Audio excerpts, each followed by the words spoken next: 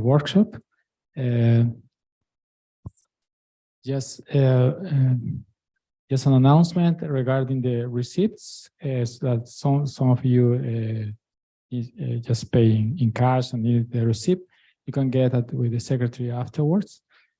And well, okay, we will now start the morning session. We are pleased to have Marcela Peláez from Udelar University at Uruguay. Please start. Okay, thank you. Okay, so first, let me thank the organizers for inviting me to give this talk. I'm going to talk about the pion decay constant in Cauchy-Ferrari model, in particular in the chiral limit. So this is a working collaboration with many people. For example, with Nahuel Barrios, that he's here. So in my talk, I'm going to first try to motivate the use of Cauchy-Ferrari model, in particular in Landau gauge. And I'm going to show you some results using perturbation theory, in particular in the quench situation, meaning that we are going to use Yang-Mills theory. Then, as we, of course, we need and we want to include quarks, I'm going to propose a systematic expansion using two small parameters in order to study the quark sector. And with this approximation, I'm going to study the pion quark antiquark vertex, and we are going to have the rainbow ladder Bethe-Salpeter equation, and we are going to study this vertex, in particular in the chiral limit, in order to have the pion decay constant also in the chiral limit. And at the end, I'm going to present some conclusions and perspectives of the work. Okay, so first, okay, we all know that if we want to compute correlation functions, we need to fix the gauge, and the standard procedure in order to do that is Faddeev-Popov procedure. And if we compute with Faddeev-Popov procedure using perturbation theory, we recover asymptotic freedom. It is what we expect for QCD. And this is a great tool in order to study the ultraviolet behavior of QCD. However, if we use perturbation theory with the same Faddeev-Popov Lagrangian, we find that the coupling constant diverges in what is called a Landau pole. So in order to study the infrared, we need to develop some alternatives, for example, the based on Dyson-Schwinger equations, or for example, lattice simulations. And lattice simulations find, in fact, that the coupling constant in some schemes does not diverge, and in particular, for example, it remains to relatively small values, and it goes to zero in the deep, very deep infrared. And if we compare the coupling constant with the actual expansion parameter, we are going to have that the expansion parameter is n times the coupling constant over 4 pi. So the expansion parameter using this coupling constant is around at least 1/3. Okay, so in lattice simulations, we don't see any evidence of this Landau pole. So that makes us think that some kind of perturbation theory should be possible, or at least not so horrible as using Faddeev-Popov Lagrangian. So maybe a reason in order to understand this situation is that Faddeev-Popov procedure is not completely justified in the infrared due to the presence of Riemann copies. Okay, so now we are going to use a phenomenological motivated model based on the observations of lattice simulations. And lattice simulations observe that the gluon propagator behaves as a massive propagator in the infrared, so it saturates. And that suggests that we can include a gluon mass term in the already gauge-fixed Lagrangian. So this Lagrangian is a particular case of Cauchy-Ferrari Lagrangians in Landau gauge, and those Lagrangians are shown to be renormalizable. And another peculiarity of this Lagrangian is that with the gluon mass term here, we can find a normalization scheme that is infrared safe. So that means that we have some trajectories of the flow of the coupling constant that does not present a Landau pole that is compatible of what is observed in lattice simulations. So with this Lagrangian, we have compute 1 and 2 loop corrections, for example, for the gluon propagator here, and the Gauss stressing function there. And we can observe that even the one loop approximation gives very good results for the propagators, and even the 2 loop corrections improve the results.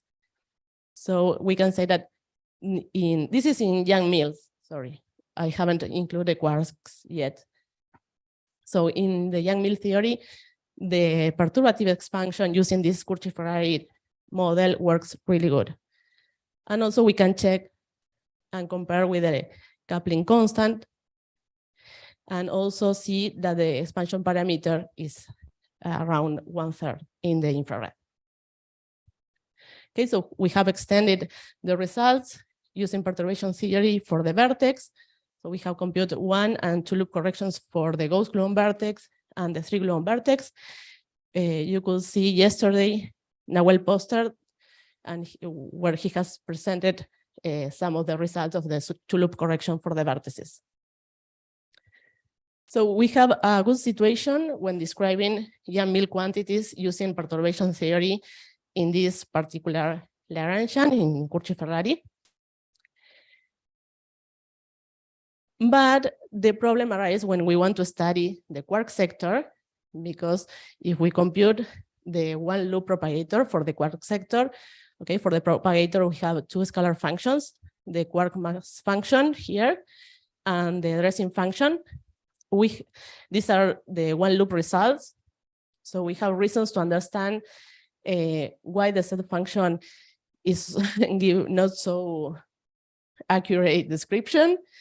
And we understand why we need to include 2 loops effects, because this is the same as happens in QCD. And also the 2 loop correction of these functions could be seen in a well poster that I think is still there. And for the quark mass, using perturbation theory, we can describe it quantitatively, but of course, if we want to study the chiral limit, using perturbation theory, we cannot reproduce the spontaneous chiral symmetry breaking. Okay, so now that we want to compute quantities in the quark sector, we are going to propose a double expansion using 2 small parameters that we are going to call it the rainbow improved approximation. So the first observation, in order to understand what we are proposing, is just to see that the coupling constant obtained from the quark gluon vertex, that is the one in blue, is different in the infrared as the coupling constant obtained from for example, the Gauss gluon vertex, or the coupling constant obtained from Yang-Mills vertices. And in fact, this relation is computed by lattice simulations, and it's around 2 or 3, it depends on the configuration, in the deep infrared. So the coupling constant defined through the quark gluon vertex is larger than the coupling constant from Yang-Mills vertices. This means, okay, that of course the coupling constant are related to the same Baire value, but what we are going to do is to normalize them differently, just defining the normalization from one using the quark gluon vertex and from the other one using the Yang-Mills vertices. So this is the situation. We are going to treat on different footings the coupling constant associated with the Yang-Mills vertices, and in blue, the coupling constant related to the quark gluon vertex. And here we have our first small parameter, that is the Yang-Mills coupling constant, because we have seen that if we use perturbation theory using this coupling as small parameter, we can reproduce Yang-Mills quantities very well. So for us, the Yang-Mills coupling constant is going to be a small parameter, and we are going to expand on it, but we are not going to do the same in the quark-gluon coupling constant. And the second small parameter is going to be the 1 over the number of colors, because we are going to study the large Yonsei limit. This is the 't Hooft limit. And in this limit, we can see that there are some diagrams that have a color factor that sometimes is suppressed with respect of other diagrams of the same loop order. This is, for example, this is a particular case of the diagrams that are not planar. In general, they are suppressed with respect of the diagrams of the same loop. Okay, so to summarize and to clarify the idea of this systematic expansion is that if we want to consider the L-order expansion of this rainbow improved approximation, we are going to consider all L-loop diagrams. We are going to count the powers of the coupling constant of those diagrams. Yeah, the Yang-Mills coupling constant, that is our small parameter. And also the color factor, the powers of in 1 over NC.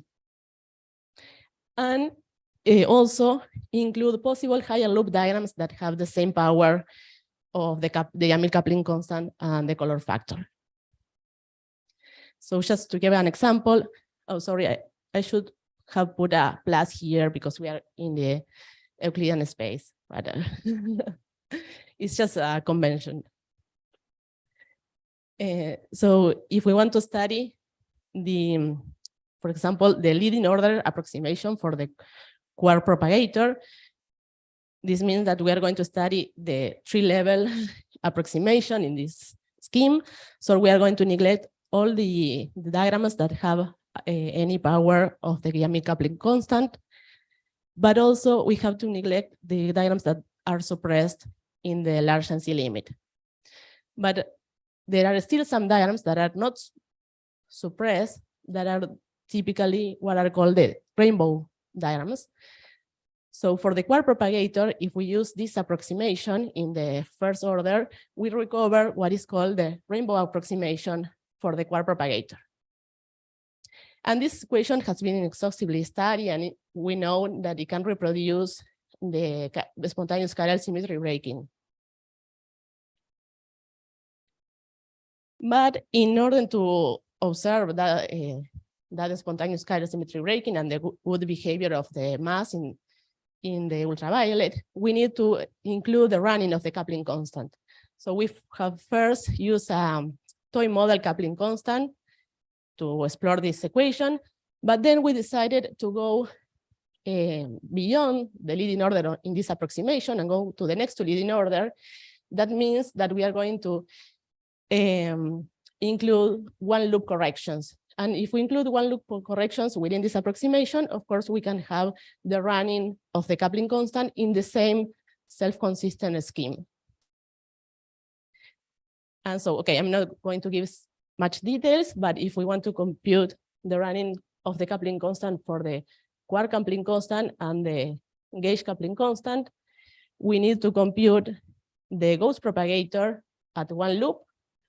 That is the standard in Curci-Ferrari, in order to compute the anomalous dimension for the ghost. And if we want to compute the anomalous dimension for the gluon, we have to compute the one loop propagator for the gluon, but also taking into account that if we are going to include a quark propagator, this propagator has to be in the rainbow form. And also for the quark gluon vertex, for the beta function, it is enough to include the diagram that includes a 3 gluon vertex. So one important thing here is that all these beta functions are coupled with the solution of the quark propagator. So we have now a system of coupled equations that has to be solved all together. Okay, so, okay, I'm going to say something important is how many free parameters do we have? We have the mass of the gluon at some scale. So we are going to, our free parameters are the initial condition of the flow. So we have the mass of the gluon, and we have only one of the coupling constant because we are going to choose to set the initial condition in the ultraviolet. And in the ultraviolet, both coupling constant, as they have the same Baire value, can be related using perturbation theory. So this is the expression in the ultraviolet that relates them. Okay, so with these two parameters, the gluon mass and the Yang-Mills coupling constant fixed at 10 GeV, we can reproduce the the chiral symmetry breaking, but in particular, the lattice data that we have for these quantities. Okay, and also we can study what happens if we change these three parameters, and we can find there is a region of parameters that give very good results for the quark propagators, in particular for the quark mass function. Okay, so now with this description, we would like to study more physical quantities. So we want to study, for example, what happened with the pion. And if we compute in this approximation, if we compute the meson propagator, the diagrams that we have to consider are the ladder diagrams. So just a clarification here, the quark propagator should be the rainbow quark propagator. But the diagrams that appear are the ladder ones. So the meson propagator, in particular the pion, can be expressed diagrammatically in this way. So here we have the pion quark antiquark vertex in its ladder form. So this vertex is going to fulfill this Bethe-Salpeter equation in the rainbow ladder approximation. And we have analytically this equation here. So with this equation, we are going to study in this work only the chiral limit. So in order to do that, we are going to study the equation near the pole. So it's better to express the vertex in terms of this small gamma pi function. Also, we are going to see that the vertex has some symmetries, and that make us express the small gamma pi in terms of other functions that are the pseudo-scalar component of the vertex, the tensorial part, and the axial part. So now the previous equation, this one near the pole, is going to give us an equation, a closed equation for these functions, the small gamma p, t, and a. So we have this Bethe-Salpeter equation, but we are going to study it around p equals 0 because we are going to study the chiral limit. So we expand this equation around p equals 0 up to the linear order in p. So for these gamma functions, we are going to have, this expansion. And therefore, we are going to have a system of coupled equations of those functions. And in particular, we find that the equation for the pseudoscalar part decouples from the other ones. And in fact, it matches with the ratio, the quark mass over the dressing function of the quark propagator. And we have checked that is a consequence of the Ward-Takahashi identity in this scheme. Okay, just to have an idea of the step that we have followed in order to solve the system of equations, we need first to renormalize the equation. So we are going to include the normalization factors at some scale mu0. Then this equation could also have large logarithms. So we need to use the normalization group methods. This means that we are going to relate the quantities in different normalization scales. So when we do that, we finally get an equation that has in information of the vertex here and the information of the vertex here with a kernel that is a one gluon exchange vertex kernel. And this equation, using the normalization and the renormalization group methods, we can solve it by iteration. So here is just to give you an idea of the equations. In the left-hand side, we have the gamma functions that describe the vertex. And in the right-hand side, we had a one-dimensional integral. And in this side, also, we have the information of the vertex, but also the running of the gluon mass. And the quark propagator, the information of the quark propagator, because we have the mass here and the cell function somewhere. Okay, so just to clarify, in order to solve these equations, we are going to put as an input what we have obtained for the resolution of the rainbow equation of the quark propagator. So the quark propagator is an input, and also the running of the coupling constant and the gluon mass. So we can iterate this equation and find the solution. And also our final goal was to relate this and use it to compute the chiral pion decay constant. The pion decay constant is related with the pion decaying to an axial current. So in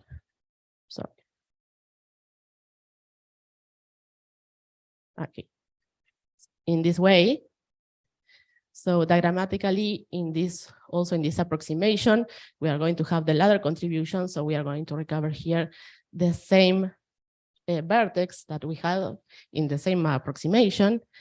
So if we study this equation in the chiral limit, meaning that both the mass of the pion and P go to 0, so we can have the pion decay constant in this limit. And in particular, we can obtain an exact equation in this model in the chiral limit for the pion decay constant that it depends on the quark propagator and also of the pion vertex function. This equation is exact in the chiral limit, and in particular, the first line corresponds to Pagel-Stokes equation, and with the improved modification that it has, and it matches in the case with we are only considering the pseudoscalar part, because as I said, from what identity the pseudoscalar part can be related directly with the information of the quark propagator.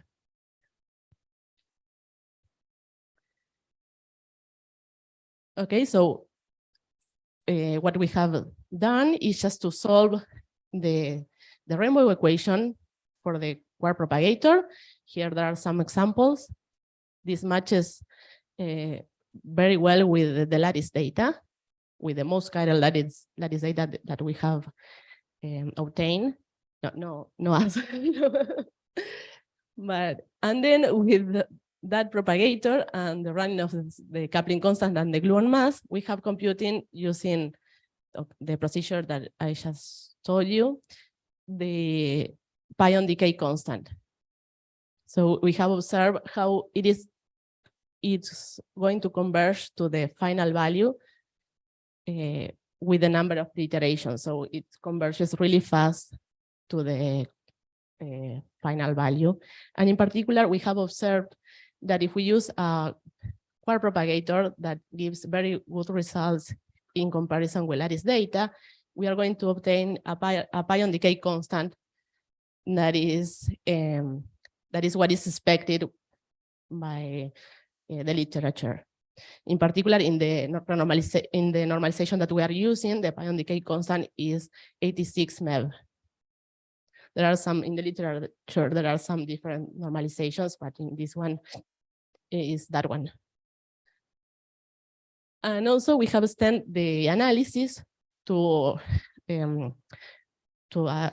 we have studied a lot of set of parameters, and we have seen that the same region of parameters that give a good description for the quark propagator, they are the same that are going to give us a pion decay constant that is near the value that it is expected.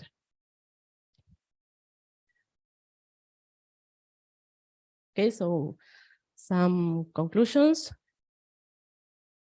Okay, just to summarize the situation, we work in Cauchy-Ferrari model. That is a model that includes a gluon mass term in the already gauge fixed Lagrangian.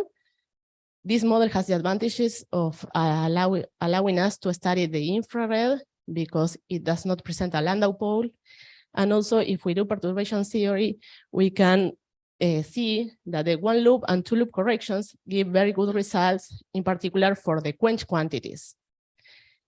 We use that in order to say that the coupling constant, the Yang-Mills coupling constant, can be treated as small parameter, but however, this is not the situation for the quark-gluon coupling. So we are going to renormalize them differently and treat them on different footings. And we propose a double expansion in the Yang-Mills coupling constant, and also in order to simplify the analysis, we also study the large NC limit. So within this approximation, in the first order, we recover the rainbow equation for the quark propagator. And if we go to the next to leading order, we can obtain the running of the coupling constant and the gluon mass in the same self-consistent scheme. So if the same analysis is done for the pion vertex, we recover the rainbow ladder approximation for the Bethe-Salpeter equation. We are going to study it in the chiral limit. We do that because our analysis has been done in the Euclidean space.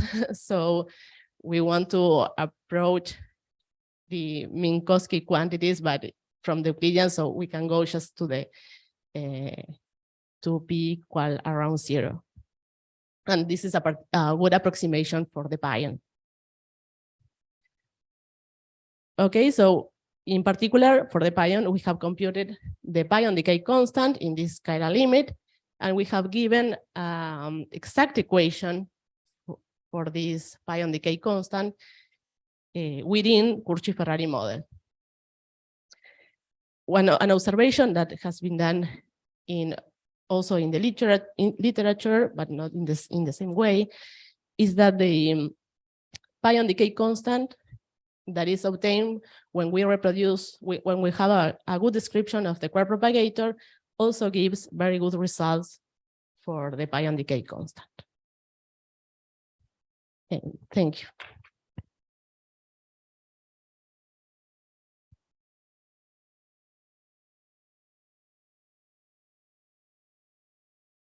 Okay, so we have time for questions. First, Henrique. Thank you, Marcela. Very nice talk. I want to understand a little bit the model you're considering. It seems that many people here know this model, but I don't know very well. The Cauchy-Ferrari model. Can you show the picture? This you say that the mass is included after the quantization and the gauge fixing. Is that? Yes. So you have the goals, the usual goals came from the Faddeev-Popov. Yes. And then you include the mass in the model. Yes. And you also say that the BRST, you can also have a BRST relation.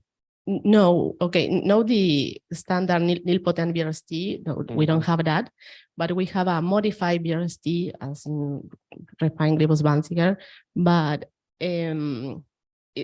this symmetry is also enough to prove that the Lagrangian is renormalizable. Okay, it's still possible to do that. Yes. So the Gribov ambiguities, do you know if they disappear or? No, actually, we haven't studied that. But okay, in this situation, we have already fixed the gauge. So, yeah, so. Yeah.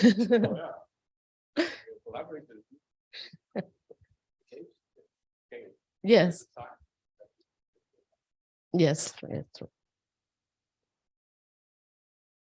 I mean, was thinking in that more directly.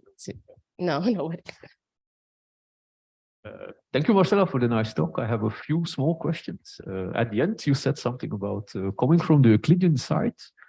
The original Curti-Ferrari model was in Minkowski. Can you directly work in Minkowski or not? Okay, I think we should start from Minkowski, because something that is worrying us or the group I'm working with is just going from one Euclidean space to the Minkowski and do all the trajectory in a way and way back. But I think that it would be a good thing just to start in Minkowski and just avoid the problem of going to Euclidean space. I know that we started working in the Euclidean space because in general it's easier and you can compare with lattice simulations. But maybe in order to study more physical quantities, it's going to be better to start in the Minkowski. And do you foresee problems there or not? Okay, I'm not sure, but I think the first problem is that we have to do everything like. But I don't know, maybe there are some problems that we are going to affront. Can you show again your last picture? Yes. Maybe the M0 is the gluon mass or not? This colored. Sorry, which one? With the two colored strips. I think the very last picture you showed. Okay. No, there's more. Go further. It's not this one. No, sorry. This one. This Yeah. one. The M0 is which is related to the quark or to the gluon? No, M0 is to the gluon. Okay. Yes, sorry. We have. Yes. That was confused. Since in the other papers you use a few hundred MeV. Yes, that's a really good question. Here, what I have just put the information about the comparison with the quark propagator, in particular with the quark mass. But the fact that demands us to put a larger gluon mass is in fact the gluon propagator. So I haven't done it here, but we have an article showing also the comparison with the gluon propagator in this same model and in the same approximation. So the kind of gluon mass that we need in order to reproduce the gluon propagator it has to be larger. So there is a tension between the quark propagator and the gluon propagator. Okay. Yeah. Other people should also. Yes, a couple of questions perhaps. No, we have time for 2 or 3 questions. Next.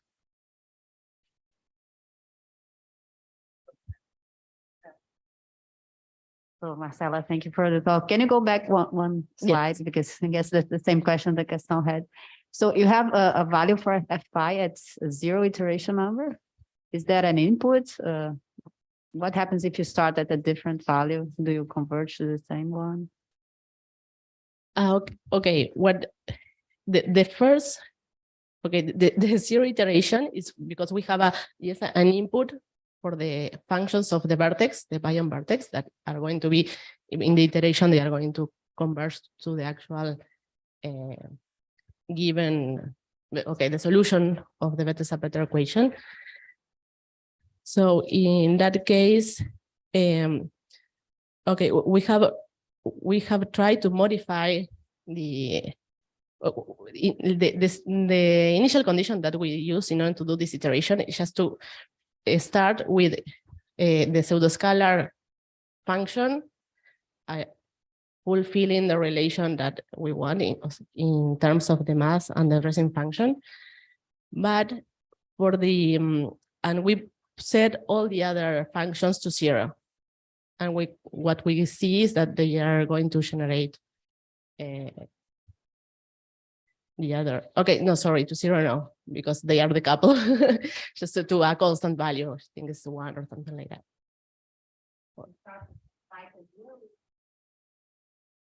Yeah, I think yes, because they are the couple, so we are not going to generate.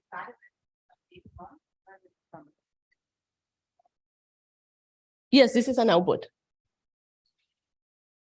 This is an output from this zero iteration, the first iteration, if you want, after we have computed the first time the vertex. Okay, just one last question.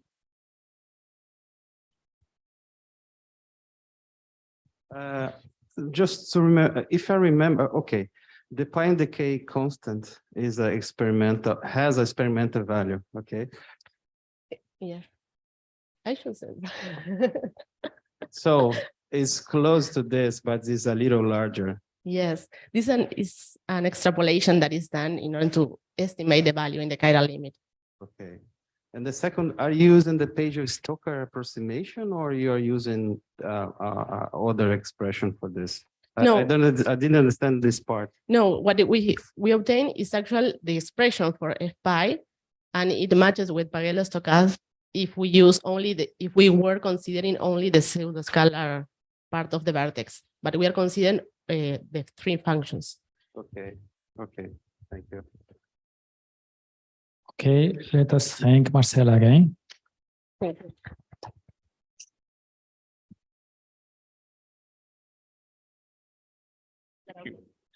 Hello. Okay, next we have David Dudal. Yeah, just a moment. Get lost or something.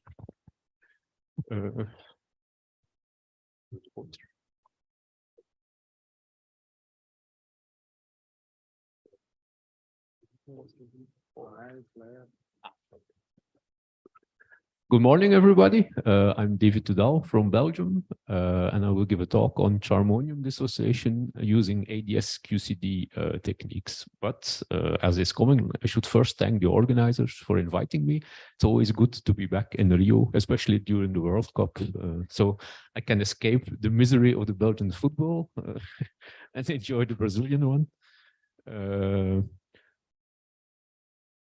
This is work based on a series of papers. It's still continuing the series, so we are not finished. I will try to summarize what we have found so far. Not everything, of course, since I have a finite amount of time. These are more collaborators on this work, so people from India and Iran. No, it's forbidden. So this is the overview of the talk. I must say I have too many slides as usual. I will not be able to show all of them, and I should make an effort to stay in time, since at 12 o'clock during lunch, Belgium is just playing its final game against Croatia, and it should win, otherwise we have to go home. And unfortunately, I don't think Cbpf will close today for the Belgian game, so I will rush. So one of the main concepts that I'll need today is a magnetic field. We are interested in the quark-gluon plasma. You could wonder why add this? It's a very good question, since I received a report from a referee recently on a project application. He was complaining, there's no experiment showing the B field, so you should not investigate this. Well, being a theorist, I don't care, but there is good reason to do also from the experimental and phenomenological viewpoint, I would say. I think Gabriel yesterday gave already a nice overview of, let's say, the quark-gluon plasma, and especially its creation time and all the problems with that. It's a fluid, it's a perfect fluid or not. So I will also be interested, not really in the collision itself that creates the plasma, but since it's a non-central collision, there's good evidence, even from classical physics, from the whirlpool of charges moving there, that you get a magnetic field orthogonal to the reaction plane. So I will assume this as my starting point. And since I want to compute, I will assume that B is constant. Is this really so? No. But even numerically, it's very difficult to take into account the B profile. So I will always assume a constant B. Why is it interesting? Of course, from theoretical viewpoint, everything is interesting to some extent, but there are also certain possible new transport effects that could appear in the plasma due to the magnetic field. I will say shortly something about that. And also interesting is you can compare certain properties with the lattice, since finite B doesn't give a sign problem. So several things, as long as it's non-dynamical, you can try to simulate. These are estimates of the magnetic field. And you see it's more or less constant during a finite lifetime, but lifetime is more or less consistent with the lifetime of the plasma. So it's not unreasonable to assume a constant B. I will not talk about this since it's not my work, but one thing to note is that the estimates are done using you need the conductivity of the plasma. This is a delicate point since the conductivity at very strong B always also depends on the B. So that's one of the things in principle you should try to compute, and that's one of our goals. We are not there yet, but I will come back to that in the final slides. This is something coming from lattice, for example, to show the relevance of the B, or at least a possible effect is the transition temperatures do depend on the B. So the transition temperatures go down, and they go down in a, let's say, there's a kind of dynamics in going down. So there's an inflection point and so on. It's very difficult. Well, it's not so difficult to get, let's say, a decreasing critical temperature, both deconfinement and chiral, by the way. But to get the inflection point is more difficult for models usually. And you will see we are not able to get that. Well, since I already said something about the possible, let's say, experimental presence of the B, is there direct evidence? No. So of course, it's very difficult to measure anything directly in the plasma. It's not that you can put in a temperature or, I don't know, a Hall probe to check the B. So you always have to work indirectly. And one of the indirect, let's say, observables would be the chiral magnetic effect. Unfortunately, for now, let's say the experimental signs are still consistent with 0, but very large errors. So maybe it's there, maybe it's not there. There's also some theoretical work saying probably, or maybe it's not there due to extra effects. Gabriel yesterday discussed the elliptic flow. The elliptic flow could also be related to the B field in the sense that B gives an extra source of ellipticity. Possible, but it's not. I mean, there's no one-to-one correspondence between the two, so it's unclear. There are also other or observables like hyperon polarization should be related to the B, possible, but also not exclusively explainable in terms of the B. So maybe yes, maybe no. As said, we will assume it's there. This slide, I'm not going to go into full detail, but just to remember, we are interested in deconfinement at the end of the day. The nice theoretical way to do so is to introduce an order parameter and check what does the order parameter do if you change external parameters like temperature, magnetic field, and so on. The Polyakov loop is the perfect order parameter for deconfinement. At least if you don't have, let's say, matter in the fundamental representation, then it's a clear, pure order parameter. And more or less, you could say intuitively, it's related to the free energy of the quarks. If the order parameter is 0, you have infinite free energy, so you don't have free quarks. This is nice. There's a small complication if you have dynamical quarks. It's not really an order parameter, so there's no, let's say, clear phase transition anymore, but you can still use it to discuss, let's say, changes in what happens. But I would also say P is theoretically nice. You can put it on a lattice, but it's an observable in the sense that it's gauge invariant, but it's also not something that you can directly measure, I would say. So maybe there are other ways to have a look at deconfinement. So the thing we will be interested in is what happens to particles that deconfine in the plasma. Just to give an idea, I've got to show this slide. This is the Polyakov loop computed from lattice simulations. So you see something happens. But it's not that it changes abruptly or something like that. But the critical temperature is usually defined using the inflection point in the curve. So typically given values, I don't know, by head around between 160 and 180, something like that. So what we will look at is what happens with a confined particle, in a sense, when you heat it up, and then we will see what happens if you put a magnetic field on top of it. So what do you expect from a, let's say, a stable, or let's say a particle that's there? It's an observable. Maybe it can decay, so it has a finite width. So usually the spectral function, I don't have a plot, so I will show you with my hand. So it's with the microphone. Let's say the spectral function will be like that. Peak with a finite width, and if you heat the system, the spectral function will widen and widen. At some point, you cannot say you have a peak anymore, and then you can say that the particle, in a sense, has melted away, or rather said, the bound state has dissolved in the medium. This can be checked also from lattice computations. It's not so trivial, since you have to solve an inverse problem. You're in Euclidean space. You have to extract something which in principle is in the Minkowski space, but that can be done using the right numerical techniques. And this is has been a famous paper, is the one from Asakawa and Hatsuda.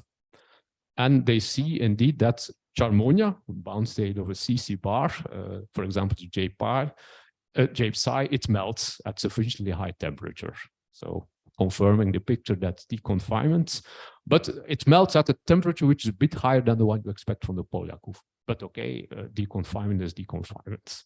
So what are we interested in is how does the B influence this possible melting? And if there's inverse catalysis in the sense that the critical temperature goes down, can we see footprints of that in the melting properties of the charmonia? So we would like to see that the charmonium, for example, melts at a lower temperature, or maybe if you have access to how fast it melts, that it melts faster. This is a sign of inverse catalysis, I would say, from the charmonium spectrum and what happens with it. So how do we do that? Well, you can use models for charmonia, which are usually based, it's a heavy quark, so you could use the heavy quark potential models. So you need to have a confining potential between the C and C bar. And this is usually based on the Cornell potential. So we need a string tension, linear potential, and it has been found on lattice from the Delia group, for example, that string tension starts to depend on the B. And strangely enough, you have a bit stronger confinement in the orthogonal direction relative to the B and a bit less confinement in the parallel direction. So this is an observable. Again, it's an observable from lattice. It's not something that you can so easily measure, let's say, experimentally. But this is one of the things we would like to see in our model reproduced next to see what happens with the charmonia. Just to say, this is lattice data. As far as I know, there's no lattice data yet for the melting properties of charmonia, including a B. Principles can be done, but yeah, it's not a straightforward exercise, of course. So I have used already a lot of time, and I still have to explain my own research, so let me try to do so. So the kind of technique I will use is the gauge gravity duality. For people who are not familiar with that, I can sketch a kind of intuitive picture.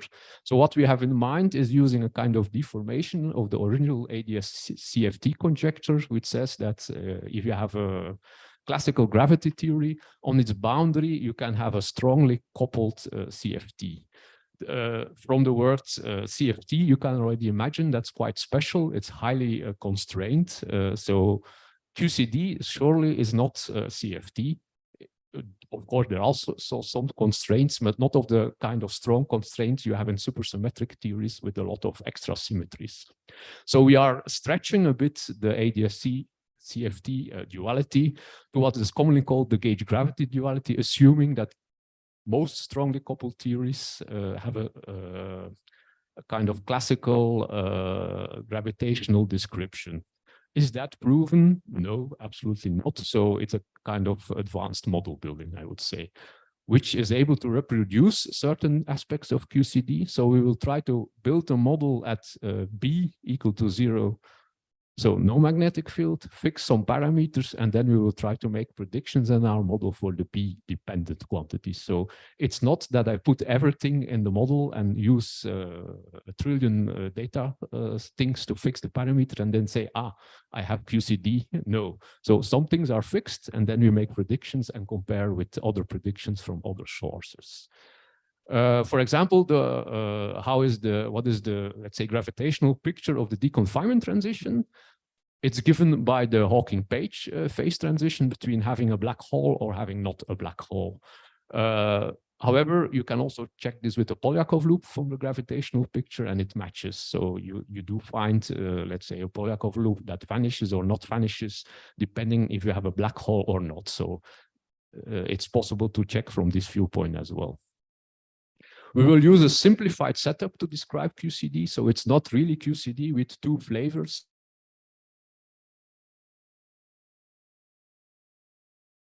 Or, well, maybe I should explain a bit better. So here you see, this is the model. It's an Einstein-Maxwell-Dilaton gravity model. So we work in one dimension more. So on the boundary, you have a QCD-like theory. And in the bulk, of course, one dimension more you have a gravitational theory described by that. We want to add, at the end of the day, a magnetic field. So we need a kind of source for the magnetic field, which will be this gauge field.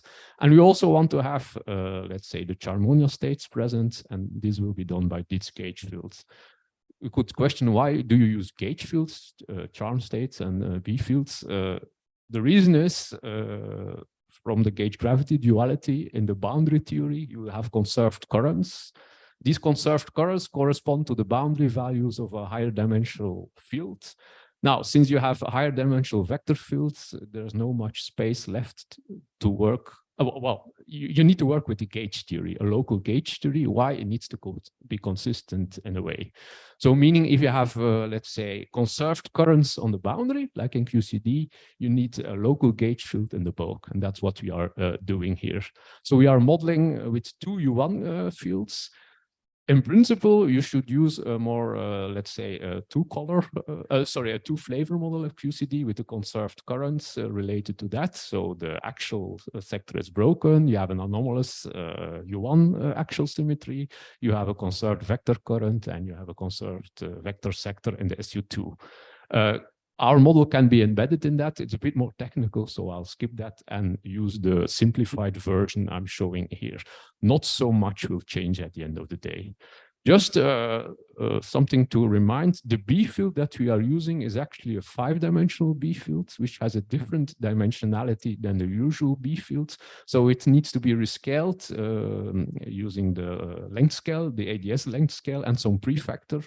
But we didn't fix that. So when I talk about a magnetic field, it's proportional to the physical boundary magnetic field, but it's not the same. So don't ask me why the B field has dimension GV. It's because of this L that I dropped. And also the size is not necessarily the size to compare with lattice. So what we have is a qualitative let's say, behavior, not a quantitative one. Principle, we can try to compute this, but it's quite heavy computation, so we didn't do that yet. How do we do this? Well, maybe I should return to the model. And I made the wrong choice of colors since it's not so visible, I guess, but there's a scalar potential here. Why? Well, it's important that we build in confinement. So confinement, of course, if it's conformal, you don't have confinement. So a very simple way to introduce a confining scale in your theory is to cut your gravitational space. At some point you say, okay, here it stops. It gives a length scale, meaning a mass scale. Unfortunately, that gives all kinds of problems if you do it in the hard way. A softer way is introducing a scalar which cuts off your space in a smooth way, and that's done with the dilaton. Now, you can choose that dilaton, but that has been done. But then it's a choice you make, and you don't solve the gravitational equation of motion anymore. That we want to escape. We want to have at least a more or less consistent gravitational background. So we will use our model, and we will solve for dilaton. However, we will not solve the gravitational equations of motion in full generality. We will make a few assumptions, meaning we will put in some form factors, and we will fix on shell the potential. So the potential will be solved from the equations of motion. But since you use the equation of motion, the potential you get is the on-shell one.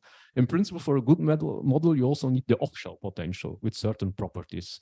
But we will check that the potential we get when you rewrite it in the original variables, your fields, I mean, you will see that it has the right properties to be an off-shell potential as well. So this is the input. Don't worry too much. There's technical details, so it's not so important now. What we want to do is reproduce certain QCD features at B equal to 0 and T equal to 0. For example, that you have linear Regge trajectories and the right mass spectrum in the charm sector. So that works. And we also fix another parameter, and then everything is fixed, that you have a reasonable deconfinement temperature at B equal to 0, comparing with the number of colors going to infinity, which is the same limit that Marcela talked about. In principle, in the ADS-CFT conjecture, your number of colors should go to infinity, which is not true in QCD, of course, but sometimes you can read n equal to 3 as a good approximation to infinity as well. So we will assume that. Part of our stuff we can do analytically to get a better control. Not everything, but for example, the dilaton can be solved for explicitly, this kind of expression. It should be real, of course, which puts the magnetic field in our theory cannot be too large, otherwise we leave the validity of the model. But we already see interesting features in the region that it exists. How much time is left, Alfonso?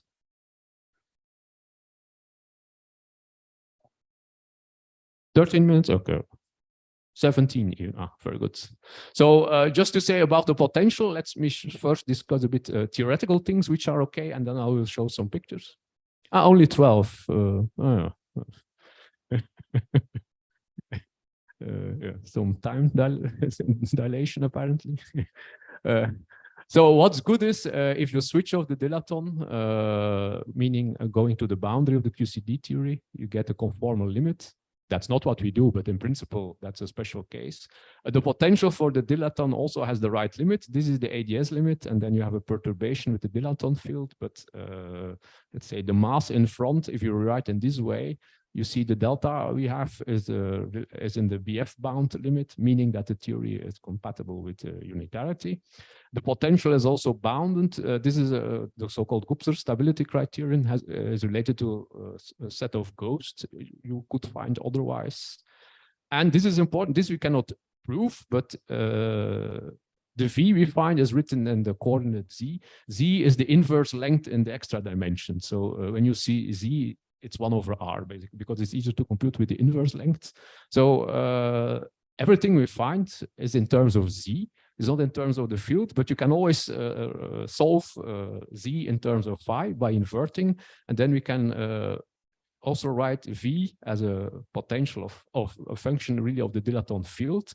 And in principle, this potential is like you could imagine is phi fourth or a function of phi, which maybe some input parameter from somewhere. But you don't expect that the B, the T, or a chemical potential is explicitly in that functional V of phi. And so we should like to see that V of phi is the same independent of the T, the mu, and the B we put in. And that's more or less the case. So let me show some pictures. Here we have always fixed 2 parameters and let one, let's say, flow. And this is the potential you see. And there are many curves on top of each other. So they are as good as independent of these parameters, which suggests that the on-shell potential we find is coming from an unknown off-shell potential. So what I mean is we could imagine writing down a V of phi in the beginning, solve it, and find the same result that we already have using this inverse machinery. So it looks like a consistent setup. This is also called the, what is called? Potential reconstruction method, which has been used in different, let's say, constructions as well. So you reconstruct the potential from the equations of motion you want to solve.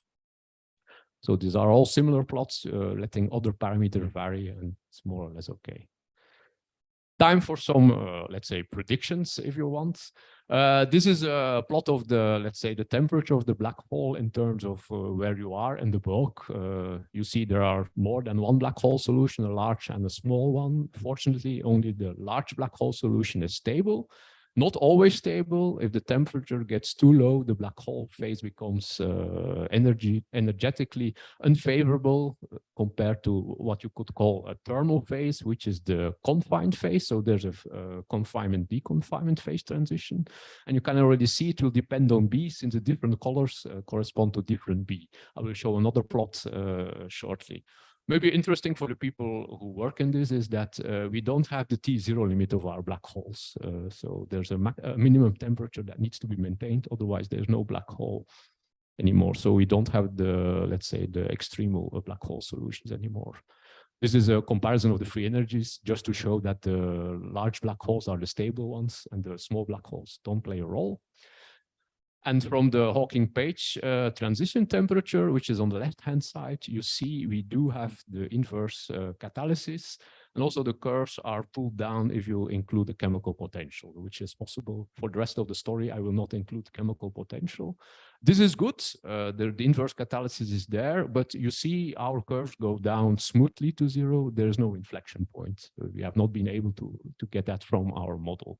So we are mimicking magnetic QCD reasonably well, but not perfectly well, of course. Also remember, I don't have quarks in my modeling, which is a bit strange. Why? Yeah. How can a magnetic field couple to glue if there are no quarks? This is part of many of these models. You first try to set up the model, and you assume is a kind of quenched approximation that the quark influence is gathered in the gravitational background. And then you can put quarks on top of that to investigate the chiral sectors, which I will remain silent about today, given my time is diminishing. Yeah? 5, 7 more minutes, 8? 7 minutes, okay. Let's have a look, since I showed you a lattice plot of the string tension between two heavy quarks in a magnetic field. Now we have a model, parameters are fixed. We don't fix anything extra with the B, so let's see what we find for the interquark potential.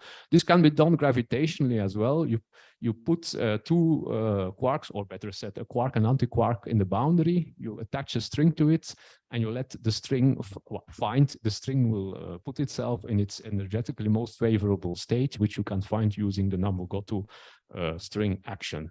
So we can do this, blah, blah, blah. What we do find is, maybe the next picture explains a bit better. So beautiful artwork. Since I forgot to make a clean picture, it's made by hand. So this is the boundary where the quark live, quark here, for example, antiquark there. L is, of course, the spatial extent between them.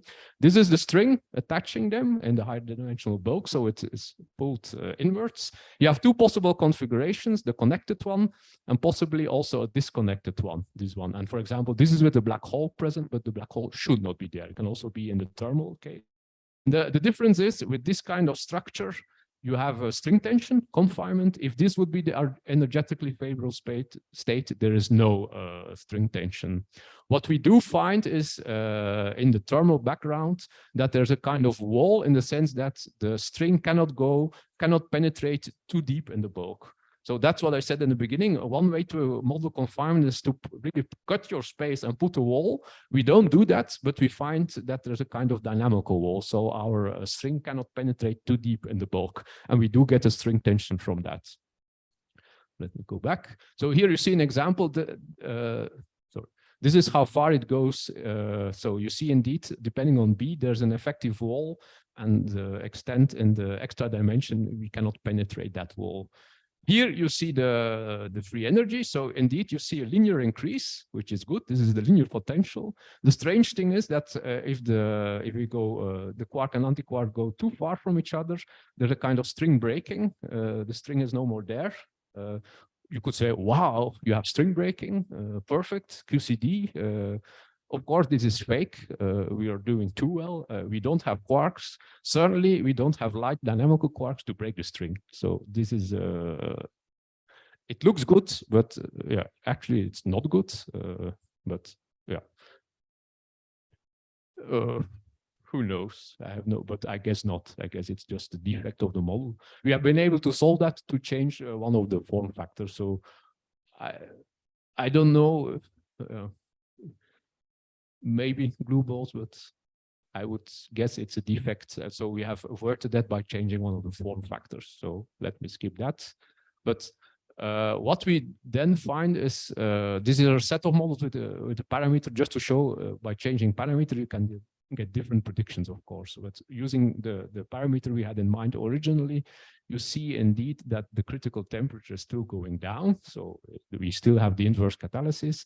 And to have a look at the string tensions, indeed, there's a difference depending on the direction you look at. So this is the parallel string tension, meaning the quark and antiquark are parallel to the B. You see the string tension go down with B, and the orthogonal string tension goes up and then goes down. I don't know if this is physical. Certainly, going up is consistent with lattice data. What happens afterwards, I don't know. Although there's a more recent paper by Delia, and collaborators showing that if B gets very, very large, but a physical B, you can lose confinement at any temperature, even at T equal to 0. So maybe that's a signal of that, but I will not sell it like that, since at the time we were not too happy with that. So I should not claim that we have found that already, because anyhow, our model cuts down at the finite B. Remember, the dilaton gets imaginary if B gets too large, so our model is not valid there. Also, this B, it's unclear how big it really is.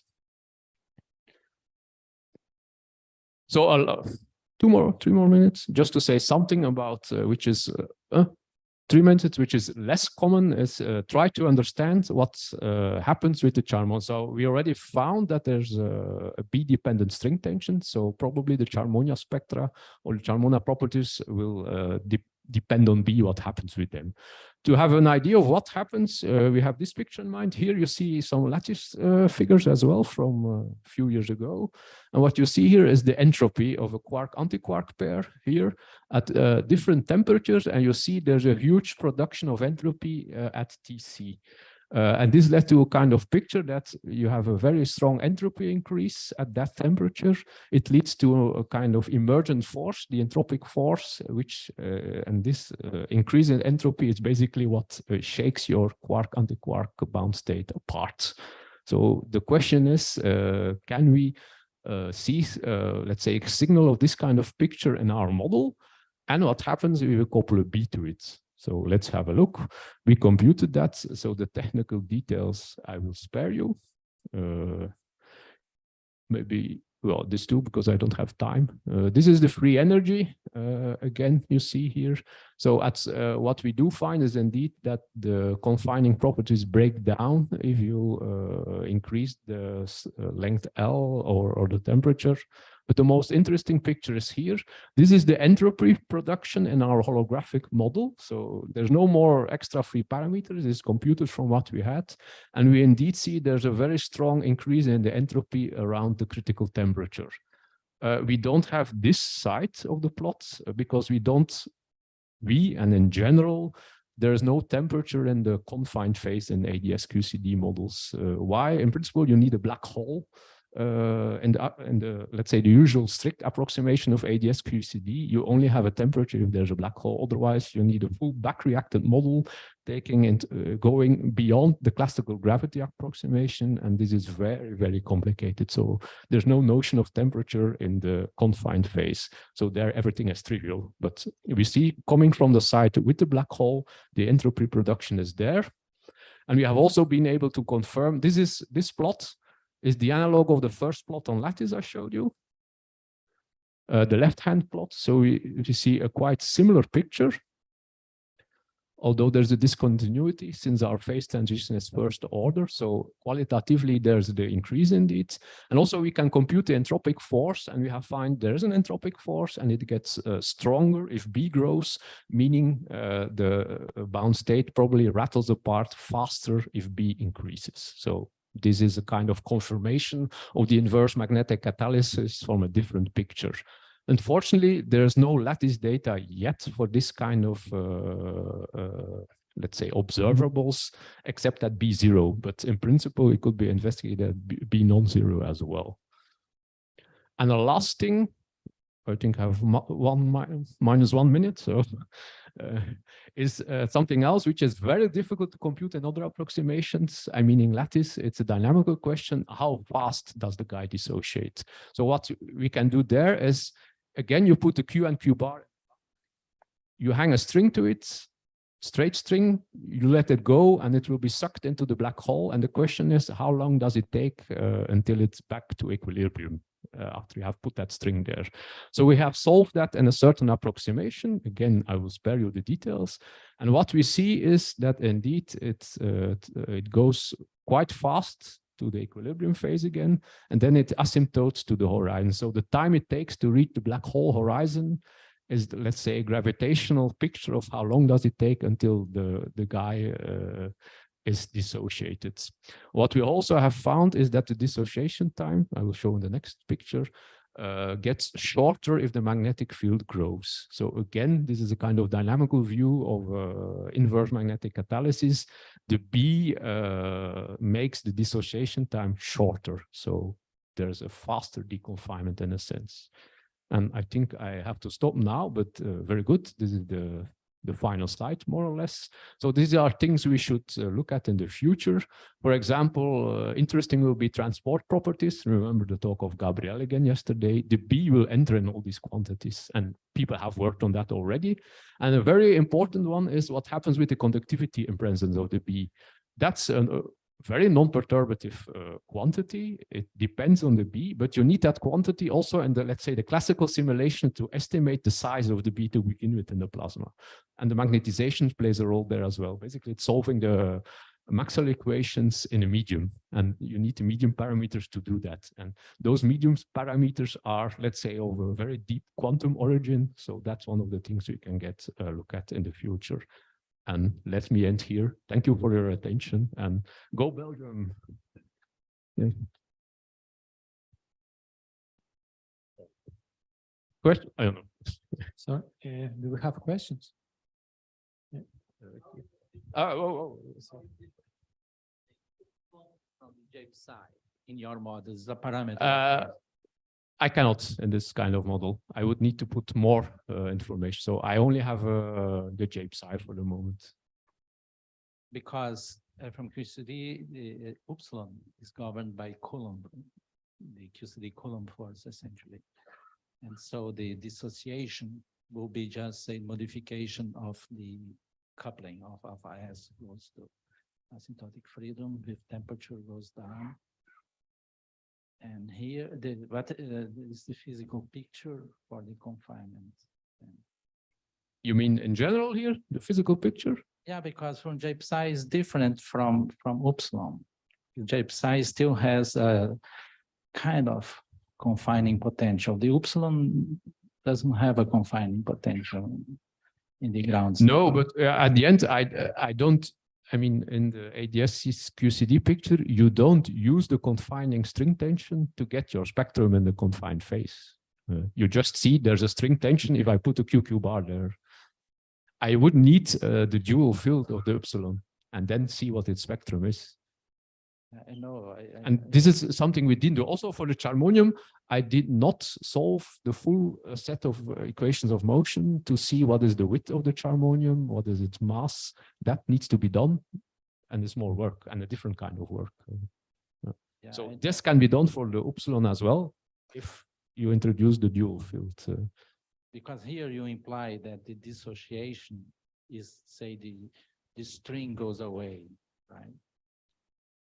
Yes, but so you want the epsilon in the dual picture without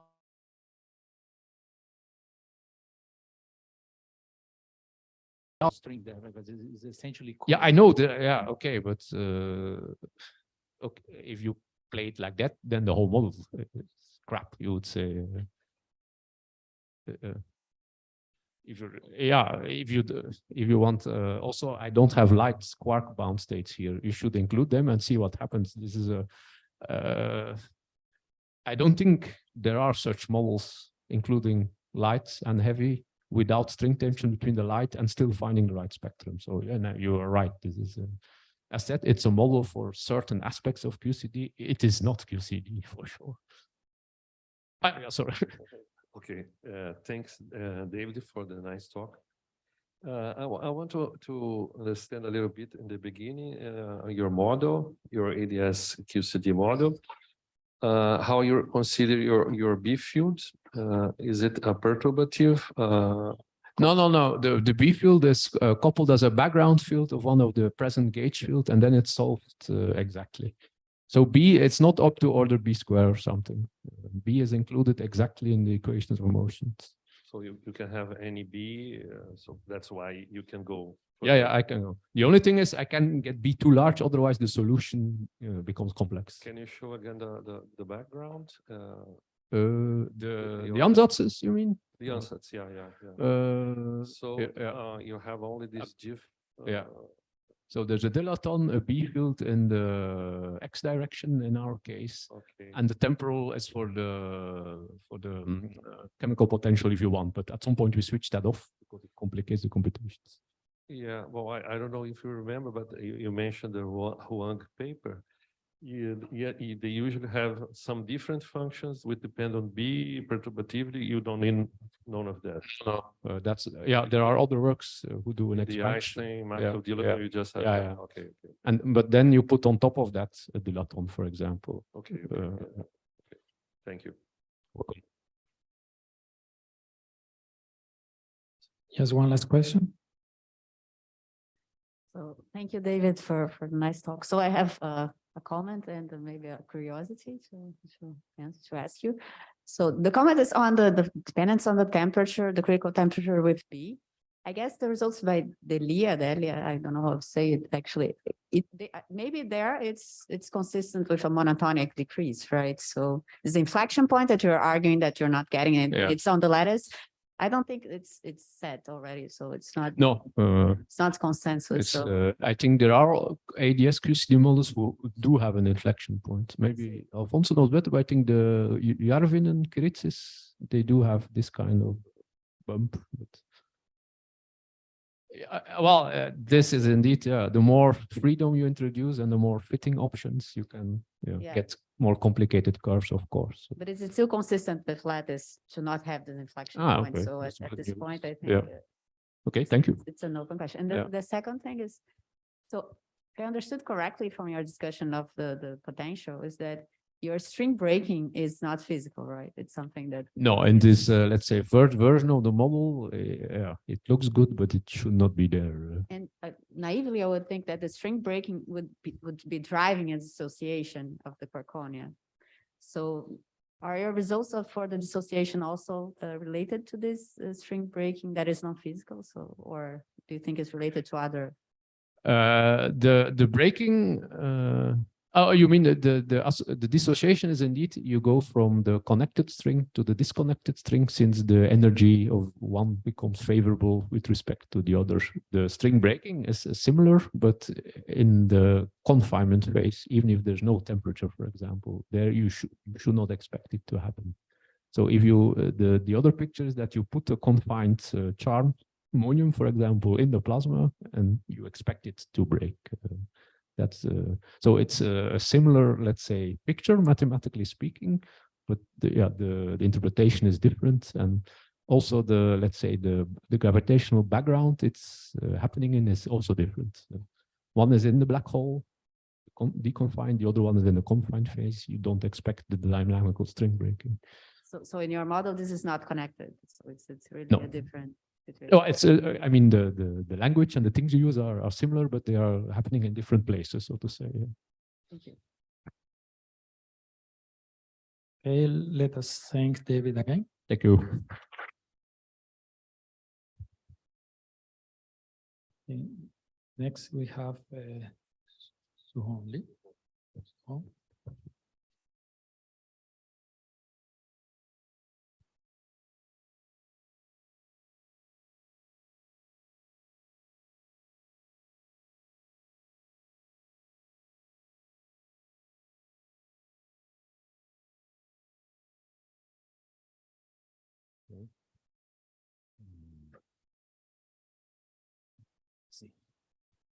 Okay.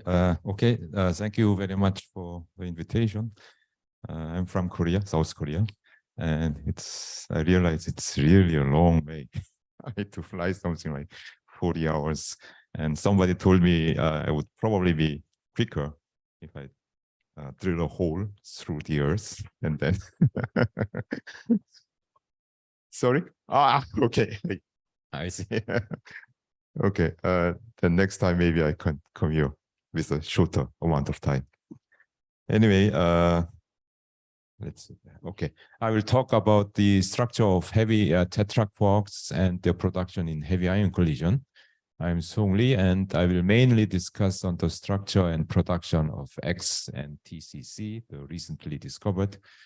And I would like to thank my group members and external collaborators for the work that we've done together. This is for example, a recent publication from LHCb collaboration, which shows the 60+ new exotic heavy states that they have been measured. obviously, I'm not going to discuss about all these states.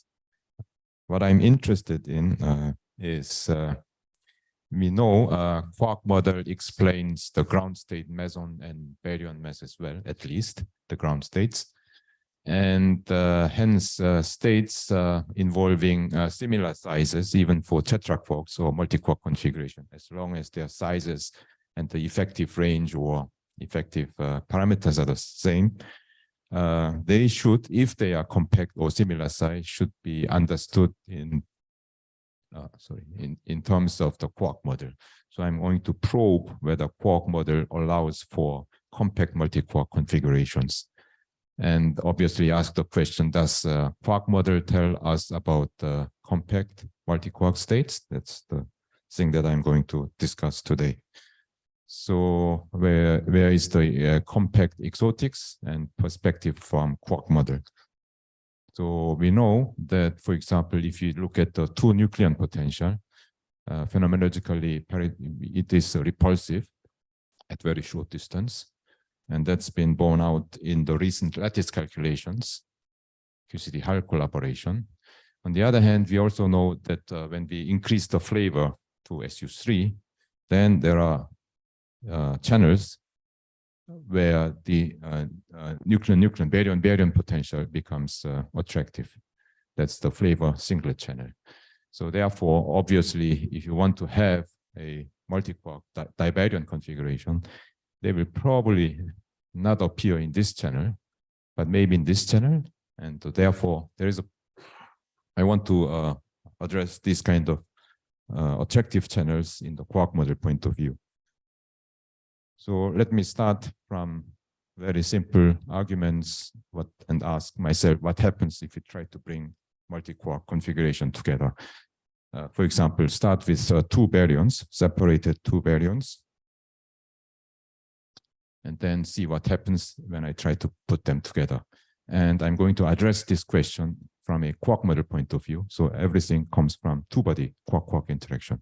We, of course, also looked at three-body forces that won't change the conclusions very much.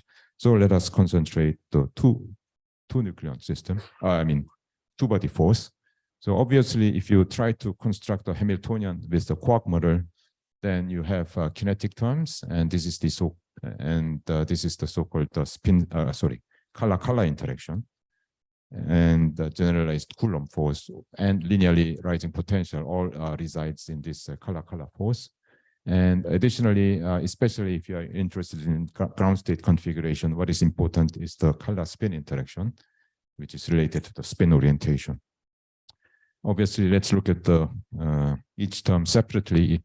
First, if you look at the kinetic term compared to two separate nucleons, the number of kinetic terms that you have when you try to put them together, of course, it increases when you try to put them together. And that's of course, the additional kinetic term you have to solve for when you look at the two-body problems. And therefore, if you want to have a compact configuration, and this extra kinetic term, obviously, if you're dealing with the typical sizes of a hadron, is in at least a few hundred MeV. So you have to have some kind of attraction coming either from this color-color interaction or color-spin interaction in order to overcome. Obviously, that means you have to have a nucleon or a hadron attractive channels in order to overcome this repulsion. So let's look at the color-color interaction. And if you look at the color-color interaction, and you can just first assume, just to get a hand-waving argument as to discuss whether this is strong or not, you can assume that if you put them together, first assume that the typical sizes all the nucleon quarks occupy are the same. So if you choose any two quarks, assume they are similar size. Then you can forget about this common Coulomb part and then just look at the color-color factors. And it turns out that if you sum over all color-color factors that you can count from this multi-quark or 6-quark configuration, you will see that the color-color interaction of all these is just the sum of the color-color interaction of two individual nucleons. because you are dealing with color singlet. The technical equation is this, but it's obviously coming from the fact that if you have a color singlet configuration and then put a color charge, the color singlet configuration, the two-body forces will cancel each other, and you don't have any strong attractions coming from color-color interactions. So therefore, we look at the color spin factors, and obviously this is the color spin factor. We all know this famous quark-quark color spin interactions if you have two quarks or quark antiquark, and there are so-called most attractive channel when all the color, flavor, and spin maximally antisymmetric. That's the so-called good diquark. But still, this good diquark, the attraction that you might expect, assuming again the two-body distances are similar, is about half of the maximum quark antiquark that you expect, for example, in a color singlet configuration. But anyway, if you have attractions, or if you want to have a strong attraction, you probably want to have a lot of these so-called good diquarks. This is the K factor, and you can estimate which configuration is probably attractive by looking at the so-called color spin factors. And when the color spin factors, sum of all the two-body forces, color spin interaction, the numerical factor, overall color spin factor, when that K factor is negative, it's usually attractive configuration. When K is repulsive, you have, positive, you have a repulsive configuration. This is, of course, the K factor is responsible for the mass difference between delta and proton, because in the lowest quark model point of view, the mass difference comes from different spin orientation. And that's precisely the different K factor that the delta and proton possesses. And the difference in the K factor between delta and proton is around 16. And assuming the delta mass difference, then one factor of K corresponds to about 18 MeV. Of course, this is not an exact value, but I just want to, first of all, of course, we solve everything exactly later, but just to probe possible configuration, this is the first step that we can do. So anyway, let's see. Okay, so the K factor, in fact, turns out to be very accurate in some sense, because if you look at the higher QCD collaboration, then lattice result, then the nucleon potential in the spin 1 and spin 0 channels are slightly different, and especially at short distance where this quark model is supposed to work, this so-called spin 0 channel is more repulsive. And if you take the ratio turns out exactly to be the same as the ratio in the K factor in the spin 0 and spin 1 channel of 6 quark system. You can also see that this K factor also works well to explain this attractive channel in the SU3 channel in the flavor singlet and flavor 27, which is -3. And that you will also see that ratio more or less is satisfied in the lattice result. We do a more sophisticated complete calculation that a rough result remains the same. Of course, this is the case when most of the quarks have similar masses. And when there are heavy quarks, something has to break down because the relative distance, depending on which quark you choose, should be different. And therefore, you can nevertheless still look at, oops.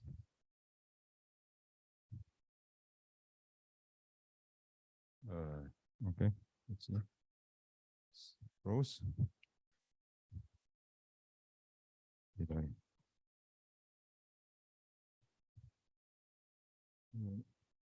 I? Maybe for the time being, I can just use this.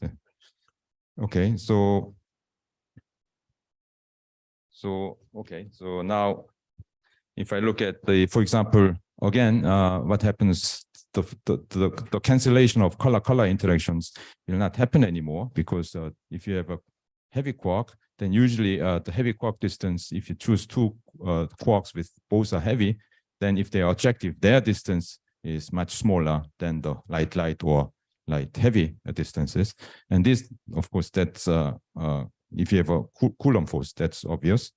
So therefore, what used to cancel will not cancel anymore. So you have to take into account these color-color interactions.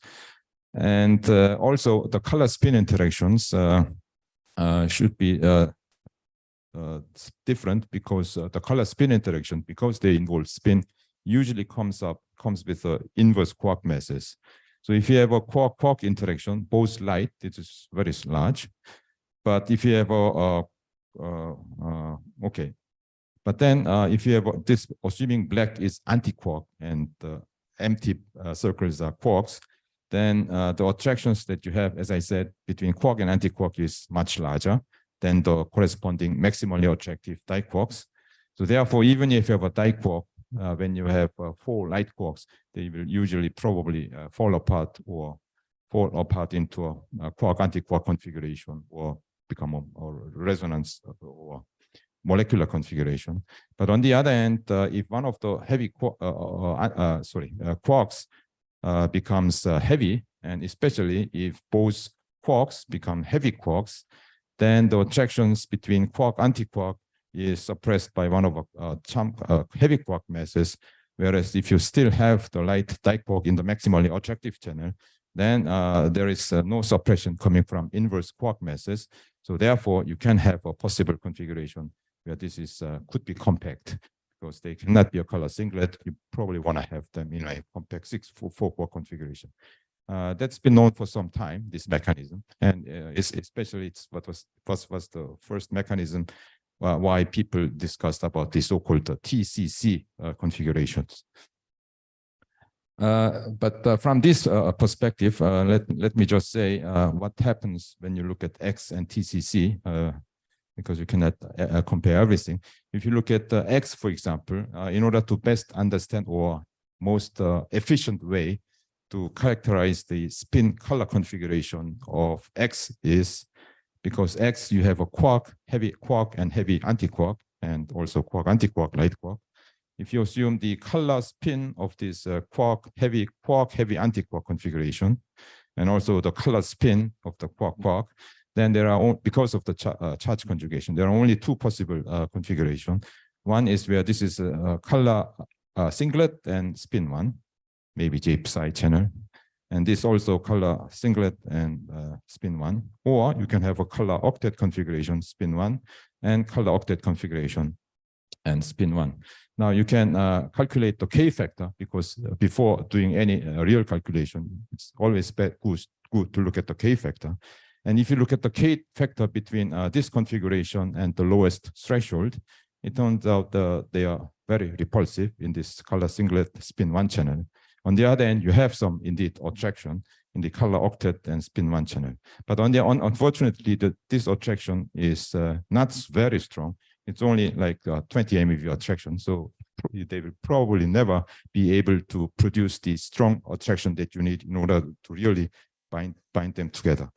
Even if you include, this is the color spin interaction. If you include the color interaction, the color interactions is important when the heavy quarks is in the most attractive channel, as I said, because then, because of this 1/r potential type of strong attraction, you will have additional strong attraction. But on the other hand, as I said, because their attraction is mostly coming from the color octet and spin 1 configuration, if you just now look at the color configuration to look at the strength of the color interaction, then the color interactions is repulsive at this channel. So therefore, even the color interaction cannot give you a very strong interaction. So what that means is, from a very naive quark model point of view, this X cannot have cannot be a so-called compact configuration, because quark model, which is tested more or less very well for hadron size configuration, will never allow a compact X configurations, X3872. But on the other hand, if you look at the TCC channel, as I said before, in this case, because of different quark antiquark configuration, in this channel, they don't have the charge conjugation, but it's much more efficient to look at them in the so-called diquark anti-diquark channel. And assuming this TCC is, for example, spin 1 positive parity channel, then the allowed quark configuration is again 2. It's color anti-triplet diquark and spin 0, and color triplet and spin 1 heavy quark CC bar, or sextet 1 and 6 and 0. Here it's repulsive. Here it's again attractive, obviously because of the reason that this diquark is the most attractive diquark. And indeed, you have something like 100 MeV attractions. There's additional off-diagonal components, so the real after diagonalization, solving it fully, it will be even larger. Furthermore, because this is in the color triplet channel, if you look at the color-color interaction, the usual color-color, it's again color triplet, color octet is repulsive, but the color singlet and color triplet are attractive because the final charge is small. So therefore, you will also have an additional attraction coming from the color-color interaction. So that means there is a possibility that TCC, although from naively quark content, they might look to have a similar configuration as X3872. From a quark model point of view, they are completely different. And this TCC could be compact, and now you really have to do a detailed calculations, of course. And furthermore, if we looked at the configuration in the quark model, and then the average distance between between a meson configuration, D star average distance. So you look at the quark, anti-quark, heavy quark, anti-quark, heavy quark, anti-quark in the configuration, and then calculate the relative distance, and then the attraction that you get. And the model gives you something like this for the separation distance of 0.3 or 0.4. And this is the QCD lattice calculations for the D star potential. And more or less, it is indeed attractive. And more or less, the quark model is consistent, that the quark model attractions that you get from quark model interactions only, if you look at the D star average distance and calculate their interaction, it seems to be consistent with the lattice calculations. So everything is now detailed calculation, whether this TCC is really compact or cannot be compact. You really have to do a detailed calculation. We did many detailed calculations and confirmed that this is the very complicated figure. But anyway, the point is the color spin interaction is attractive for both CC and BB bar states compared to two separate mesons. That's consistent with the K-factor analysis. And the color-color interactions also involving the heavy quarks are attractive, much more attractive than the light quark configuration. And they together will give you larger attractions. But whether it can really overcome this extra kinetic energy in terms of solving the Schrödinger equation, that's really depend on the potential. And it's still not clear whether this is really a compact or a quark model will allow a compact configuration or let them fall apart. It is very important to not only solve it approximately, but solve it in a full calculations where you really calculate the spatial wave function completely, because comparing a one basis Gaussian type approximation trial wave function and taking into account the full spatial wave function configuration, there's a huge difference in the energy that you get. Therefore, you have to do a full calculation, and a slight difference in the form of the potential will either give you a bound state or compact configuration or not. So it's still not clear whether TCC is compact, but if you, of course, look at the BB configuration, TBB, they can be compact in whatever potential people use. They always give you a compact configuration, but that's not true for TCC. That's when TCC was recently observed. Well, it's already last year by LHCb collaboration. They collected all the model calculations, and quark model calculations really vary. And our latest model is also here, and these are all our models.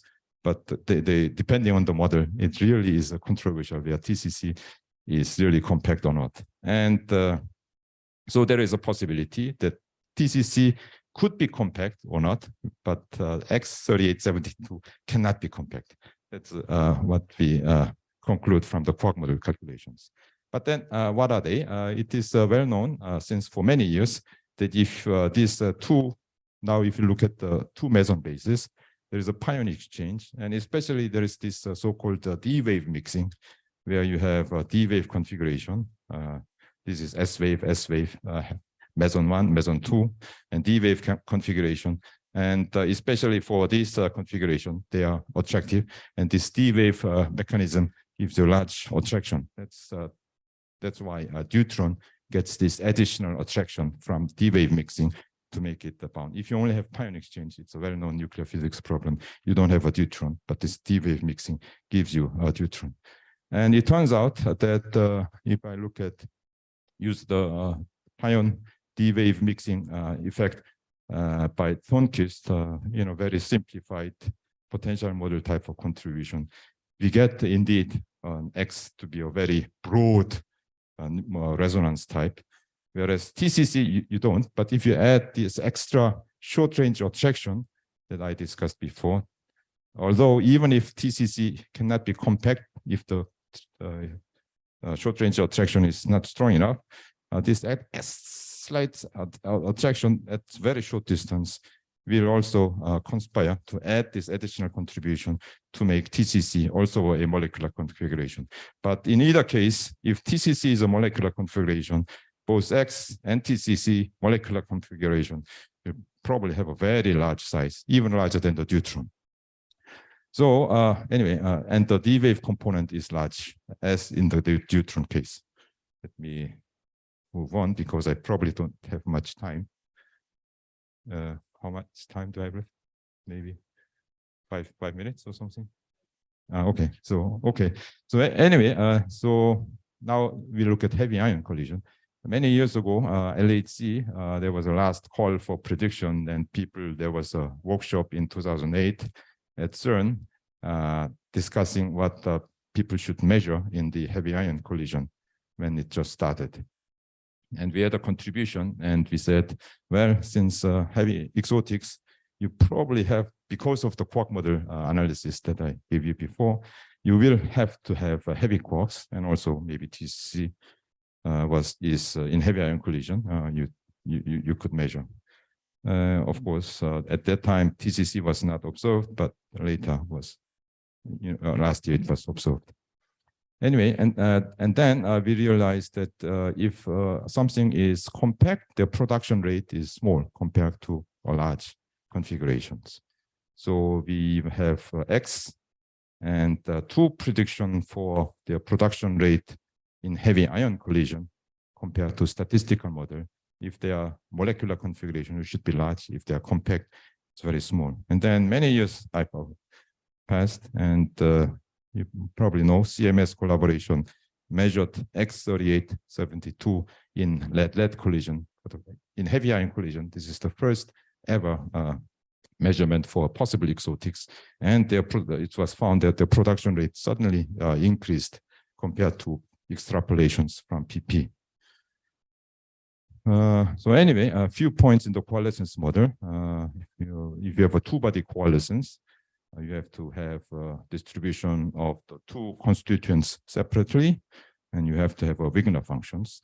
And it's very important that you normalize them properly. Otherwise, you will just do a completely wrong predictions.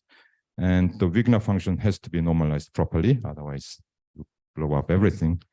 And this is the total number of constituents. If you have something molecular configuration coming, for example, deuteron coming from proton, neutron, then you have to have a proper normalization for neutron number, proton number, and the Wigner functions that correctly introduces the size. Even if the size is very, spatial size is very large, the corresponding momentum space size would be very small. So it doesn't automatically guarantee a large production. You have to be careful. So there is a size parameter that controls this. And the size parameter turns out, if you assume that the size is very large, then the momentum wave function becomes very short, meaning the constituents, in order to form the final deuteron, have to have almost same momentum. And that's, for example, if you measure a deuteron with a transverse momentum P, assuming their size is very large, you have to combine a proton with half of its transverse momentum and the neutron with the other half. Anyway, that's this formula is what experimentalists use.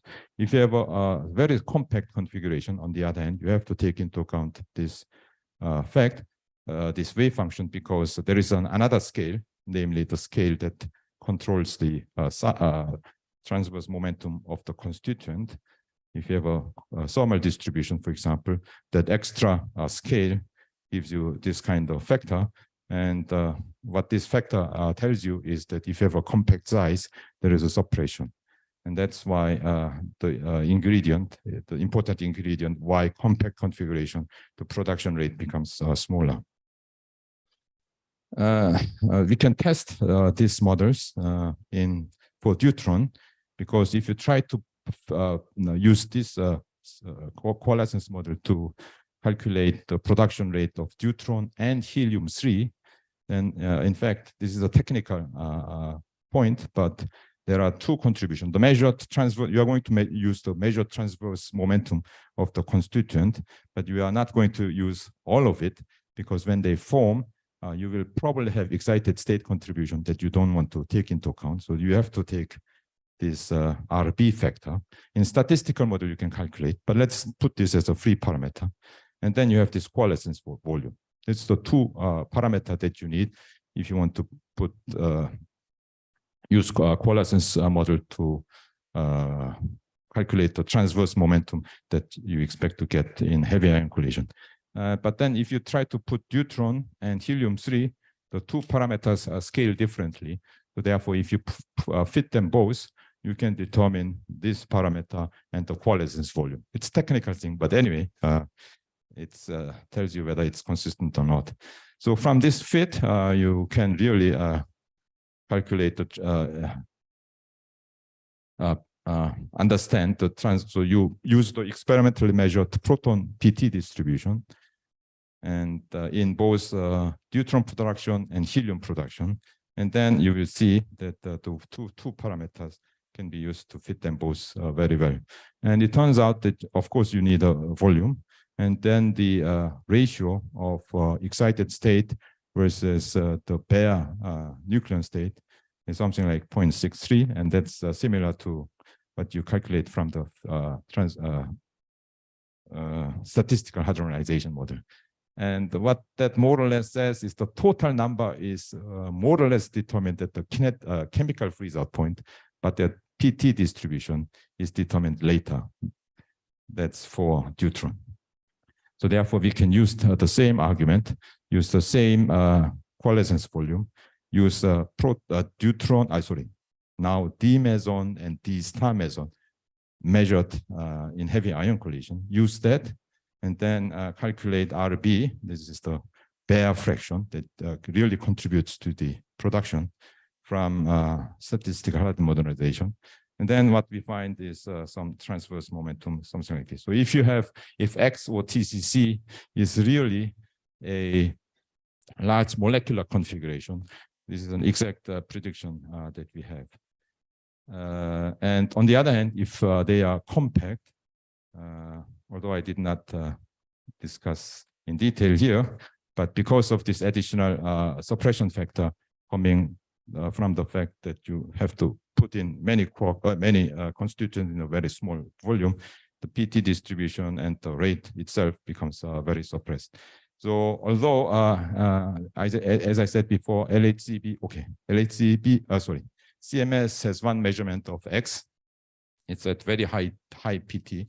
They are currently measuring the low PT. And if they are able to this, in a sense, this is an unambiguous conformation of the molecular structure of X. And then measuring these for other, you can test whether something is a molecular configuration or very compact multi-core configurations. Let me just skip. So this is the summary. we want to probe compact configuration from quark model, because hadron size compact configuration, because that's the first thing you want to do. And most exotics, as I said, will have heavy quarks. That's why heavy ion collision, where you produce a lot of heavy quarks, maybe is a very nice factory to see many heavy exotics. And I emphasized X cannot be a compact multi-quark state, but TCC can be compact or molecular. It's not still decided, but measuring them in heavy ion collision can really discriminate. Once you can discriminate, obviously there is a new venue, for example, to understand confinement in multi-quark configuration. Okay, that's all I wanted to say today. Okay.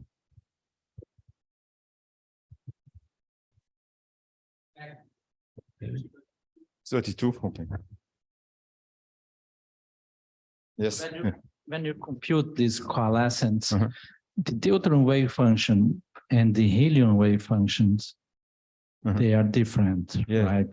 Yes. And do you use realistic wave functions from some realistic interaction? Okay. So what we find is once the size becomes larger than 2 Fermi. What size? The distance between the constituents, for example, proton and neutron, once they become larger than 0.2, then it really doesn't matter whether it's 0.2 or 3 or 4. They more or less give you the same prediction. That's why I have different colors. The red and this blue, it's the limit where sigma goes to infinity. They almost give you the same result. But on the other hand, when they become very compact, they are different. So this is this is what we plot here. And because of this, for helium-3, we are just using the sigma equal to very large limit. Yeah, but in principle, we know. Yes, yes, of course, yes, certainly. You can really put in the size and then slight modification will appear. Okay, yes. Then if you go to the predictions for TCC and TBB or whatever, yes. And you use, say, realistic wave functions or a single Gaussian to fit everything? In order to predict this, we use a Gaussian wave function. A single one. Single, but assuming it's a very large molecular configuration. Okay. Again, assuming. It's not a solution of a multiple. No. It's not quark model calculation, because as I said, for molecular, this is molecular configuration, prediction for molecular configuration, where the size is expected to be very large. Many of the people, they say X38. I think most people will agree that X will have a very large size, and TCC is not so clear. So why we can discriminate then maybe in future heavy ion measurement. Okay, another question?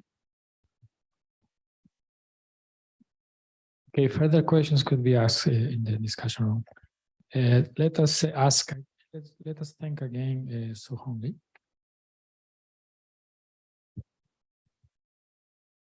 So now we'll have a coffee break.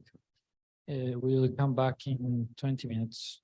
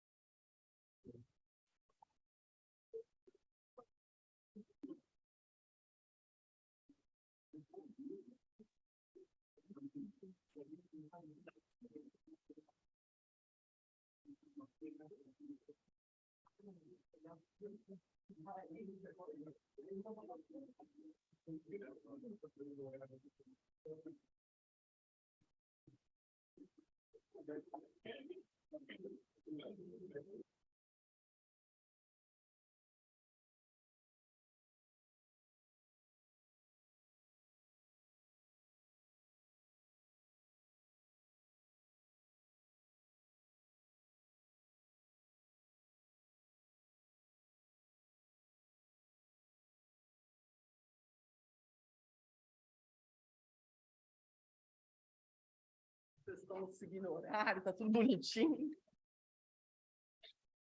Obrigada. Como que muda os slides? Perfeito. Direita, esquerda, e esse aqui é o... Maravilha, obrigada. Ah, o pointer é o de cima.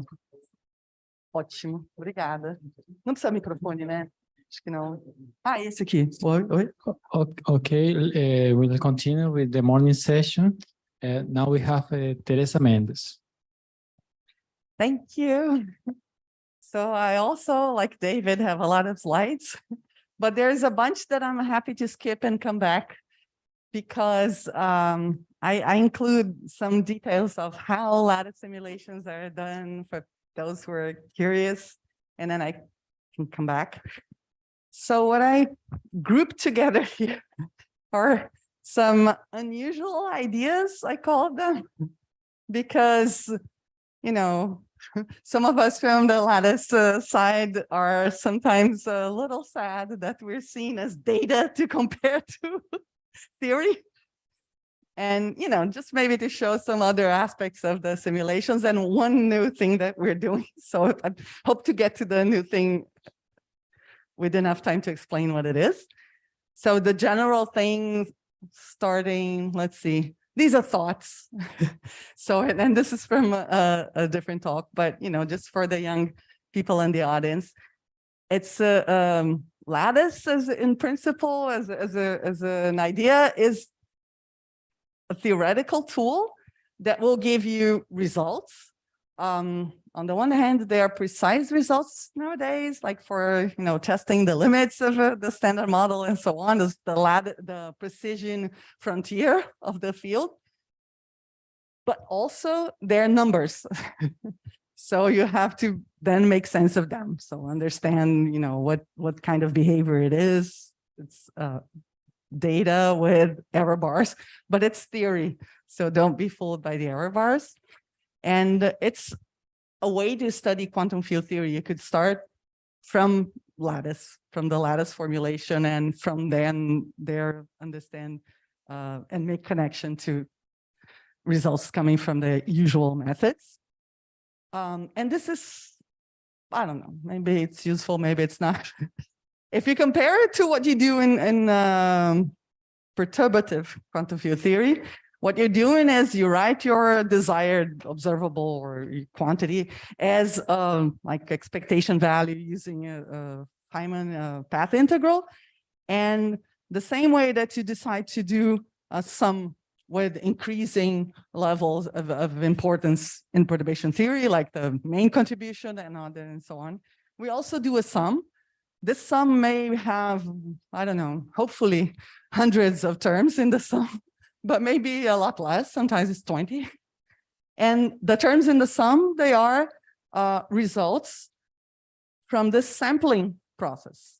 So we work in a radically different way from other quantum field theory methods. We generate the field configurations, the gauge field configurations or fermions. And then from the configurations, you using this Monte Carlo integration, you get these few representative results.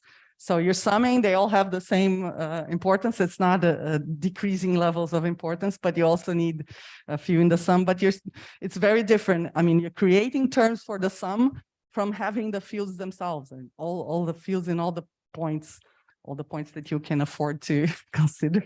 So that's just a thought, this thing that I just said. But what's the next one? Okay.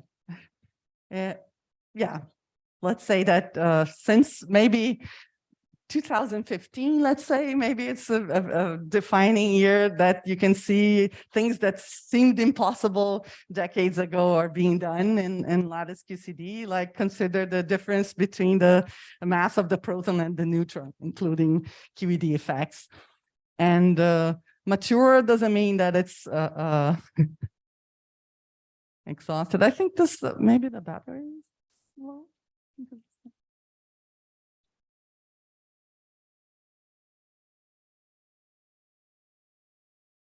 Close it to, is there something I can? Okay, but this is the main thing.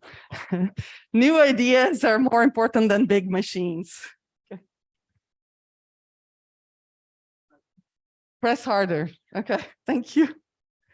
So I don't know how many people here are old enough to remember, but maybe 20 something years ago, I'm sure Gaston remembers. I was recently reminded that 20 years ago, a very important lattice physicist, Lepage, was in Brazil. And he gathered a few people and he was very excited. And he said, well, I think Brazil has the potential to give a very important contribution in this field. And he said, because there's so many young people interested. It was not the machines. Anyway, I just remembered this recently. I'm pressing as hard as I can, Alfonso. Maybe I can say next.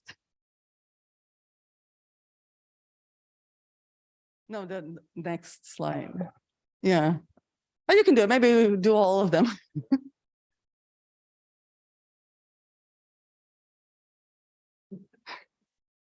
Yeah, well, I don't seem to be able to do it. So maybe it's the pressing the other side. Well, okay. So again, stuff I already said, it's a way to discretize the I don't know. This doesn't seem to be, my fingers so much work. Yeah, well, hopefully I don't have a lot of this overlay. Yeah, maybe. Where's the computer?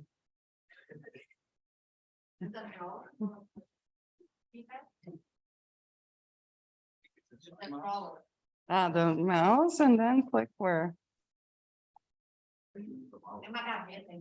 Gabriel. Then the magic goes. Okay, thank you.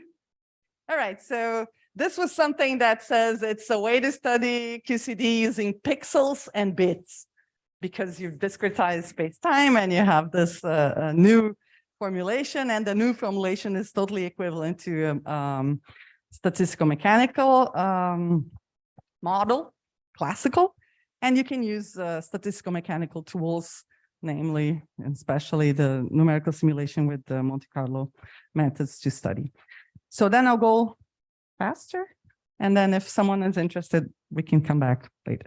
So how it's defined, the gauge fields themselves are not the usual gauge fields, but are these link variables they use, which are elements of the SU3, or, the non-abelian gauge group themselves as the elements of the group.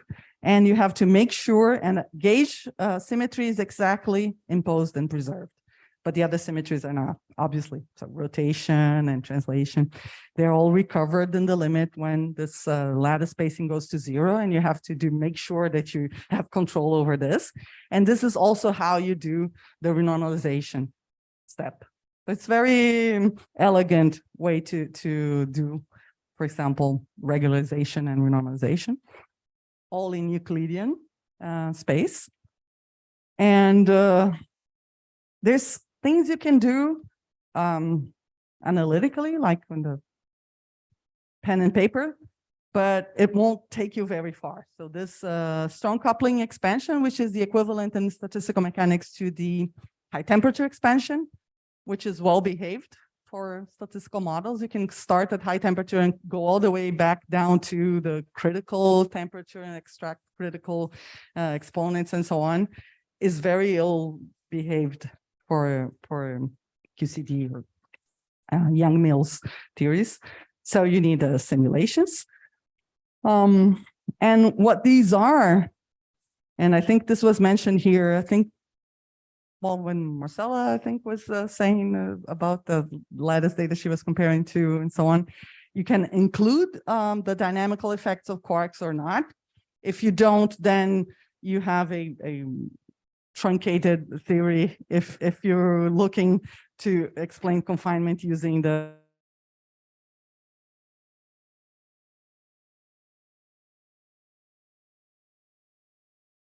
not in the way that you can measure like bound states that have quarks in them, but they were not considered doing the simulation. So this is what full QCD or including dynamical fermions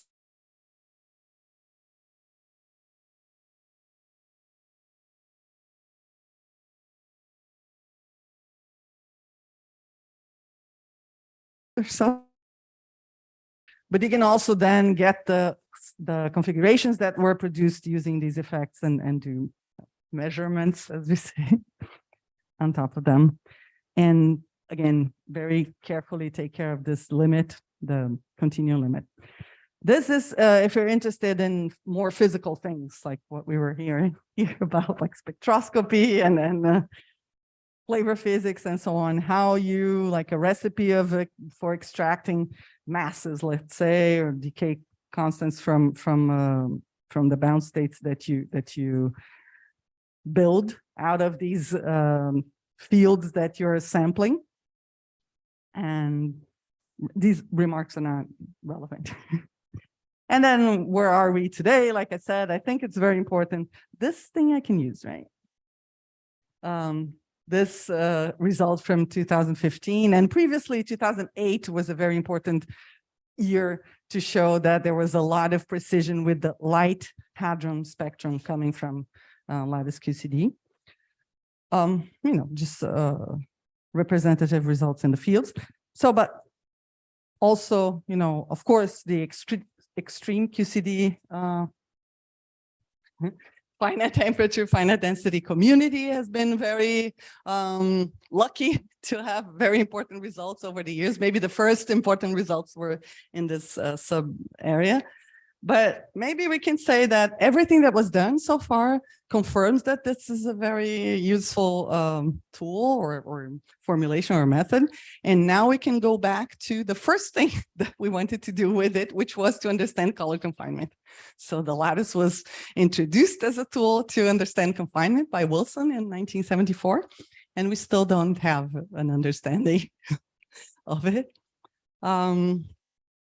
So since there are several people here who work with this, you can see confinement from the simulations. This is wonderful to see the distribution, the flux tubes, the string linear growth of the interquark potential for heavy quarks, and to see string breaking and so on. You can see this. Doesn't mean you understand where it's coming from, what triggers it. So if you heard about that, there's $1 million to be collected if you understand confinement. It's one of the millennium problems. You have to really understand what triggers it, you know, from the fundamental level or mathematically. So we understand, we know what it looks like, but we don't, that doesn't mean we understand it. And, you know, this is how it's formulated. So the fact that there is a mass gap, that you don't have free colored objects. Okay. Of course, we won't understand this from a simulation, but we can get a lot of insight and so on. So what? Exactly. So therefore, we are very bold and very wacko, and we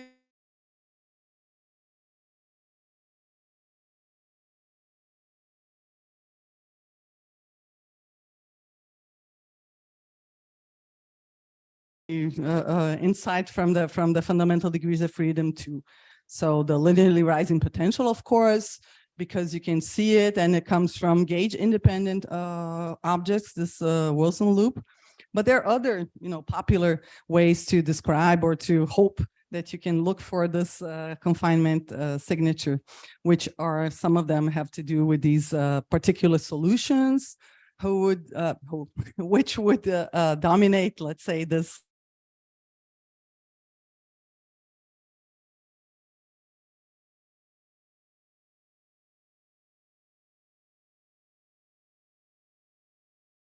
so solid. But if you had something that would respond, the 2-point correlation function for the gluonic degrees of freedom, so the gluon propagator, which is in a sense the simplest, the most fundamental object that you can consider, but it is gauge dependent. For this to develop some long range order, it would seem reasonable that it responds very strongly in the infrared limit. So when momentum is very small, you would have a strong divergence. If it's as strong as 1/p⁴, then you can, in a sense, motivate this linearly rising potential and so on, and everyone is happy. But this was tested in the beginning of the 1990s from lattice simulations, and it was also already obvious that this wasn't going to happen. And then proposed at the same time, but a little more obscure or maybe sophisticated, is this other scenario, which does not base the idea so much in this strong response of the gluon sector. Quite the contrary. You could relate gluon confinement to this violation of positivity, and the original scenario predicted that instead of blowing up like 1/p⁴, it would go to 0, and that's fine, because then the ghost propagator, which is in a sense a response of fixing the gauge, but if you can understand this in a particular gauge, then maybe you make sense of it, and you can look for the similar thing in other gauges. So this is a scenario that is confinement by ghosts. And I think I stole something that I saw. Marcela is not here. I saw this in her PhD thesis, and I love it. So it's the main actor here is the ghost. And the ghost propagator has to do with this matrix when you have, you're fixing the gauge and you're taking into account the redundancy that you have from the gauge symmetry, which is a very strong constraint. And you generate these very strange particles, which are not bosons or fermions, and they're the ghosts, and they have no spin, but they're anti-commuting and so on. And looking at these fields, you can again have the hope that if the 2-point function of these fields has a very strong reaction in the infrared, then you have some arguments that have to do, mostly involving things also from Coulomb gauge, but that you can, and then there's geometric arguments that you can not collect the $1 million, but at least see if things are working according to the predictions. And this was, of course, something that was very natural to test in the lattice, and this was done. And relation, main object that generates and has to do and tells you about the ghost degrees of freedom and the propagator is this Faría-Popov operator. And we can consider this on the lattice. We can make measurements. It's a little like the fermion matrix that people consider in more phenomenological lattice studies for QCD, but it's not as complicated. So in a way, it's something that you can treat, and you can look for the eigenvalues and so on. And then from there, you can compute the ghost propagator and see if it's infrared enhanced.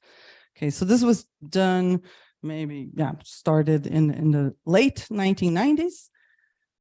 These are some more technical things. Okay, so you don't need to fix the gauge in the lattice because nothing is infinite, and everything, of course, it fits in the memory of the computer. But you can. I mean, that you don't have to doesn't mean you can't. And also to study the ghost propagator, like I said, we can do everything using the matrix, the Faría-Popov matrix. So we don't ever need to consider, because anti-commuting variables fields are very hard to simulate. So we don't need to do that. And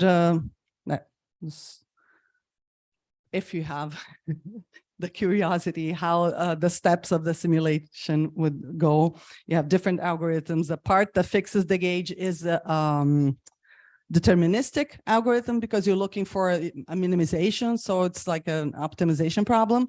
And the thermalization is the one that has this task of finding the representative field configurations, and it's the one that's done with the, say, thermal statistical mechanical Monte Carlo method. So we have these two things in the simulation, and they don't necessarily have the same problems. Okay, I'll just go a lot faster now. So these are the results, maybe a few of the models and solutions that people have shown use some of these data for SU2 or SU3. These are our data showing that the gluon is not enhanced, and the ghost is not enhanced the way you would expect it to be, but it shows a very strong like response at some point. It just shows that things are not exactly as this scenario predicted, that they're not exactly not as the scenario predicted. And that's where we started, and we do some of these more traditional studies, which is produce very high precision data and do fits and try to understand what model will describe them better. I just want to point out, and these are not new in any way, ideas that are outside of the box ideas that we developed in our group that we think have to do with the fact that it's not only looking at the expectation value or the 2-point function of some degree of freedom, but it's also using what we can because we generated the fields. So one of them, this is very, very surreal, but I think it's very nice.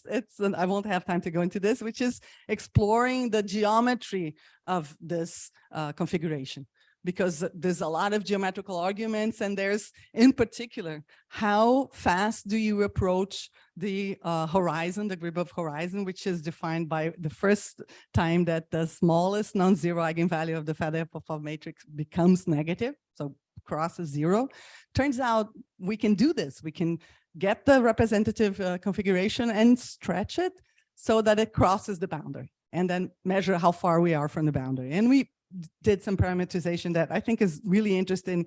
And I don't think we have used everything that we can learn from this yet. So this thing, and the other is very technical, is that the two steps, the gauge fixing and the thermalization steps, they don't have the same systematic effects. So you can do them in a sense by cheating and cloning you thermalize and you clone this to a bigger, much bigger lattice. And in that sense, the lattice that was cloned will act as a periodic potential like in a crystal, and you can use the Bloch's theorem, and then condensed matter people are very happy, and then you get to publish in PRL. But also was not really, I think, explored the way it should. We just tested it. So I'll go very fast. So we crossed the horizon, we survived, we arrived to the other side, and we parameterized the difference, how close to the horizon you are, and how trivial your smallest non-zero eigenvalue is in a factor. So if you are completely trivial, this is like the Laplacian eigenvalue, and this is what, in a sense, the non-perturbative contribution that tells you how far you are from the horizon. Of course, everything's going to zero. It's just how fast they're going.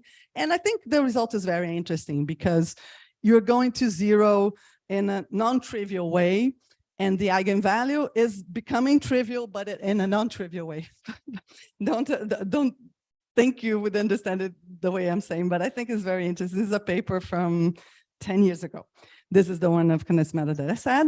And I still have maybe a couple of minutes to show you what we did very recently. And I think this is very interesting because this is the first time, and I wanted to do this for a long time, we did the work with people from our own corridor, from our institute, who do perturbative QCD. So not only do we have this lattice non-perturbative thing in São Carlos, but there's also very few people, I think is the only one I know in Brazil that does this, and then in the same corridor. So Diogo Boito has been already maybe almost 10 years in our institute, but you know, we talk about things, but this is the first time we collaborated, and this is his student, Cristiane. And they use very systematically this expansion using Padé approximants. And, you know, I'm just going to make a very nice marketing here and see, please check out this very interesting, submitted to JHAP. It's probably accepted already, but we have to do some modifications. But it's very nice that you can do, and then I'll show now her slides. Okay, so I'll go much better than mine. There's introduction we don't need. But then, you know, she went to the lattice conference and she showed this, which is alpha strong without including the lattice point. I don't know if anyone complained, this was recently, but the lattice, the tau the decay, which is what they work with. And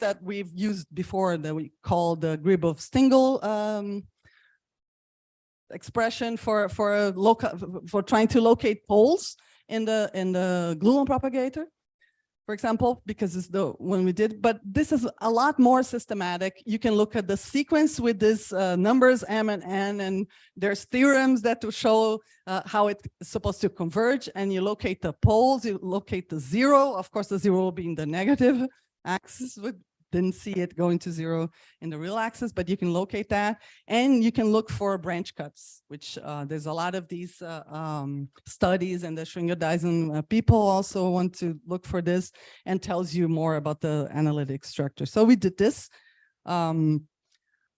It's fitting the data using these sequence of Pade expressions. It has been done already recently. And there's, I see some known names here. So we're just contributing and showing what we get, and they're doing it, which is what they do very well. So essentially, when we do, let's show for the gluon propagator, and then taking control of correlations and errors better than we did before. For the gluon, it's basically confirming, and this is correlation, but between the coefficients in the expressions, not really the data. The data for the gluon propagator its momentum points, it's basically uncorrelated with momentum. And we got the position of the poles, more or less the ones we got when we did our fit. But this is very nice that I think there's in here somewhere, the sequence shows convergence. And also it would ideally be better to go to larger and larger in the sequence and see this convergence. And the last one would be the one that has the most information, but then the errors grow. And this is also something that previous papers didn't take into account so carefully, as carefully. And so this is very nice, I think, to contribute to what's been done. And you know, my main task here is to advertise this and tell you to go look for the paper in details, and maybe invite Christiane for a talk. And the zero, which we didn't have before, but people who did this thing with the Pades have is consistent, but you know, better control. So for the gluon, that's it. And you don't really have enough, I don't know, certainty to see if there's a branch cut or not. And the way it's very interesting, I didn't know that, but there's patterns that arise in the behavior when you look at the sequence of approximants that indicate that there should be a branch cut there. And then you look for poles and zeros that appear to be in couples. And then as you go to a higher order, they disappear. And these are called spurious pairs and so on. That's a sign of the branch cut. So we saw a little bit of that, but not convincingly so for the gluon. For the ghost, it's obvious that the structure is simpler and you can extract more.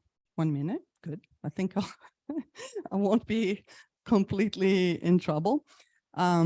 First thing, if you do it like you did for the gluon, it's very clear that there's a pole at 0, and that's sort of messing up the data. So you can do this, it's called the partial Pade approximant if you fix the pole by hand.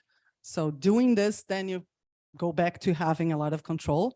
And this is, in fact, so good that the description is better than for the gluon. And then you can look for this, and then this is just non-physical, just showing the window that's used for the fits, and this thing that blows up is outside this window. So, but it always has to do with the numbers, because the top one is the top in the rational, the order of the one that's the numerator and denominator, and there's always by +1. This is some convention, I don't know, but the numbers get very big, you start to lose control.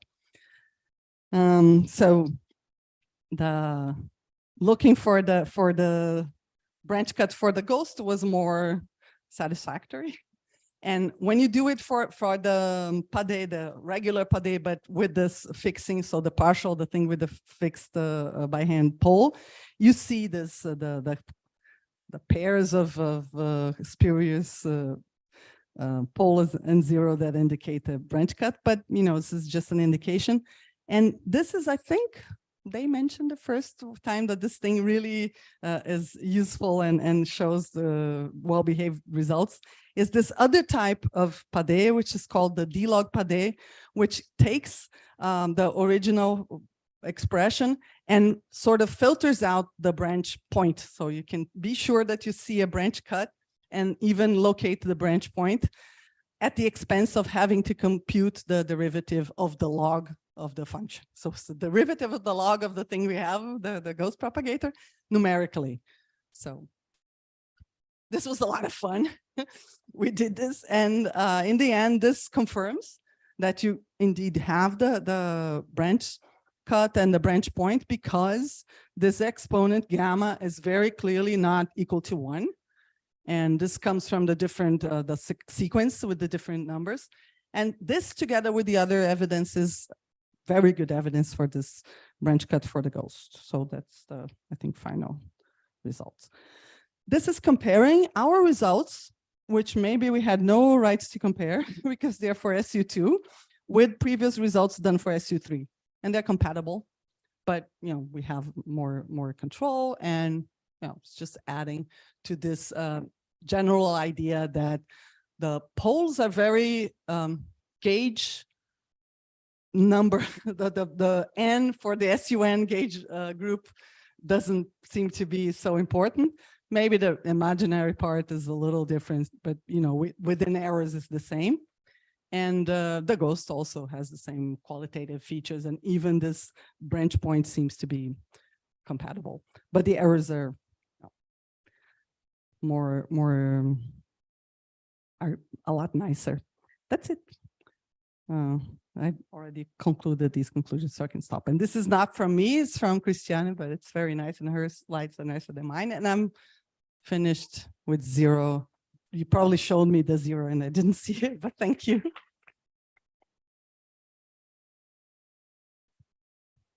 Okay, we have time for a couple of questions. Hi, Teresa. Very nice talk.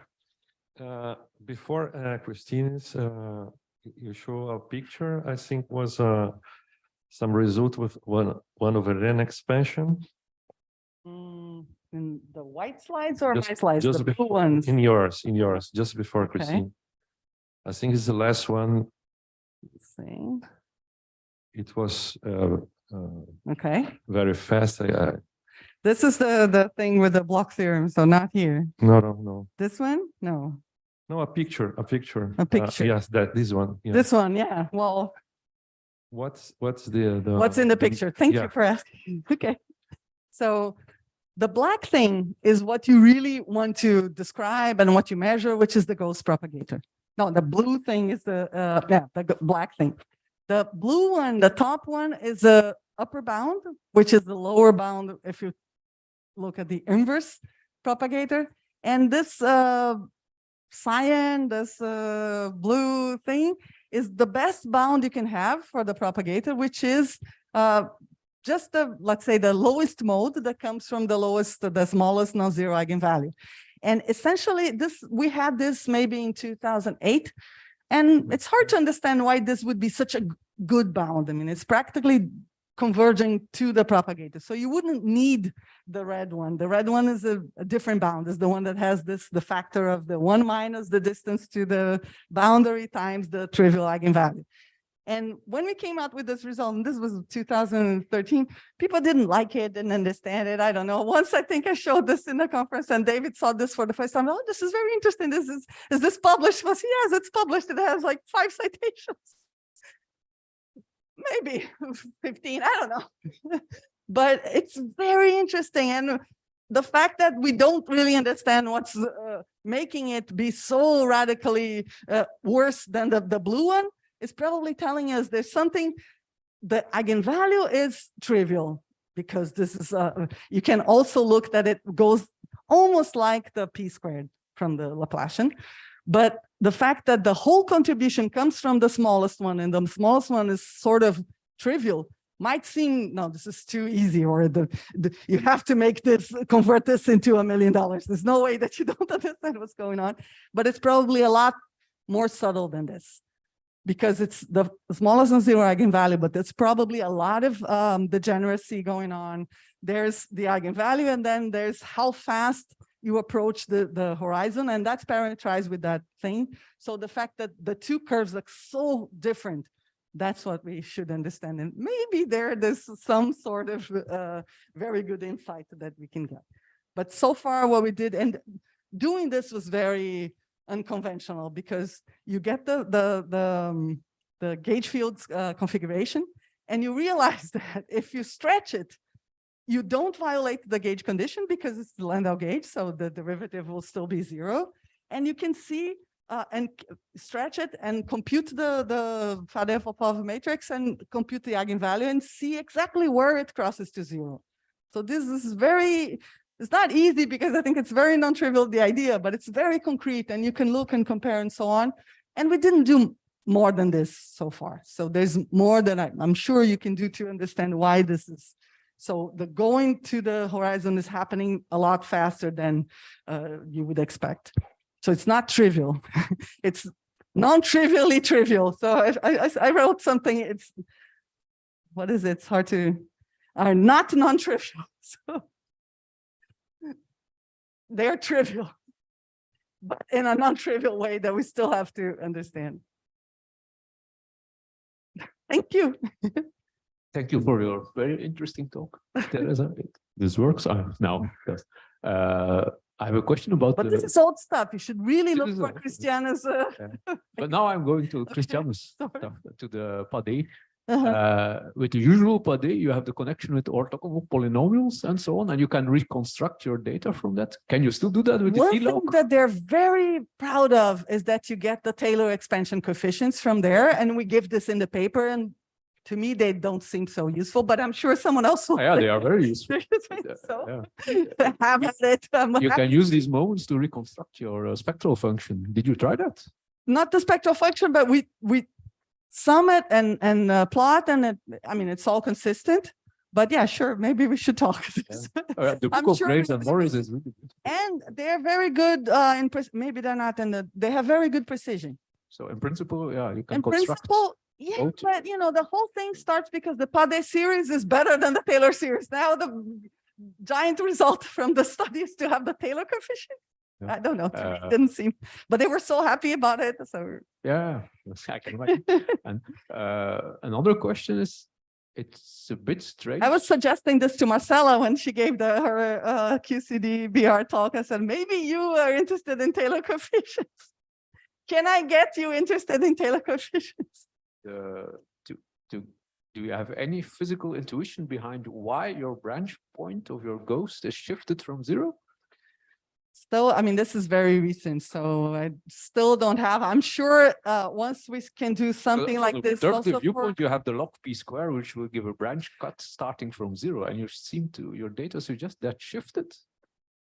You mean for the ghost? Because yeah. You say there's a simple pole at p0, but a simple pole is very at any order in perturbation theory, you don't have that. Yeah, a simple pole. Now I trust you, but yeah. This is very, very well behaved. The ghost thing is really well behaved.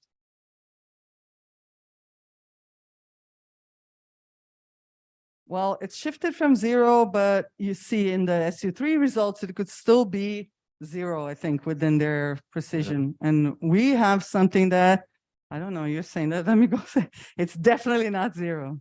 No, I'm just saying, and I think also in Ghost Ferrari, the symbol, process goes give the log p square at some yeah, point. it's not definitely everything. not 0, the branch point.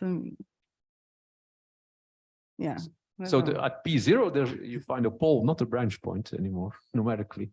You find the pole, you can impose it and get the better behaved thing. And then you look for this branch point, which is a branch point because the gamma thing is clearly not 1, but you can't really say for certain that this is not 0. Ah, okay. I mean, This it's would a be lot very difficult to less get in any other. zero, and it's, well, looks like it because that result doesn't really have even error. No, I think it was a. There's things that can be done better. We also have, as you know, the 3-dimensional thing, which much better data, but they weren't so excited to work with a 3-dimensional 2 space at one time. But now it's, I think, just turn the crank and redo it. And then that would be interesting to see. But I wouldn't claim that this is not 0. I don't know. Related, you were very, let's say, careful about the gluon branches, or can you say a bit on the records? It's not recorded. A good thing is that I have no previous expectation for this branch cut. You look, I mean, it's non-perturbative, so whatever happens there, happens there. I don't know. I would try to understand it after it's clear that it's there. And they probably had no prior notion of nothing of confinement or nothing like this. So using their machinery, they were very honest and they said, there's nothing here. I mean, there's no yes and no. And then you can see this double Froissart things, but they're not robust. So better data and 3D. If we convince them, yeah. Okay. Okay, Let us thank Teresa again. I'm sorry about the thing that I couldn't, No, it's not your fault. Thank you. So just to remind you that further questions could be asked during the discussion session at the end of the day.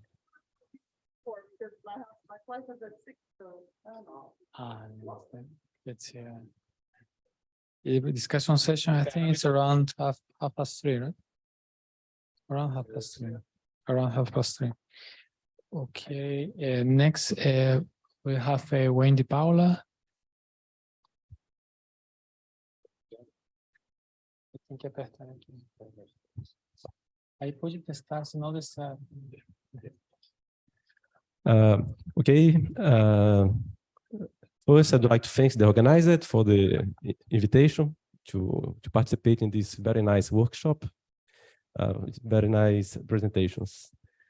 Okay, in this talk, I will.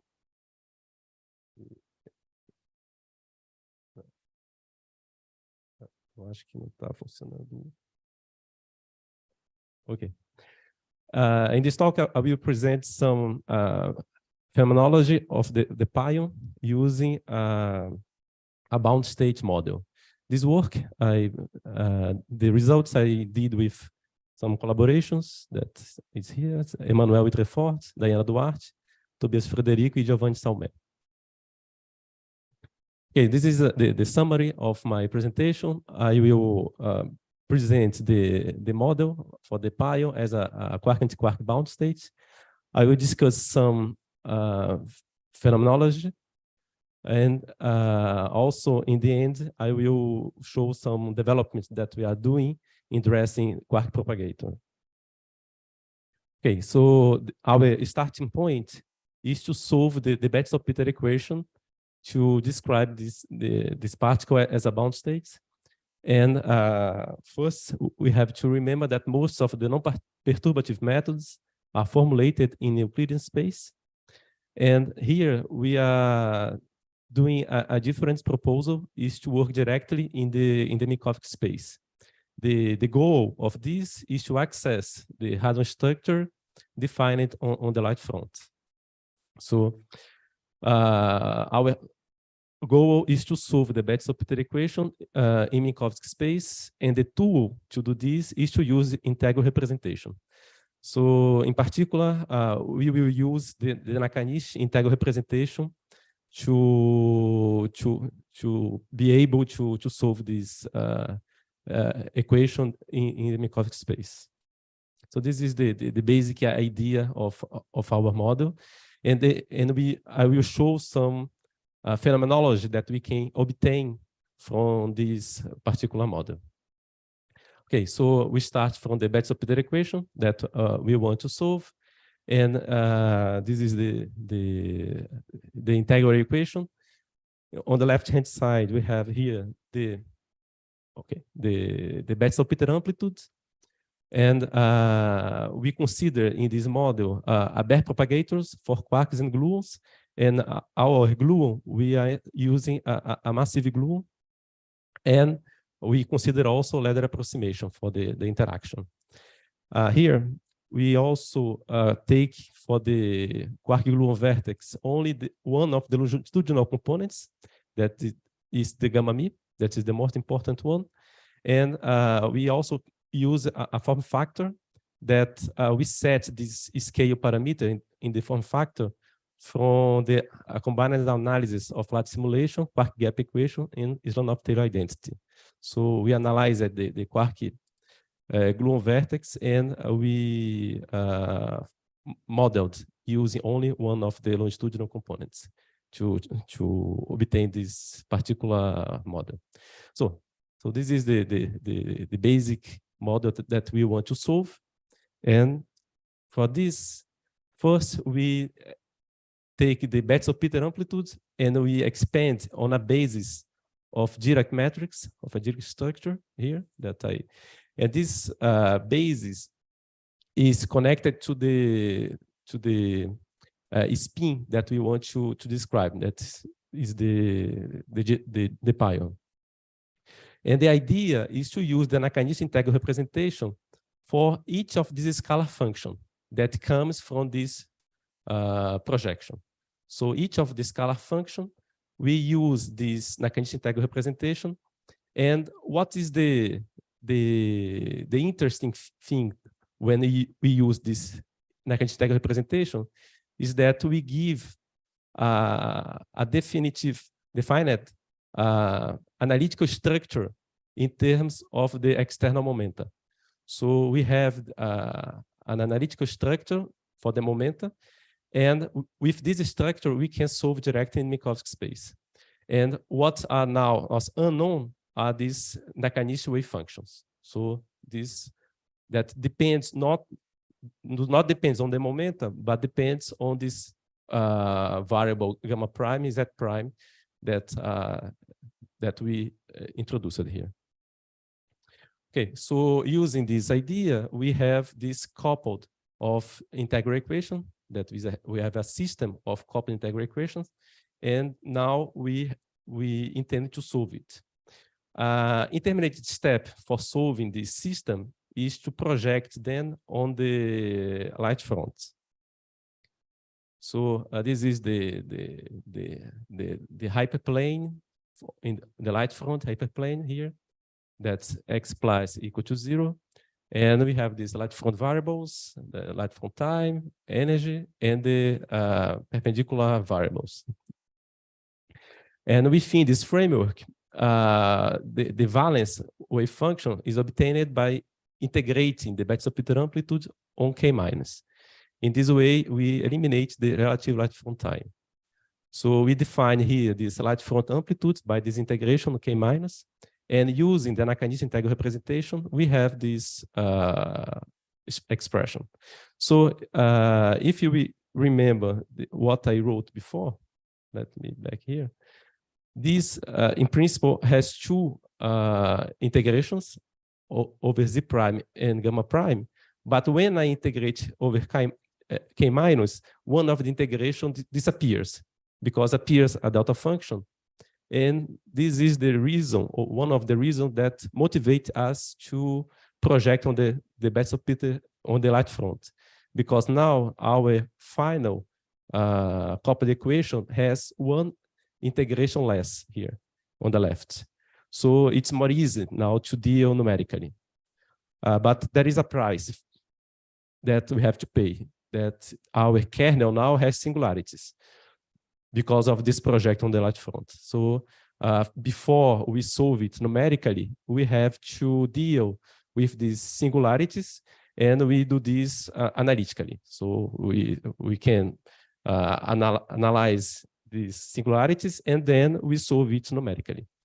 And how you solve it numerically, we perform a basic expansion of this Nakanishi wave function using a base of Gegenbauer-Laguerre. Okay.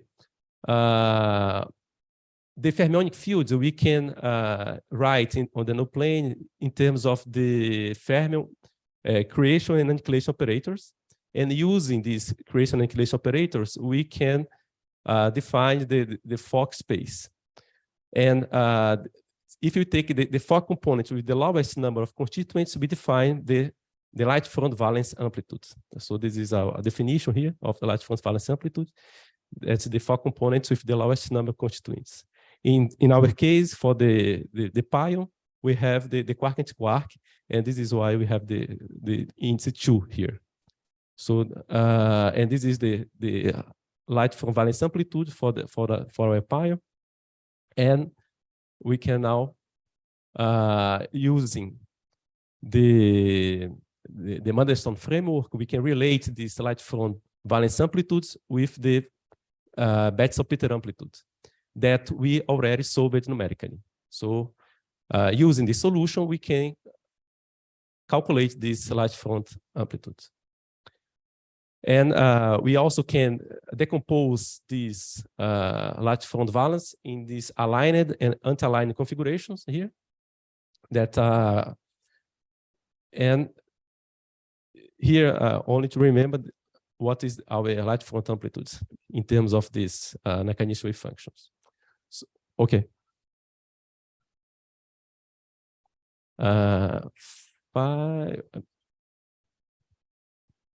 Okay, phi 2 is the valence amplitude, and psi is the light front amplitude. And this psi I define it as the integration of K minus. I'm sorry, here. This is the definition of the psi. Okay. The Betzel-Peter amplitude projection on the light front. This is the psi. Okay. Yeah, this is variable psi. I'm sorry. This is the I will define it later, but this is the quark momentum fraction, the longitudinal quark momentum fraction, and this is the transverse momentum. Yes, because this psi is related to this z, and this z there is a so 1 minus z there is the psi, but in the end this is the quark moment fraction, and this is the momentum the perpendicular momentum. Thank you. Okay.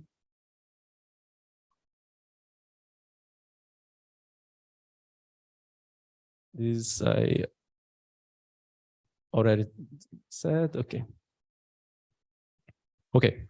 So now, using this definition of the Fock expansion, we can define the valence probability as the integration over the valence wave function to the square. And we can write this using the Betzel-Peter amplitude and in these anti-aligned and aligned configurations. And the integrant of this expression is the contribution to the PDF from the valence wave function. Okay, so those are our outcomes using this model. This is the inputs that we use it, the mass of the quark, the binding energy, the mass of the gluon, and the parameter related to the quark gluon vertex. And in red is the F pi from the experimental data using our normalization. And in this case, we have a 70% of valence probability. It means that 30% of our model are becoming from beyond valence components. So it's a big contribution in our model. And those are the parameters that we are going to use in to calculate the other observables. Okay, one of the application that we are going to do is to perform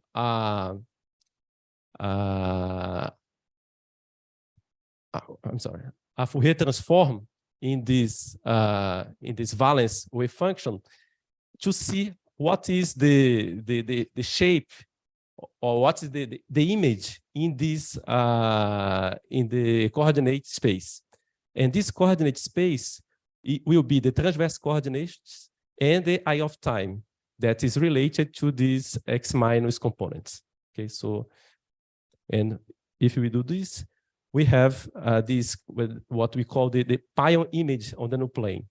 So this is the essentially the valence wave function to the square times Cbpf, and in terms of this coordinate space. Okay, so we can have a view of the pion in three-dimensional space. Yes. Yes, there is a here. So you are asking if it's completely a hollow. I'm not sure if it's completely a hollow.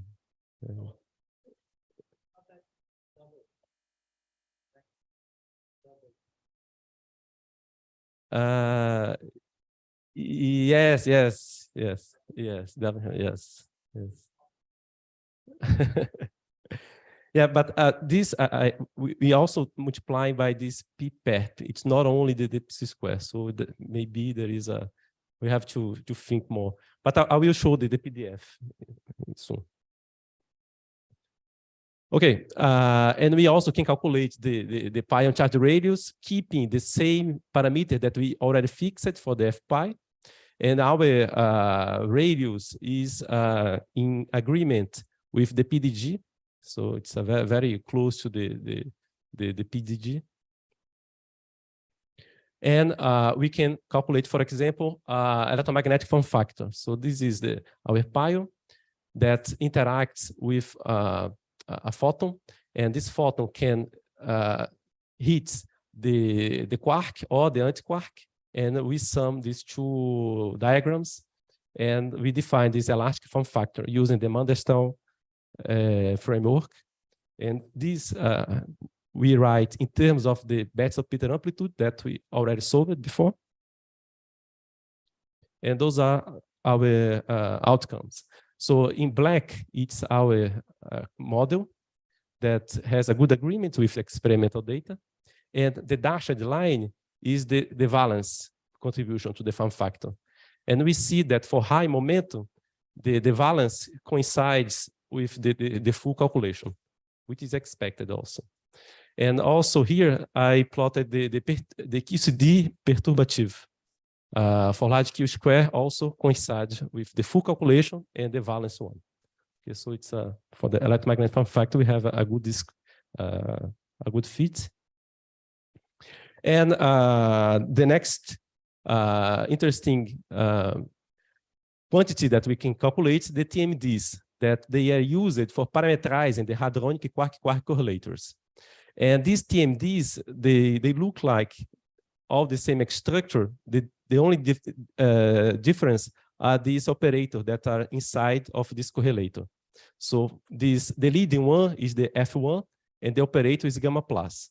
And we have the others operators that gives the other TMDs that they together can reconstruct this hadronic quark-quark correlator. Now I defined the gamma in Xi.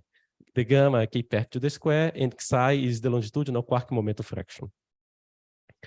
And considering the management framework, we can write this F1 in terms of this Betzel-Peter amplitude that we solved before. And this is for the quark, and okay, thank you. And also for the anti-quark, we can obtain this F1, and we can define using the quark and anti-quark definition a symmetric and antisymmetric TMD in this way. And I can construct for example, the PDF, the partner distribution function, as the symmetric one using this definition. And I have this our solution. So this is the full calculation of this in our model scale. And this is the valence contribution. So the difference is the higher 4 components that we have in our model. And we see that for Xi going to 1, this power of this, how it goes to 0 here, is 1.4. Okay, using this model, we can calculate the low order Magno moments at scale 2GeV and 5.2, that we have the largest calculation for these Magno moments. And to compare with large calculation, we have to evolve our model, because we set the scale of our model using the first Magno moment. So the first Magno moment for us is the input. We set our scale, and we use the Diglep equation for the evolution. And using evolution, we can obtain here our Betzel-Peter equation solution for 2GeVs and for 5.2 GeVs. And we can compare with LATS, and we see that there is a good agreement with our results. Okay, so using this evolution result, we can now compare our PDF with experimental data, available experimental data. So the black line is our calculation. The dashed is the valence contribution, and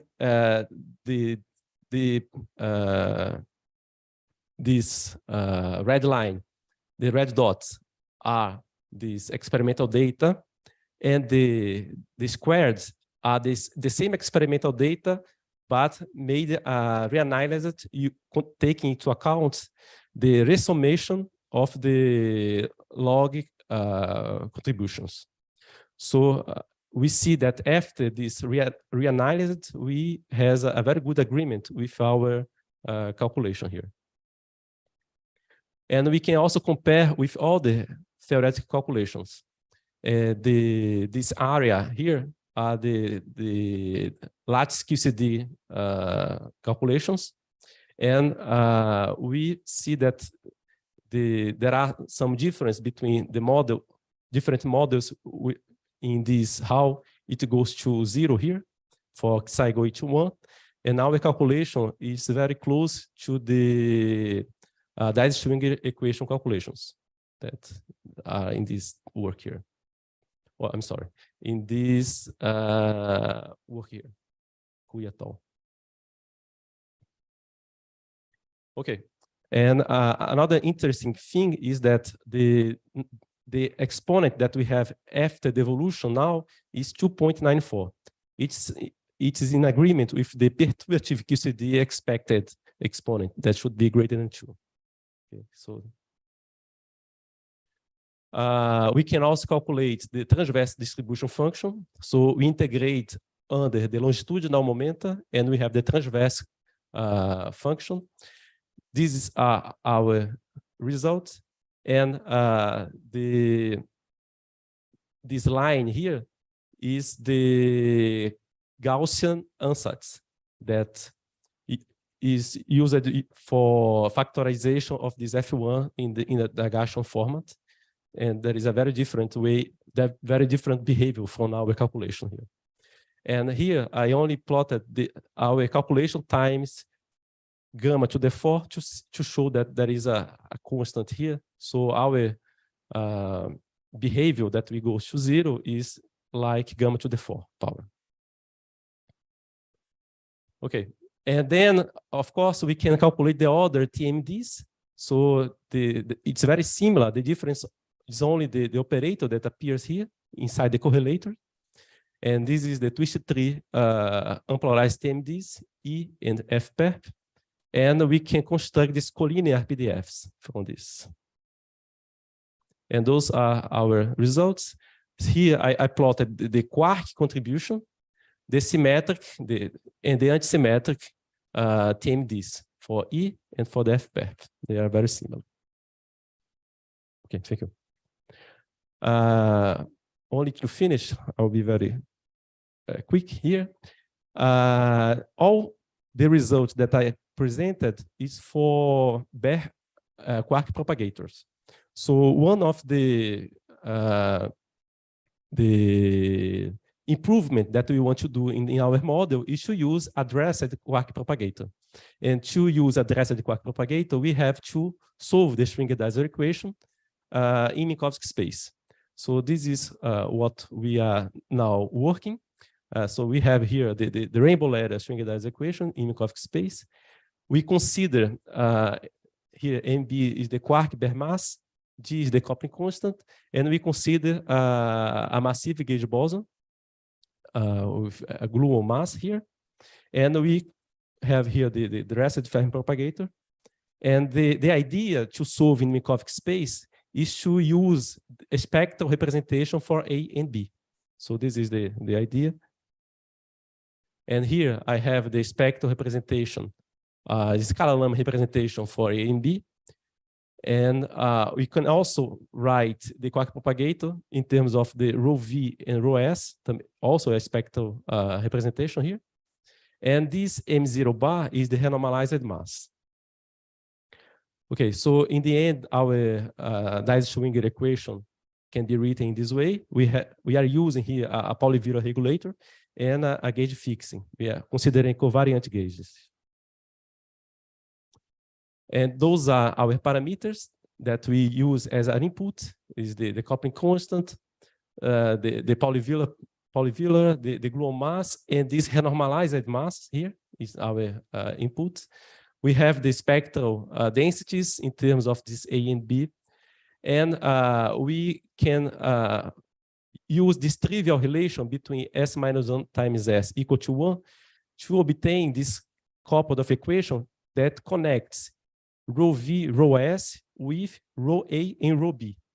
And those equations give this system, this coupled system of equations, then we can solve it numerically. And by solving it numerically, we can calibrate our model to reproduce this running mass lattice calculation. So this is the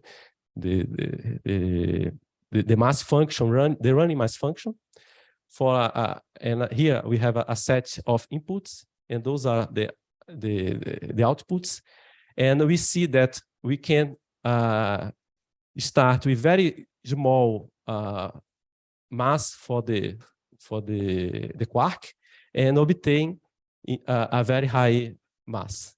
Okay, so we effectively have a chirosymmetry breaking in this model. And of course, our next step is to use the solution in this Fermi bound states framework that we have been working. And this is our conclusion, that we have now a model, a simple model to describe the pion as a bound state in Minkowski space. And we obtain some phenomenology, some observables. And now we want to finish this calculation for TMDs and GPDs and make evolution of these calculations to compare with available experimental data. And the future plan is to include addressing functions for quark and gluon propagators and a more realistic quark gluon vertex. Thank you.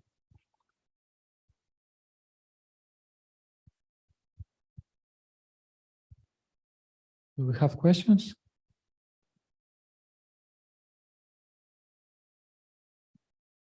Thank you, Wayne, for the talk.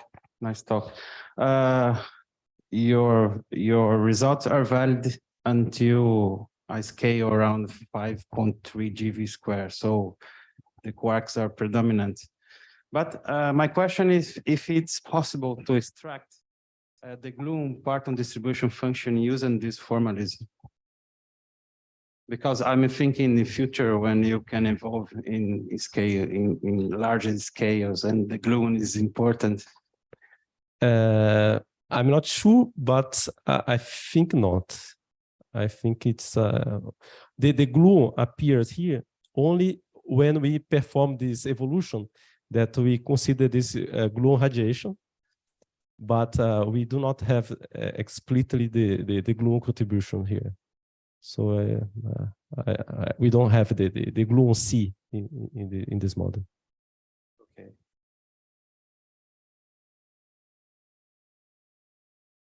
Thank you, Wayne. Very good presentation. So could you please go back some slides? Okay, of course. Ahead, sorry. Slower. I can tell you, let me see. Like here, for example. Okay. So if I understand correctly, this core propagator that you're writing is SQ. It seems like you're kind of already assuming the analytical structure of the propagator when you say it has a pole and 0 bar, right? Yes, yes. This is the physical pole. Yes. That we, okay. Yes. Correct me if I'm wrong. In principle, what you would like in a more realistic model is like you don't know anything about the analytical structure, and you would like that the model give you back poles, branch cuts, I don't know, like as a result of the solution, not as an input, right? Yes, but in all the presentation, it's an input. Because if you don't if you don't have this Calan-Lemma representation or Nakanishi integral representation, you don't succeed to work in Minkowski space. So it's but I see your point is that, for example, one of the drawback of this model is the confinement. We do not have confinement here. And why we do not have the confinement? Because we don't know how to use this integral representation to describe confinement. So, so it's missing. So there is some argument that depending on the sign of this spectral, you can argue, oh, well, it's not a physical particle, things like that. Yeah, there are some discussion. There is this complex poles. So here we are always working with this Calan-Lemma and Nakanishi integral representation. So it's. And did you plot these rho V and rho S? Yes, yes, we have. And we have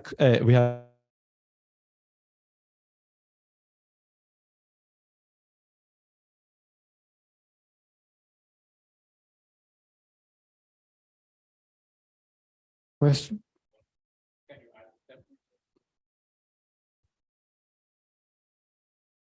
I think so.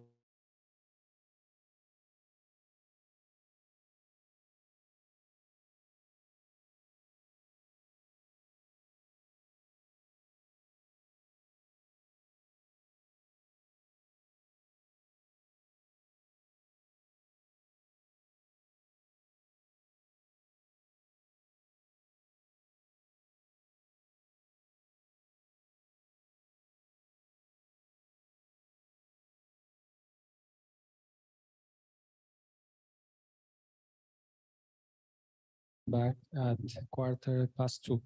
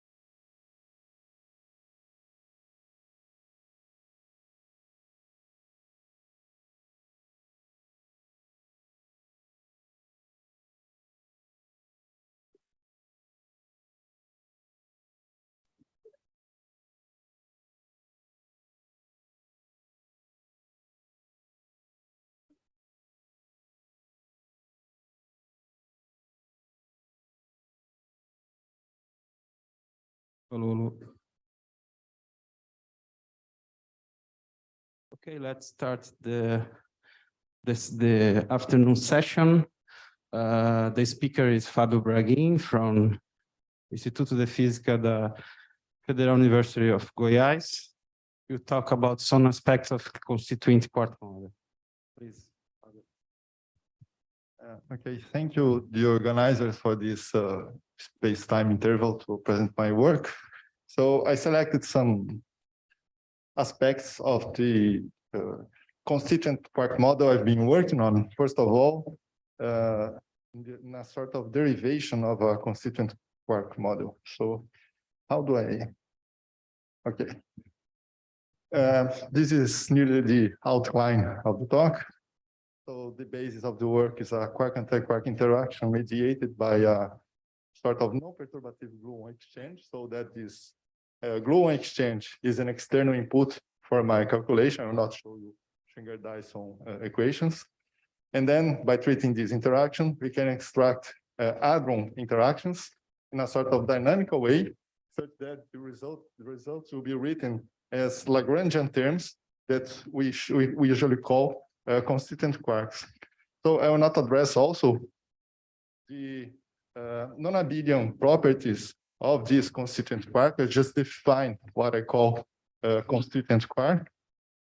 Okay. And then I will show some results on that, so I can extract meson, in particular light meson interactions with quark currents. In the last meeting in 2019, I showed some part of this work. Now I will complete mainly with this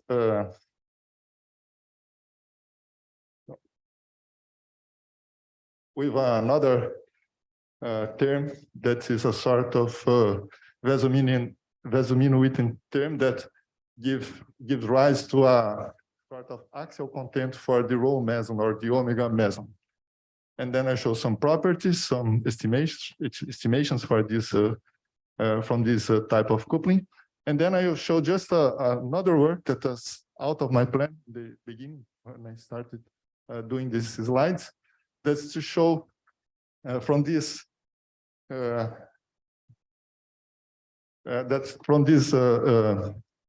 from the same framework we can extract Nambu-Lagrange type coupling constants. And then I show some interesting results, I think, about this new sort of extension of the Nambu-Lagrange model that provides some new quantities to understand. So the motivations, this is very standard. So these are the basic motivations to understand how QCD degrees of freedom manifest in the hadron world. So there are many problems that people are discussing in this conference. I'll not go in this slide with details because this is very standard. And so one of the main motivations is just to extract this analytically, to try to deal with the QCD analytically. And that's what I'm trying to do here. So, and the constituent quark model is a sort of bridge between the original quark model that and the QCD framework. So this is sort of this is the compatibility of QCD with the quark model is somehow expected since the beginning, the formulation of the theory in the 70s. And the constituent quark model is a model that's very successful. Usually we have three types of models. One that considers a pion cloud that takes into account the hadron interaction, mainly nucleon interaction, the nuclear potential. The gluon cloud that helps to justify more, rather, the hadron structure. And then together with that, there is also the idea of C quarks that usually, very usually, is translated into the quark-anti-quark condensate. So, and then there might have here some sort of double counting when we talk about the quark condensate contribution of the C quarks, and also this gluon cloud or this pion cloud.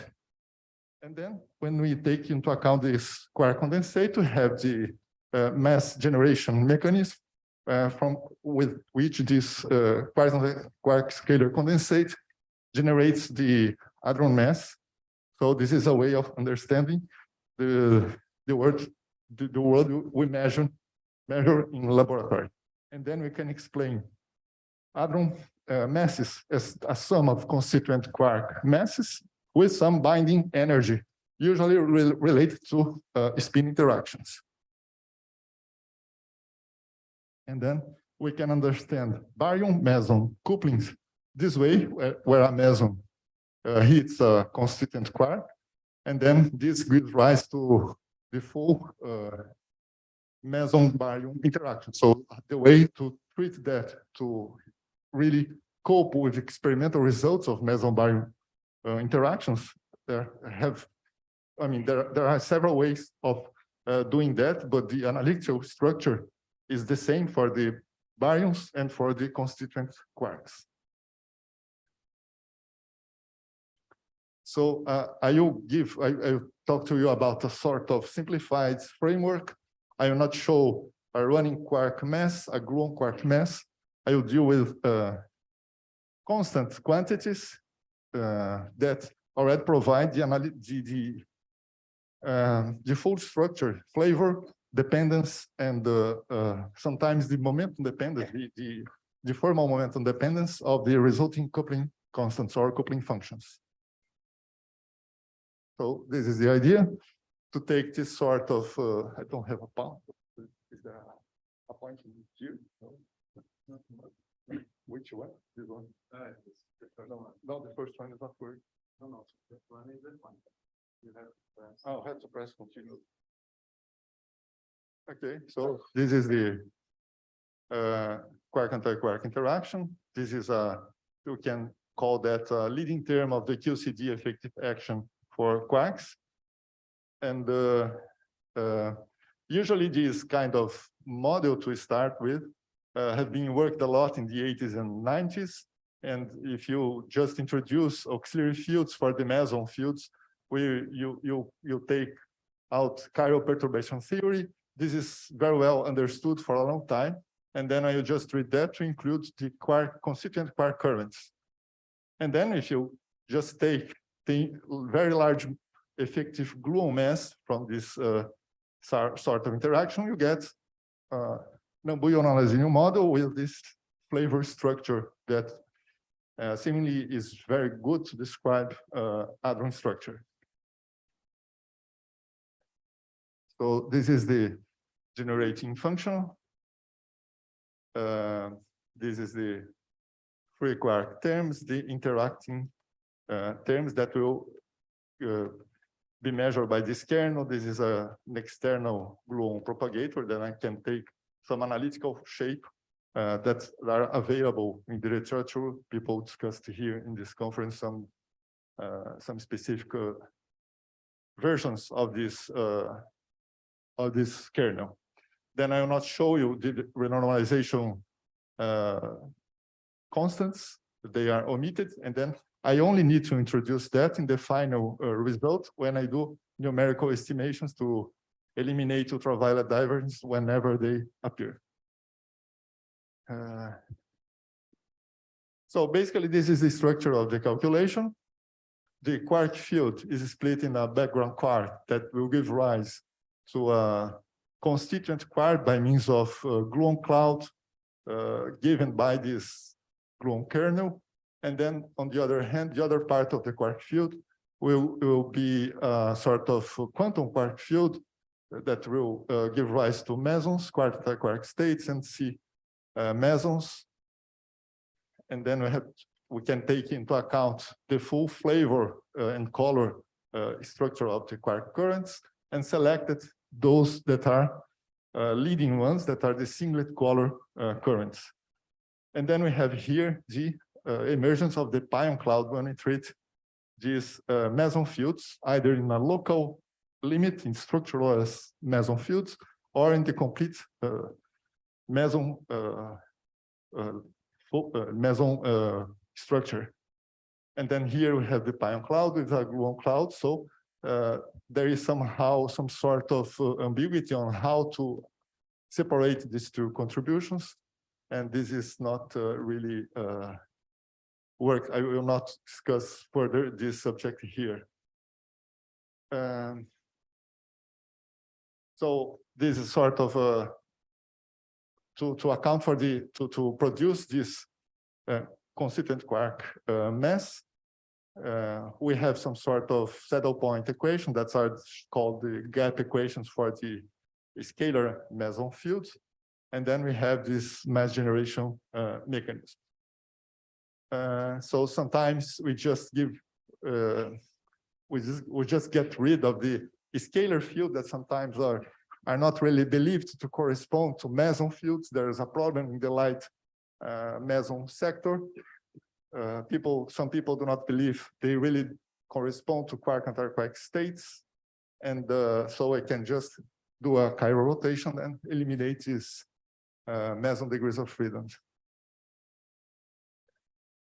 And then we have integrating out quarks. We have a quark determinant that's very complicated with some vector and axial meson contributions, scalar, pseudo-scalar mesons contributions, and the quark currents dressed by a gluon, by the contribution of the gluon kernel. This is a sort of, this is how I define the constituent quark. And then from here, I can extract either the meson sector that's already well understood and the constituent quark or baryon sector. The complete renormalization of this calculation is done for a simplified model, the Yukawa model, in a work I did with a postdoc.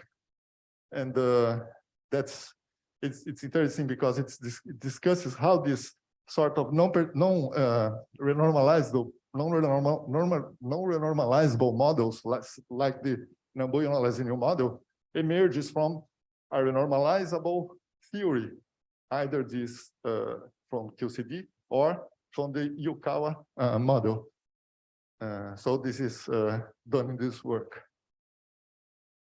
If we take just the light sector, that means we take just the light mesons, the pions, without the scalar mesons, and the constituent quarks, and perform a large quark mass expansion, we obtain this sort of Lagrangian.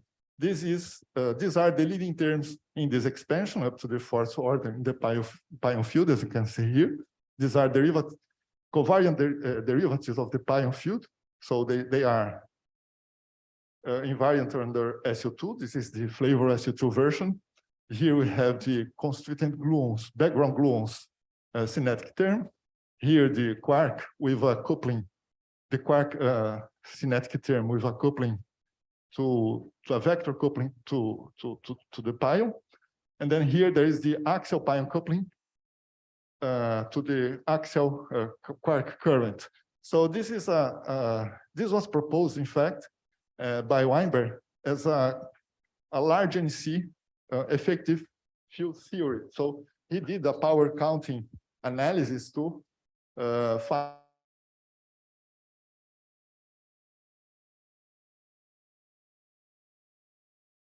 to these terms that does not contain symmetry breaking, chiral symmetry breaking terms.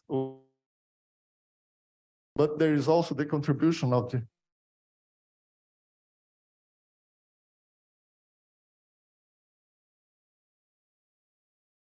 and then I did some estimation for these coefficients that I obtain in terms of one loop quark and gluon lines, internal lines. And then I have, with a simple estimation in terms of a cutoff, similar to the Nambu-Lagrange, the same results, basically the same results of one loop chiral perturbation theory. Of course, it's missing yet renormalization group calculation of this coefficient. This would be the next step. So these are also the sector of the pion couplings, the possible pion couplings to the quark currents. So there are all the known couplings, they appear at once. According to quantum mechanics, we should take into account all the possibilities of a field to another field. So this is a pion field coupling to the constituent to the quark currents. So we should take into account all the possibilities that what comes from the calculation. So we have here a scalar coupling, a pseudo-scalar coupling, a vector coupling, and an axial coupling of the pion to the quark currents. And in addition to that, the next leading order couplings are momentum dependent, so they contribute as induced pseudo-scalar and induced vector couplings to the quark currents. They correspond basically to these diagrams here. And these coupling constants that are obtained as obtained by calculating these loops, they obey regular identities such as the Goldberger-Treman relation for the quark level. Here, this is the large mass limit of these two coupling constants, of the ratio of these two coupling constants, the axial and vector couplings, and so on. So they respect very well the usually expected properties of these effective models that describe phenomenology. All these couplings, they will be finite if we require the Grund propagators to be of this sort. So they are quite well behaved in the large momentum limit, and also take only infrared regular effective Grund propagators. I will show some numerical results later. And then with these coupling constants are not only coupling constants, they are really form factors, because this is the limit of zero momentum, pion and quark zero momentum. But they, in fact, I obtain as a result of the calculation, the full form factors. This is an example of the axial form factor, the axial coupling to the pion coupling to the quarks, done for two different effective masses and two different Grund propagators, 1 and 2. I will show the shape of them soon. And here they are normalized. That's the condition, sort of normalization condition. They are close to 1, as that is the usual value of this coupling constant for the quark level. And this is compared to a fitting of the experimental value. This is a fitting of the experimental value with plus. And this is the result from this calculation. There is missing some strength here. And this is because when I compare that to Schwinger-Dyson results, this is only because of the this quark mass I use is constant. It's not running quark mass. So this makes a difference in this strength. So these are the couplings of the vector and axial mesons to constituent quark masses. They also obtain the one loop analytical calculation, and they also correspond to this limit. These are the leading the lighter vector and axial mesons from the PDG. And also I have some relations between the coupling constants. They are all related among themselves. Finally, this is the new coupling that also comes from this calculation. Here there is a constituent quark axial current, and this is the strength tensor of the vector meson. This is the isotriplet rho meson, and this is the F without I. Is the singlet one, that's the omega meson. So we have here a coupling of the axial constituent quark current to the vector meson. So it means that this is a sort that this has a non-trivial parity relation between the quark current and the vector meson. This K is the K is the quark momentum, and Q is the meson momentum. So here all these these momenta should be perpendicular among themselves and also perpendicular to the vector meson polarization. And it looks like we can probe the nucleon axial charge or axial current with vector meson. That's what this coupling suggests. And it also corresponds, this is a triangle, this sort of diagram also can be written as a West-Zumino written term, and then we can do the same analysis that Witten did and check, verify that this quantity, this integral should be discretized. I mean, it should be multiple of a unique quantity. So there is a problem here that easily this integral will diverge in the ultraviolet regime. So this is something I could not handle because I don't know a profile for the constituent quark current and for the vector meson dependence on its momentum. So I can compare the resulting coupling constant, this at VGA. Is a coupling constant that's dimensionful. I can compare this strength with the, for example, the axial pion coupling to the axial current. And then it turns out that it's reduced. Here there is a mass -2 of dimension difference from the pion coupling to the axial current. That's dimensionless. And it's also reduced, strongly reduced numerically. And I also can compare the strength of this coupling constant to the rho meson coupling to the vector current, that's the usual one, to some, by fixing some momenta of the particles to low momenta, 200 to 500 MeV. So this gives rise to a 10% strength of the, as compared to the vector meson coupling constant. So I use basically these two effective gluon propagators. The first one is a fit from Schwinger-Dyson equations. The second one is a propagator proposed by Cornell, and both are written in the Euclidean space, and they have very different normalizations. And then I can also calculate, beside the form factors, I can calculate the average quadratic radius. This is a result for the pion, different pion average quadratic radius, the scalar quadratic radius, and the vector radius of the pion. They also go well with other results, provided we choose a sort of reasonable limits for the quark effective masses. And then here there are more average quadratic radii. For all, maybe I did not stress that.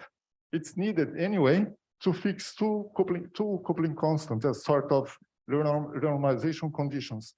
For the pion sector, GA, I chose to be equal 1. That's the usual value for the constituent quark model. And the coupling of the vector meson to the quark, I also choose the regular value that's considered for the rho nucleon coupling constant. And provided you choose these two values, you have all this strength fixed.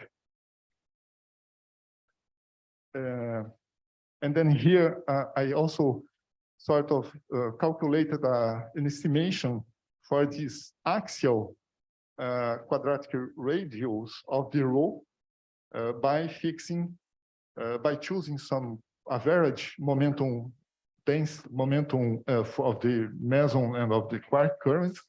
And then I have some result that this average axial radius of the rho should be of the order of 10% of the vector of the rho radius that I calculated in the same way. Well, and then I will just show some result I had for the non-Bayona-Lazinho as calculated from gluon exchange. So the usual Nambu-Lasinho can be associated to the limit of very large gluon effective mass. And then I went to two loops. This is a single exchange. If we go to two gluon exchange, and then we analyze the long wavelength limit, we come to this sort of coupling constant. This is a flavor-dependent coupling constant, scalar one, and this is a flavor-dependent pseudoscalar coupling that corrects the usual Nambu-Lasinho. I will show just two issues that are obtained from this calculation with flavor-dependent coupling constant. The first one is that now we have to calculate, besides the quark effective mass, we also have to calculate the quark coupling constant. So one lies in the fundamental representation, the other in the adjoint representation, so that we can write explicitly there is a mixing, a quantum mixing in this calculation when you do this calculation self-consistently. And then this mixing is responsible for a lowering of the quark effective masses. Here there's a comparison without mixing this G0. These are the quark effective masses of the Nambu-Lasinho. And when we introduce these mixings, we have lower masses. This is 330 to 40 MeV. Masses are lower than the usual Nambu-Lasinho model. And these are the choices of these two gluon propagators I chose for two different choices of the parameters of the model. And these are some of the results. Here we can verify that the effective up quark mass, it turns out that it depends on the strange quark mass. So there is some strangeness in the up quark and the down quark masses as well. This is the up quark effective mass. This is the difference between the down and the up quark masses as a function of the strange quark mass. Here is this one is the neutron pion dependence on the strange quark mass. And this is the difference between the positive and negative pion dependence on the strange quark mass for different parameterizations, different gluon propagators and different sets of parameters. So this comes from this quantum mixing from the flavor-dependent coupling constants. This neutron and charged pion mass difference is only the strong one without the electromagnetic part. That's most important, but this is also present in the usual results that neutron pion and charged pion also have a strong a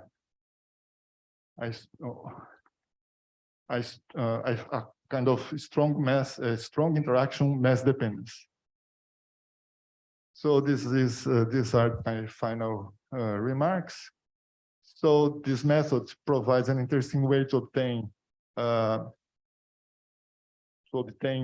sort of models or couplings that are compatible with phenomenology, and it has some results. Maybe they can be tested. One of them, if the vector meson really has an axial content, maybe this can be seen in collisions. And this quantum mixing between quarks and meson, maybe it can show up in Schwinger-Dyson equations and in lattice. I'm trying to verify what can be done in this respect. And then it provides some straightforward way to calculate finite density and finite temperature dependence of the phenomenological parameters. So that's it. Thank you.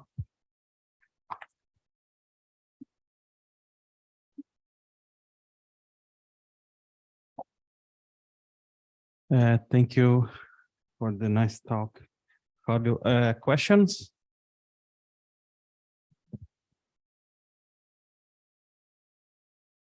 one question just to understand, because it's not my area, but you using the Goldberger-Treiman relations in order to put some order in a lot of couplings that you have?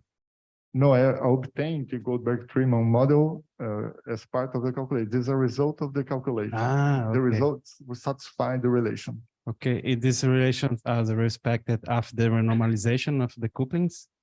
Yes, for that, it's enough to normalize one of them. All the others come with the same, they have the same Z, the same renormalization factor, so they normalize equally in this relation. Oh, interesting. Okay, thank you, Fabio. Okay, let's thank you, Fabio, again.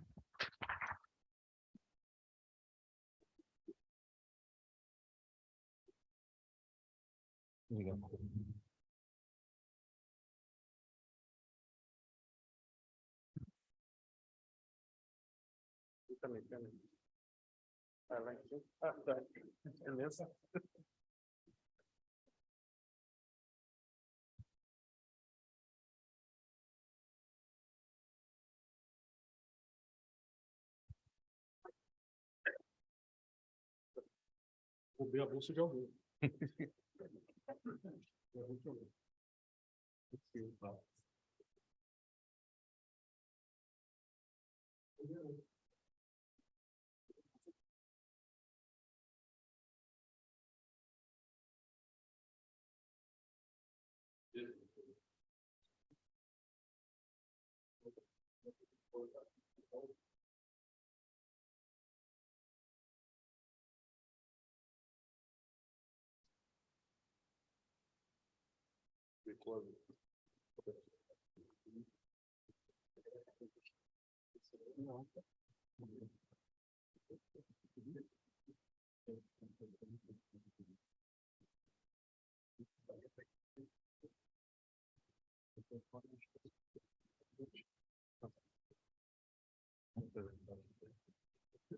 Okay, in the sequence you have the talk of Rodão da Rocha from Unicamp, yes? No? Federal University of ABC. Okay, thank you. The title, yes, ABC. Now I see. Sorry. Because I know Rodão for many years from Unicamp. So, okay, the title is Information Entropy ADS QCD Mass Spectroscopy of Meson Families. Thank you, Rodão. Thank you. Thank you. Thank you for the organizing committee for the kind of invitation. In this talk, I'll present some aspects of information entropy in ADS-QCD. There are several applications, but I will restrict myself just to present the method of using information entropy in ADS-QCD. Information entropy has been discussed for a long time, even before the Shannon's entropy. And the outline of my work, my talk will be to present the information entropy after the continuum limit, the information entropy for continuous systems. And after, I will calibrate the method to light flavor mesons and discuss how this method can help to understand tensor mesons. And as I said, information entropy has been discussed for a long time.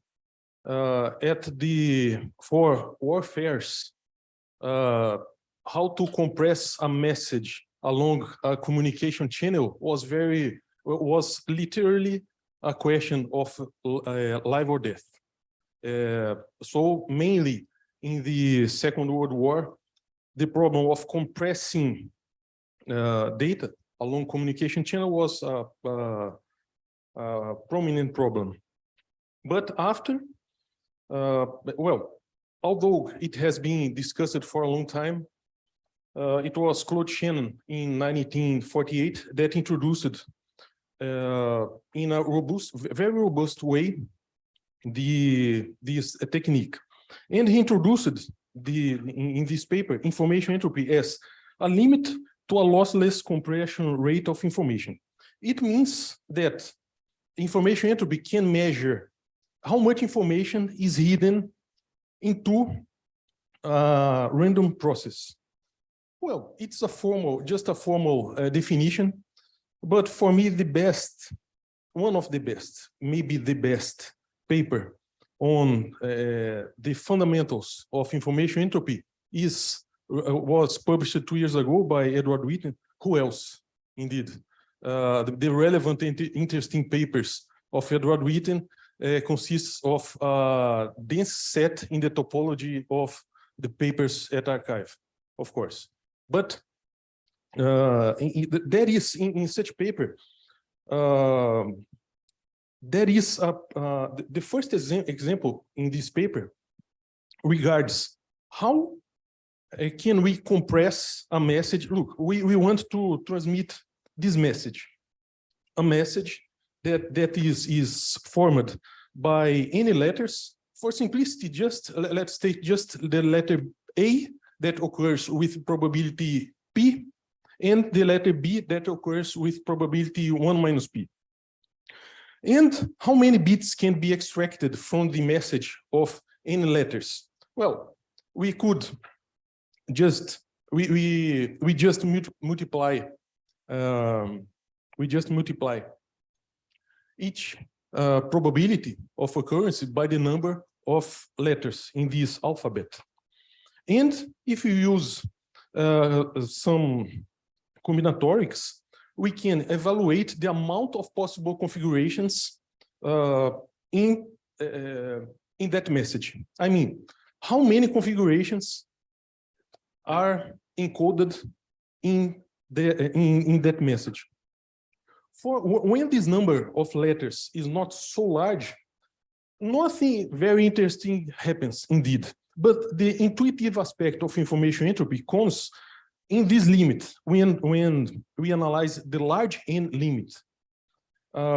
Then these factorials, this factorial formula can be approximated if you use Stirling's formula, and the amount of possible configuration in this message is precisely the number to a very specific power, that is the number of letters multiplied by Shannon's entropy. So Shannon's entropy is precisely the number of bits necessary to encode that message divided by the number of letters. So this is the intuition about the meaning of Shannon entropy. This concept was extended by Glaser, Stamatopoulos, and Solvinsky, starting at the beginning of the last decade, when this concept has been extended for any scalar field configuration. As this conference is about the QCD, so you can imagine this scalar field configuration either being the energy density describing systems in QCD, or the cross-section. So there are just they are the only two possibilities investigated up to now in the literature. There is first the discrete approach. The discrete approach, we can write the scalar field configuration in terms of its Fourier modes, and the power spectrum encodes the strength of all the wave modes that generate that scalar field configuration. After we define probability distribution that is precisely the Fourier transform of the energy density normalized. There is a square here to avoid complex entropies, but it's really not a problem. It's really not a problem if we don't consider the square, but it's conventional to consider it. And finally, the configuration entropy takes into account the contribution of a given mode to the power spectrum. So it can be calculated when we consider the modal fraction multiplied by the log of the modal fraction. The interpretation of the configuration entropy, the configuration entropy is just a measure among several measures of information entropy. It's the number of bits that are necessary to construct a field configuration out of the wave modes. And so it's a way to see a system in wave space. The critical points of the configuration entropy are correlated to more compressed information, and the critical points of the configuration entropy regards also the analysis of stability and instability of a physical system. This is the discrete case. The continuum limit can be taken into account if we obey Kolmogorov theorems, and for it we need a localized integrable scalar field. As I said, here in QCD, we take the energy density, either the energy density or the cross section, then the receipt to construct the information entropy is first, let us compute the Fourier transform of the energy density. After we normalize it and calculate the configuration entropy. That, as it's a continuous case, literature calls the differential configurational entropy. That is the log, the energy density, the Fourier transform of the energy density, normalized, okay, whatever, log of the energy density. On the other hand, light flavor mesons has been studied also for a long time. And thanks for Dudal to economize 10 minutes of my talk, where he precisely presented the holographic QCD. We take in general a metric in the anti-de Sitter bulk with a warp factor and a dilaton. To describe the family of row mesons, we just need, as Karch, Katz, Son, Stepanov, they stated, we just need the gauge part of some action. The equations of motion of these associated with this action have normalizable solutions. So these solutions are related to sources in the boundary, on the boundary theory, and this equation of motion can be led into a Schrödinger equation written with potential written in terms of the dilaton and the warp factor. To match phenomenological data, we take the quadratic dilaton and the log of the extra dimension. Indeed, ADS-QCD is very good because the philosophy of the existence of an extra dimension does not exist if the observer doesn't want to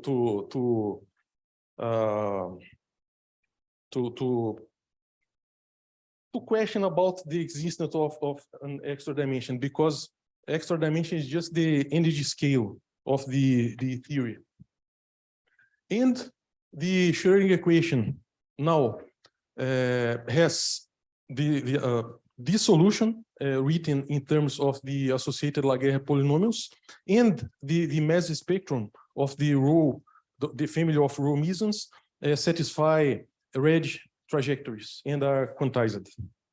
This is the the soft wall ADS QCD.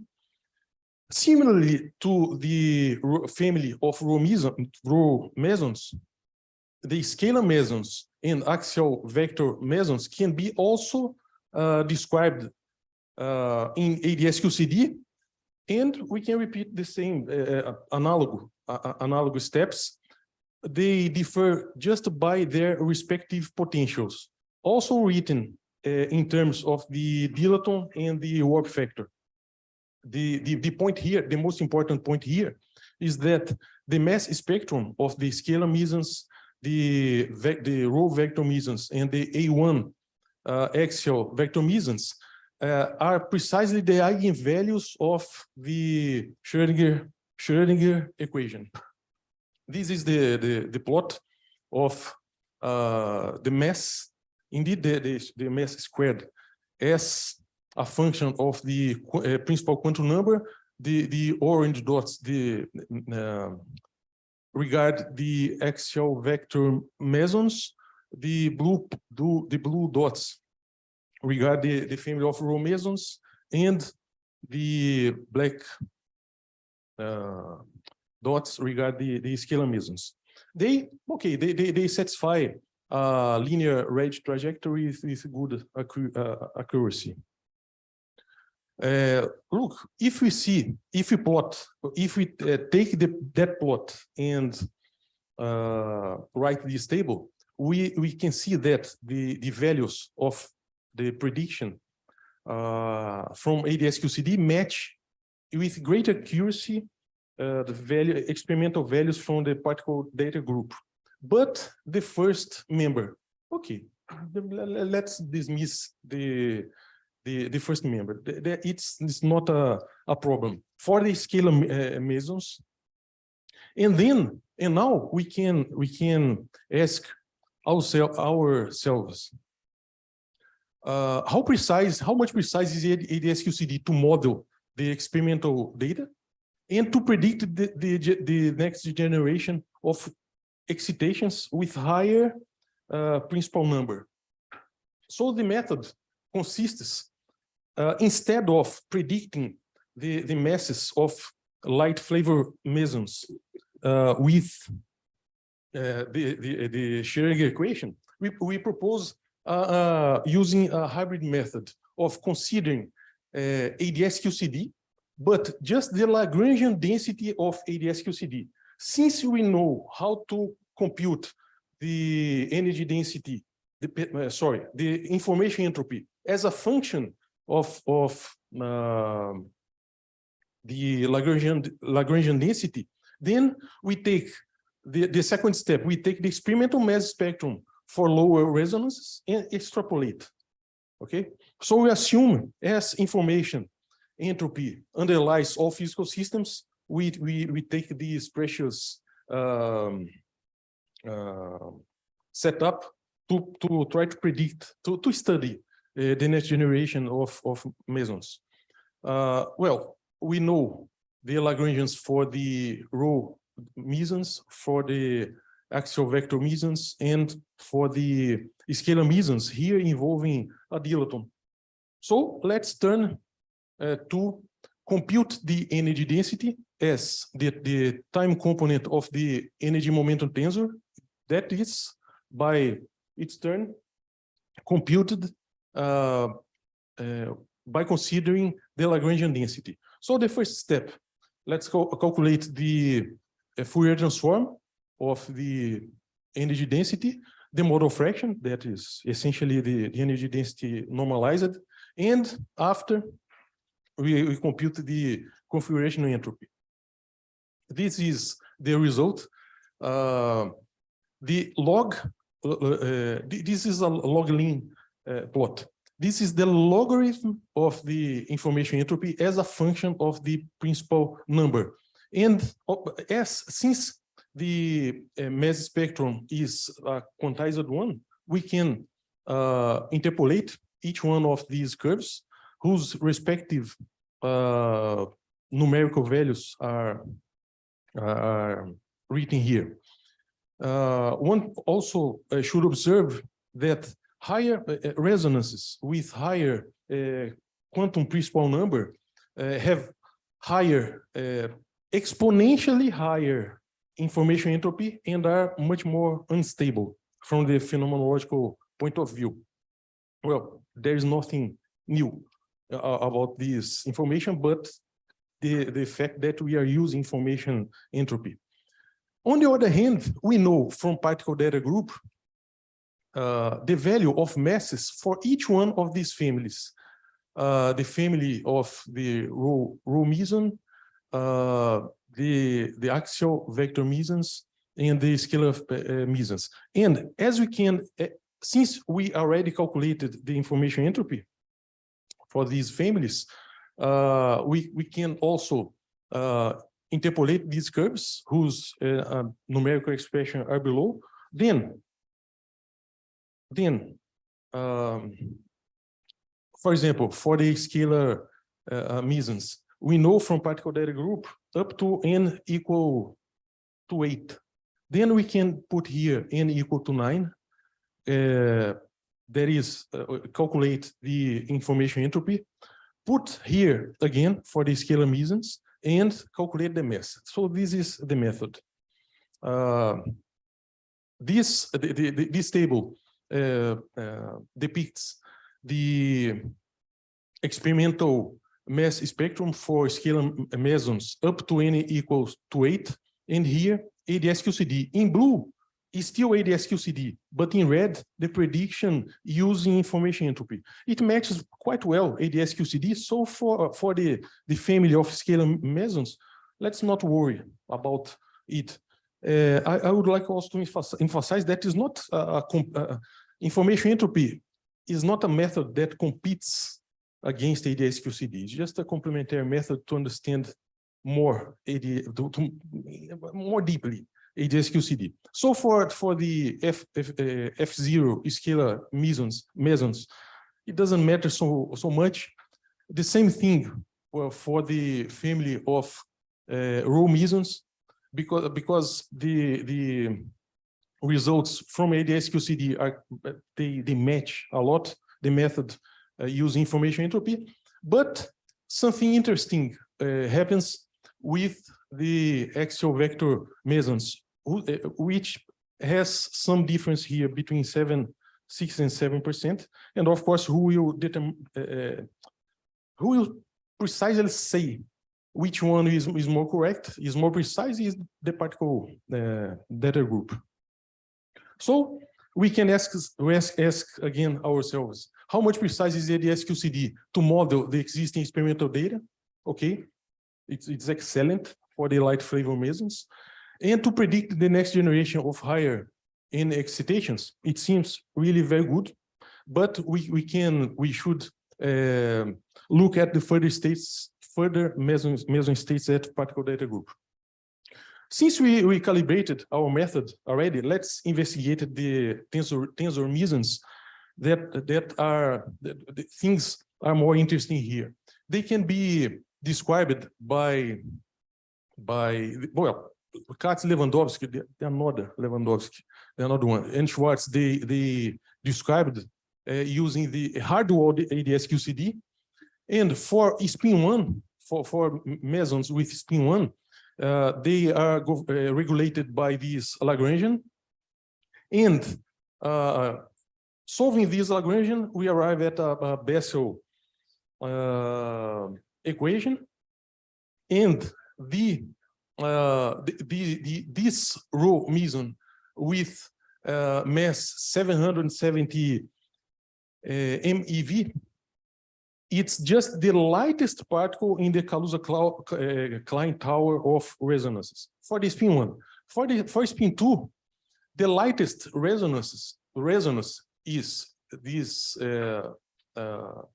tensor meson F2. For it, well, since it has spin 2, that paper of Katz, Schwartz, and Lewandowski, they assume a field, a metric, and this problem can be solved by perturbing a metric in ADS, in the ADS bulk. And again, Bessel equation of order or of second order with solutions, and the mass spectrum of the Kaluza-Klein tower of resonances of spin 2 are regulated by the zeros of the Bessel function of order 1, and the lightest spin 2 particle is this meson, F2. It matches very well the experimental mass at the particle data group. And for any spin, we can emulate this method. That is the equations of motion. But when we consider rank S tensor field in the bulk, and the equations of motion are this one. Once the bulk field is split in this way, and this is the prediction, the data from particle data group. This is the hard wall, and let's dismiss the soft wall, because using soft wall is a poor prediction of to describe the tensor mesons. But look, already when up to spin 5, everything is okay. But to spin 6, when you look at the spin 6, the mass differs from the experimental mass by 15%, around 15%. And 15%. Okay, some means. This is exactly that table. The black points are experimental, and the triangle, the hollow triangles are the prediction from ADS-QCD. So we see here that for spin 6 already, the curve does not match very well. So we can ask ourselves again, how much precise is ADS-QCD to describe the experimental data of about tensor mesons? Okay, up to spin 5. From spin 6, we cannot trust so much. Then we can use information entropy. We take from ADS-QCD just the Lagrangian density, compute the configuration entropy, and extrapolate the resulting curves to obtain the masses for the tensor mesons for spin 7, 8, and 9, and so on. So this is the Lagrangian. We calculate the energy density using the Lagrangian, the Fourier transform of the energy density, the modal fraction, and the configuration entropy. These are the results up to spin 6. This is the information entropy as a function of the spin, and we can extrapolate to obtain tensor mesons of higher spin. This is the numerical expression for the interpolation curve. Again, since we know the mass for the from the particle data group for the 6 first members, we can plot the mass as a function, the information entropy as a function of the mass, and obtain this interpolation curve and calculate in this way the mass spectrum of the next generation of tensor mesons.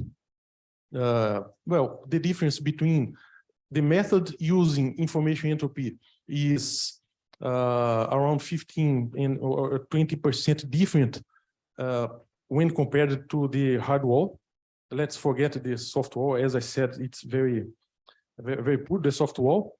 And who is more precise? Particle data group will say. Or either we wait for the next one of the experiments, or we try to speculate something at the listings of further states. And information entropy, just to finish my talk, information entropy is not restricted to analyzing the mass spectrum of hadrons. It has been used in other applications, mainly glue balls, hadrons, and nucleons, baryons, hadrons in general. And for me, the best application of information entropy, the most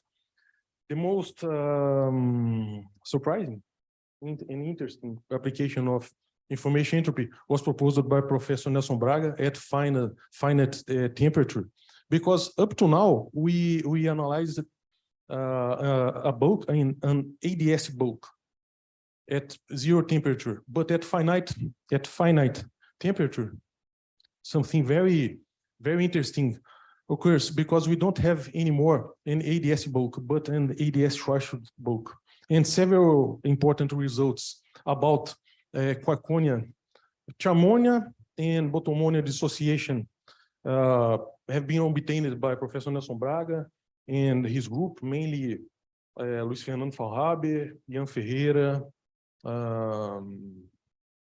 Otávio Junqueira, and please, if I forgot someone, please say to me. And there are just 2 final observations. The critical points of information entropy in these applications are related to the temperature of melting, of dissociation of charmonia and botomonia. Also, several aspects of QCD of this state, the coral glass condensate has been studied in using information entropy in ADS QCD, and also Professor Nelson Braga studied the Hawking page transition. Indeed, the Hagedorn temperature, the critical points of the information entropy are related to I don't say that is the cause, the cause of the Hawking page transition, but it corroborates the critical points of the information entropy corroborate with the Hawking page transition. And also recently nuclides has been studied using information entropy. And the last 20 seconds of my seminar concern also this incipient application of information entropy on studying exotic heavy quark exotic mesons. It's as I said, it's a very incipient work, but some development has been made in this topic. And let's remember that this is a conference of quantum chromodynamics, because there is no classical chromodynamics. And up to now, we use the Shannon entropy, the classical information entropy. So if we try to use the quantum information entropy, the von Neumann entropy, we can define a density matrix as the von Neumann entropy. Well, it misses. There should be a sign of equal here. The von Neumann entropy is invariant under unitary transformations, and we can choose a basis where at least formally the von Neumann entropy is precisely the Shannon entropy, and we have reproduced all the results about, in the literature on information entropy and QCD, and the von Neumann entropy either coincides with the Shannon entropy or matches with a precision up to 0.5%. So we can trust the classical Shannon information entropy to do these all the calculations up to now. So thank you very much.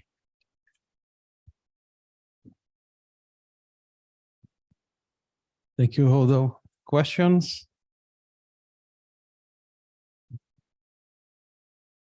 So this link that you make with this entropy, and the more unstable the state is, the higher the entropy, the more unstable is. So the model you use, it only produces stable particles, right? It doesn't give a width to the particles. It's not a coupled channel formalism that will tell you what is all are bound states with a discrete eigenvalue. Yes. And so how is the linkage then? Where is this is a posteriori? You say, oh, these higher masses, they will decay, obviously, and that's it. There are some still incipient results on the decay rates in the electromagnetic width of these particles and the critical points of information entropy. So what I presented, it was just for the family of light flavor mesons and tensor mesons, but there is a lot of other studies involving, for example, the eta particles, the exotic mesons, and we have other properties. For example, in fixing information entropy is also useful. For example, the dilaton. You always assume the quadratic dilaton that is dependent on the z extra dimensional coordinate, like a k times z squared. If we compute if we don't impose k, but we compute the information entropy as a function of k as a free parameter, the value that we put by hand is precisely the minima or maxima of the information entropy. So there are a lot of coincidences regarding information entropy that we don't know for sure what is happening, but there are 62 of these coincidences at the literature. And I think we should look more into it. There are other aspects. More questions? Hello, hold on. Thanks for the seminar. Very interesting. I was a little bit confused. It seems to me that you can use this configurational entropy without any ADS QCD. Is that right? No, indeed. In your model, you use it, yeah. But yes, we need always some core element of ADS QCD, like, for example, the Lagrangian. Once we have the Lagrangian, we can construct the energy density and after the information entropy. But we need the Lagrangian. I mean, we need the dilaton, we need holographic QCD, we need the ADS QCD, surely. But you don't need to choose such path of solving the equations of motion and the resulting Schrödinger equation results in obtaining the mass spectrum as eigenvalues of the Schrödinger equation or the Bessel effect or the zeros of the Bessel equation in the hardware. We don't need such a posteriori steps. We just need the core, that is the Lagrangian density. And also all the information is contained in the Lagrangian density. And we take such hybrid method of using the experimental data because, of course, in particle data group, we trust. And provides this complementary view of ADS QCD. Any. Yes.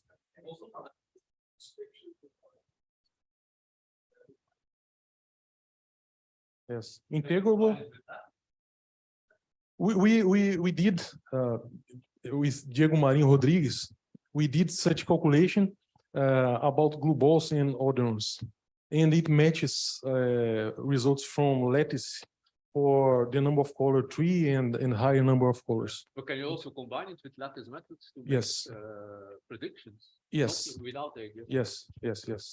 We can combine with lattice, but we can also do something independent. We just need one data from lattice.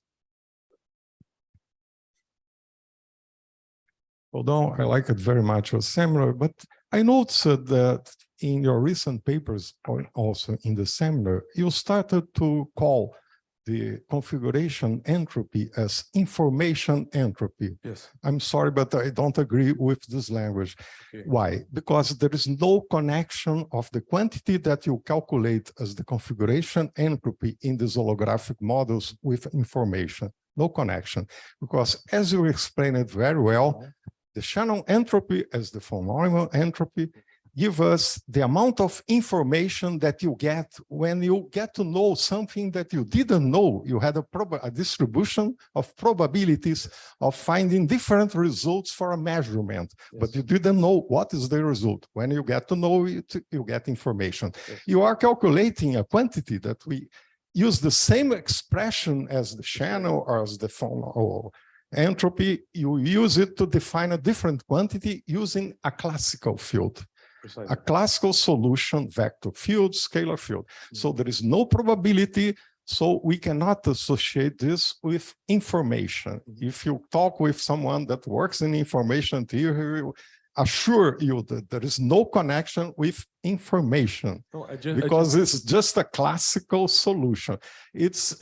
I understand that it has the same form, configuration entropy is exactly analogous, but since you use it not for probabilities, but just for a classical solution, in this classical solution, you know everything. You know the solution, it's dual to a particle, you know the mass of the particle, there is no probability, so there's no information you can gain by making a measurement and finding it out, something that you didn't know.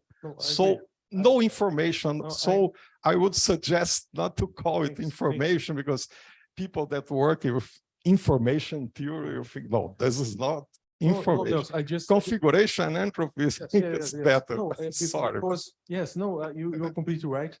Indeed, in that paper on 2020 and 2018, Marcel Glaser corrected this naming. It's differential configuration entropy and differential configurational complexity. There are two measures of very good. I just use information for simplicity. Yeah, the expression is the same. It's inspired in information. Yes, it's configuration. Thanks. Okay, thank you. Thank you. Now, some more questions? I could not help noticing that, there are people who treat F0 500 and 980 if you extend to SU3 in scalar non-net. But in your picture, it's a different end state. Is that compatible? Because it's strangeness, if you introduce strangeness, that corresponds to new information. It's compatible. It's more details is in the paper from Katz, Sony Stepanov, but it's completely compatible. Thank you. More questions? One quick question. In the case of tensor mesons, you use a nonlinear trajectory, yes? No, it's indeed a linear trajectory, indeed. But look, this is there is a good linear trajectory up to spin 5, but when we put here spin 6, the black point, the data from particle data group and this triangle from ADS-QCD, the difference is already 15%. So, well, it's a question. Can we trust ADS-QCD to try to study tensor mesons with spin 7, 8, and so on? I think not, but I think not. But let's just wait. Okay. The next one in particle data group. So it's my suggestion just to try this because in hash theory, in this case, we have a difference when calculate things using linear or non-linear trajectory. Thank you. Just to see what happens. Thank you. Okay, no more questions. Let's. Thank you.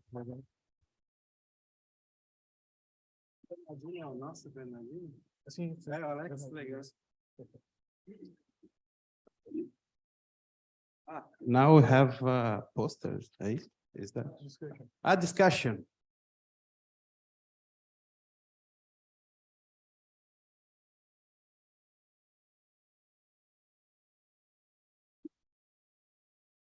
Okay, discussion started.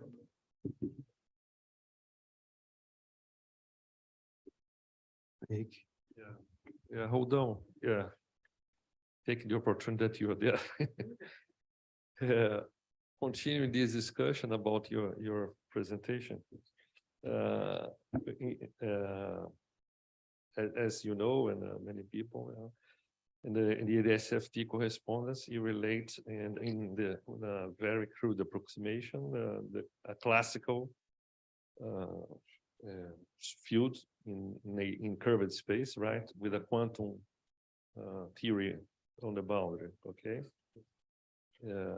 This is just an approximation, yeah, the full solution will require both quantum solutions on the gravity side, which is not known, with the full quantum Young-Mills on the other side, right? But so in this approximation, there is some classical quantum relation using ADS-FT. Maybe it's related to this coincidence that you're finding between von Neumann and channel entropies, or Maybe. I mean, if you do, of course we can choose. I guess. Sorry. Of course we can choose a basis where the von Neumann entropy can be formally written as the Shannon entropy, but for me is so much coincidence, because we have checked all the 62 times that information differential configuration entropy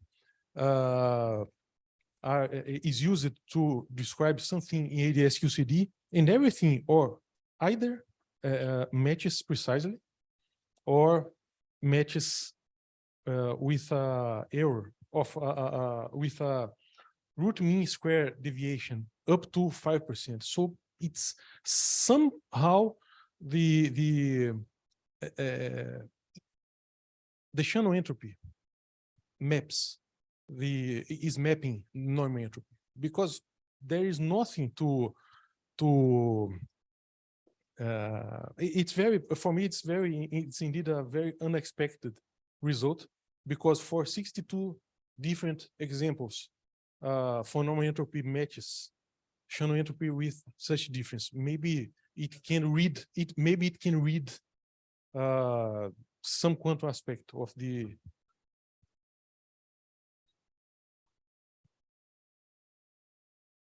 sorry, Gaston, I didn't understand the question. I mean, if I understand well, that you have the von Neumann entropy. Yes. And you have to have a quantum theory because it's based on the states. Yes. And how you compute it? Yes, we just put the mesons as the states of Hilbert space, the meson functions in holographic QCD, and use the you get wave functions, you yes. get the wave functions, yes. and then you compute exactly. the density matrix, and exactly. then you, okay. Exactly. Exactly. And you use the creation operators, whatever, to.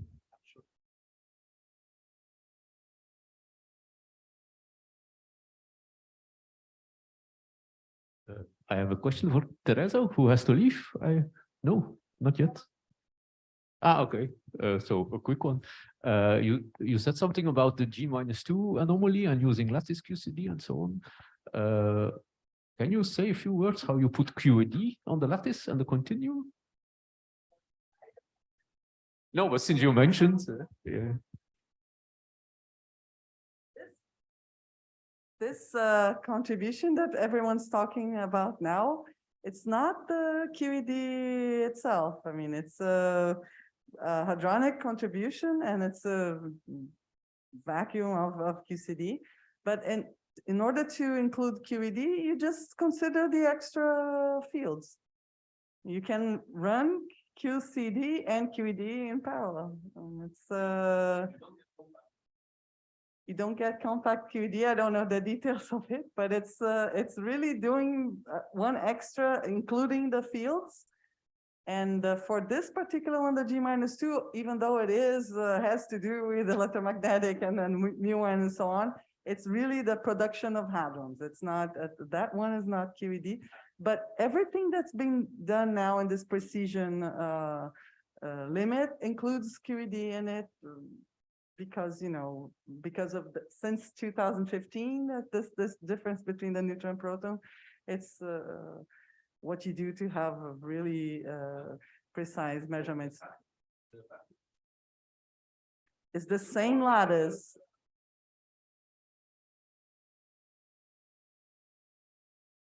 I'm sorry. Oh, you mean the discrepancy? Yeah. There's no discrepancy between the lattice results and what's the experimentally measured ones. the discrepancies with the phenomenological calculation, but this one is really believed to be robust for decades. It's ratios comparing the E plus E minus and the mu. So that one maybe is wrong. I don't know. You know, but what happened was always, because it's a precision race in a way, the ones in the lattice that were not is that just that the error bars were big enough that you could still accommodate both. And then there was a group with more aggressive error bars, but they were right. And when the others got to the same level, they confirmed. And by the way, it's the same group that also did the including, and when they did this in 2008, they had the first spectrum that was completely with all errors under control and so on. They also had this very aggressive showing and the press conference, I don't know, aspect that they were, you know, in headlines of normal newspapers that people were saying lattice physicists showed that Einstein was right because mass is energy or something like this. But I mean, they had this very consistent program of cleaning all the uncertainties. But yeah, this one, the G-2 is really, it's not that one group, it's really the whole lattice, and it's a simple thing because it's very direct. It's not like a sophisticated interplay of QED. It's really direct, and I guess it's showing that what was believed to be the mainstream of these phenomenological computations is. But I mean, it's something that I follow. Maybe I go to some workshop and hear people, but it doesn't sound like out of the ordinary lattice QCD computation. It's really just the other thing that was used as a reference for so long.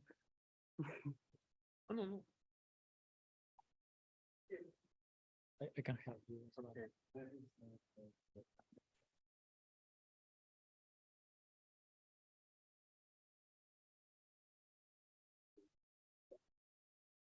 Okay, my questions to Professor.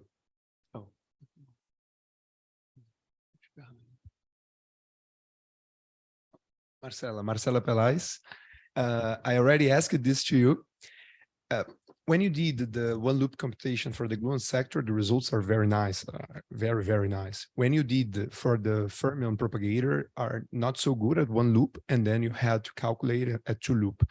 I already asked this to you, but I don't remember the answer. So what is the reason why the one loop computation at the quark propagator is not so good? Okay, for us, what we observed is, in fact, that in the Yang-Mills sector, and I think it's also an observation from lattice simulation, is that if you define the coupling constant from the quark gluon vertex, this is going to be twice or three times the coupling constant in the Yang-Mills sector. So in a way, that's make us think that the perturbation theory should be better in the Yang-Mills sector than in the quark sector. I think tomorrow Nahuel is going to present the two-loop results for the quark propagator. Okay, thank you. The other question that I have is to Professor Teresa. Is more curiosity also. If I remember well, before 2008, the lattice simulations were pointing to a scaling solution for the gluon propagator. And then after 2008, I think is one work with you and Atilio, I think, it was pointing to a decoupling solution. And then it was like a revolution that Professor Dudal and collaborators had to refine Gribov-Zvansga and so on and so forth. And then I ask you, we can really trust up to each scale, like what is the scale that we can really trust the nowadays results, as to say? It's like to 100 MeV that to say, no, here lattice is for sure is very nice. And then below this, we don't have so much. Can you say a little bit about it? Sure. Yeah, this is not a very typical lattice QCD problem. I mean, if you're talking about other phenomenological things, the spectrum and the G-2 and so on. But for this, for the behavior of the gluon propagators, and when you're looking at the confinement, it's abnormally important to have a very good control of this large lattices to ensure the infrared limit. And what was done until maybe 2006, I would say, was to look and say, well, until, like you're saying, if a couple of hundred or 100 MeV, it looks like it's going to zero, let's say, and then the ghost is going and exploding like the scaling solution was predicting. And the people from the scaling solution were very happy, and we were very happy also because it's very hard to go to large lattices. But then I think it was something they brought onto themselves because they kept saying, well, you don't really see it going to zero because your lattices are not big enough. And they sort of pushed this to go to larger. And then, yeah, as you say, it was a revolution in the sense that it totally excluded something that before. So the data before were not really discriminating between, you know, what was happening in this deep infrared. But I guess other groups, I mean, you mentioned Professor Dudal, he didn't believe it wouldn't go to zero. I remember, I mean, I was talking with Silvio Sorella 1 month before, and he said, there's no way this is not going to zero. There are theoretical reasons and so on. But then I said, well, I don't know. I mean, we're coming out with the results in a month and we're sure. And then they adapted. It's just the scaling solution. There was no way to save it. But and then they kept thinking it's somehow like rib of copy effects or other things, and I don't know.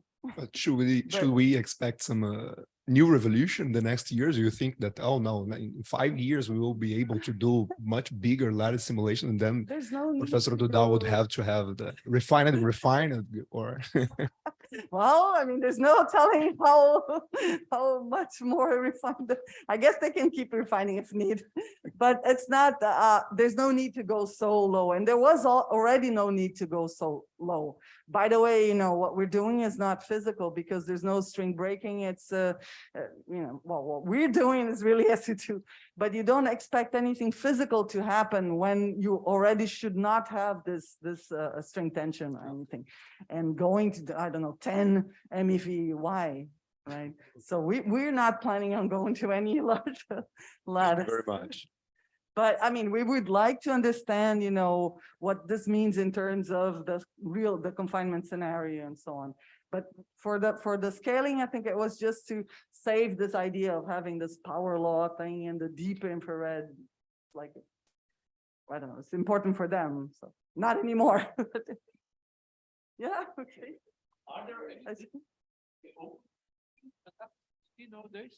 Are there still big open problems or issues or things that need to be tackled? And in general, also, I mean, spectrum You mean in wise. general? Yeah, not related to propagator only. No, of course, I mean, there's a lot.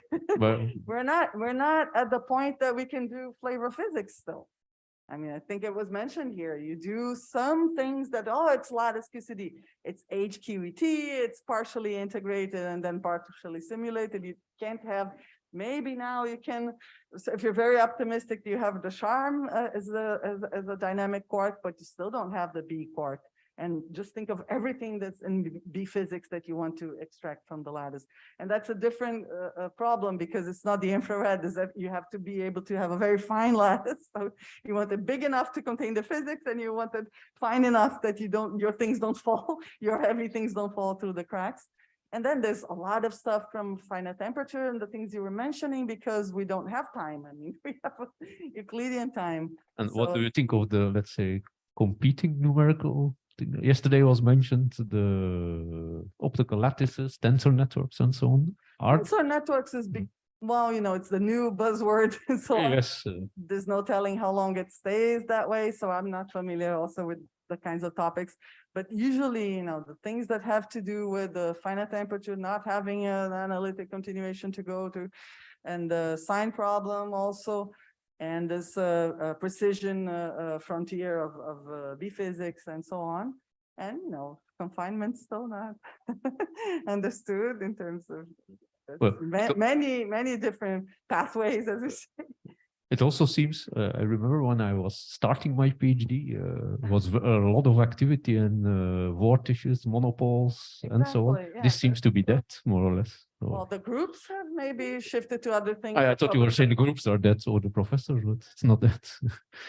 Oh, the groups, the human groups maybe shifted to other things, but They're the mostly problems are not old. solved. No. But is there a consensus reached at the time, or? Really, I mean, you can say some very concrete things about the removal of center vortex, for example. This is something that I think was settled.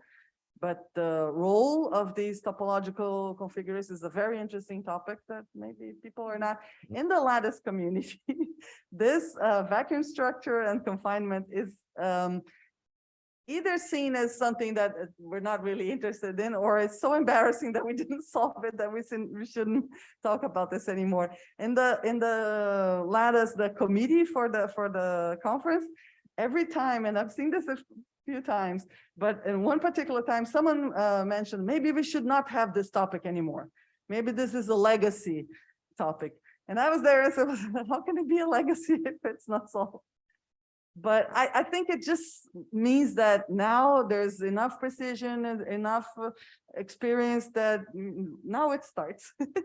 Okay, thanks. For the young people.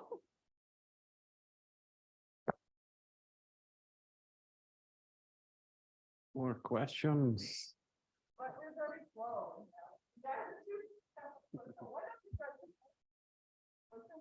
Get back to you in a couple of years. I have a question for Teresa. You mentioned the behavior of 1/p to the 4 for the Bloom propagator that was associated with linear potential. Yeah. Is it has been ruled out, or is there any hope of finding that such behavior, or it depends on, it is very gauge dependent? What's the status? It's not ruled out in the sense that, and this is considered a theorem, but there's people who are not so emphatic of calling it a theorem. But anyway, the statement is, if you get that in one gauge, then you can show that you have a linearly rising potential. And then this, it's never enough in the sense that then we understand everything. But in Landau gauge, it's totally ruled out completely. And, other gauges also. But, Yes, I would definitely not call it a theorem, and I think it's full of problems if you have 1/p4. Usually you have like dipoles, which means you have ghosts extra, and if you have a 1/p4 at, let's say, and you say at leading order it's sufficient to have confined potential, okay, but if you start to compute loops with 1/p4, it's horribly infrared-sick. So I think 1/p4 causes more problems than it would solve, actually. But on the other hand, it's not being observed. So, it's not looking very good for the woman.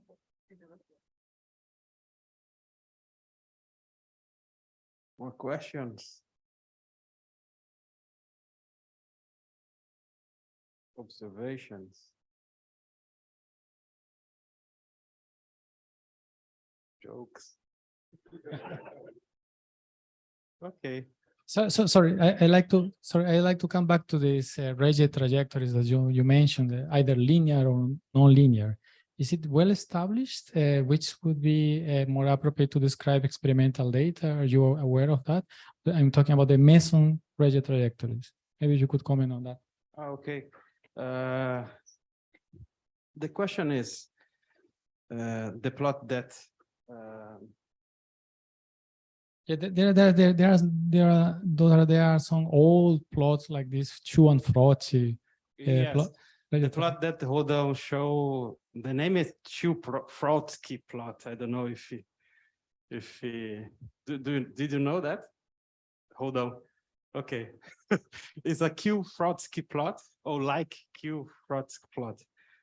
The idea is the following. Okay. If you take if you distribute the mesons with the spin and the mass, you have the plot, and you see that depending of the family of the particles, you have a very well-defined linear trajectory. But if you start to put many resonance with larger spin, you see that sometimes the linear didn't work very well. Sometimes you need to put a non-linear trajectory. This is the first point. So you can try, we have many results from many groups using different forms of nonlinear trajectory. Okay, yeah, but in what point this difference between linear and nonlinear is important to physics? Well, it depends of the calculation that you are doing, okay? Sometimes we have some observables that this difference is not very important, but sometimes you have some observables that this is important.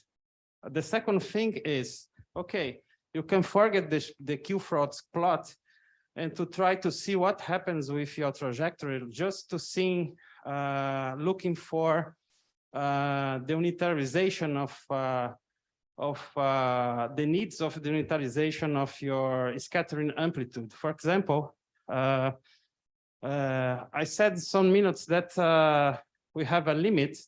We have a theorem that says, okay, a total cross-section has to does not to rise more than a certain behavior like log square, okay? One of the receipts to your results to respect this is called a equalization program. The equalization program is a form to unitarize and to respect the Froissart theorem. Okay, but this is the S channel. We don't have equalization in the T channel, for example. If you are working the S channel, but we have a procedure to unitarize in the T channel. And doing this is, and the way to do that is just to put in a nonlinear term in the trajectory. For example,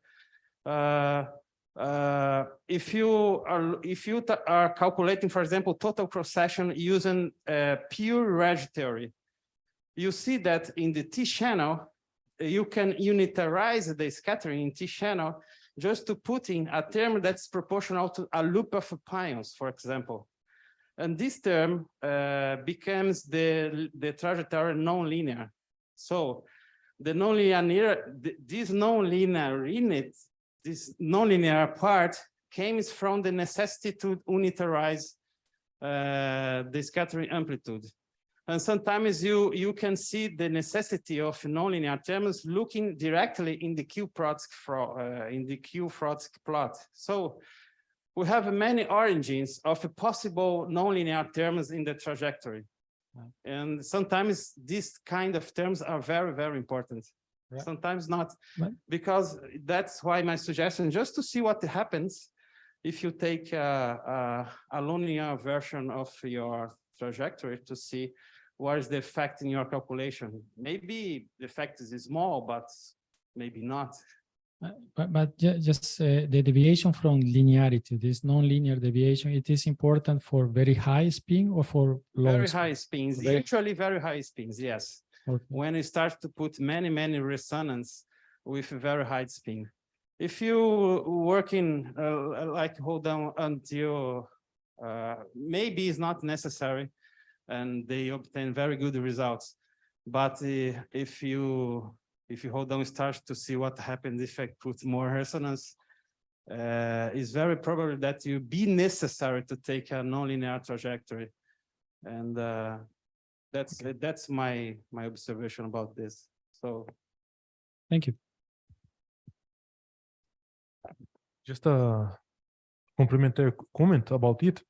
There is a recent paper by Miguel Ángel Contreras and Alfredo Vega, where they analyze the mass spectrum of heavy quark mesons, and they use there the nonlinear Reg trajectories, and they calculate the parameters of these nonlinear Reg trajectories with they don't put by hand, but they calculate somehow using the mass of the 5 quarks, not the top quark, but the 5 quarks. I think there is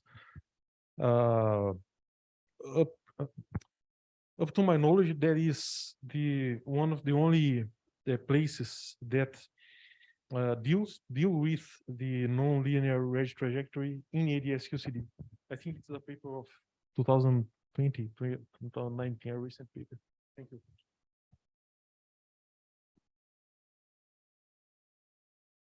Any other comment or question?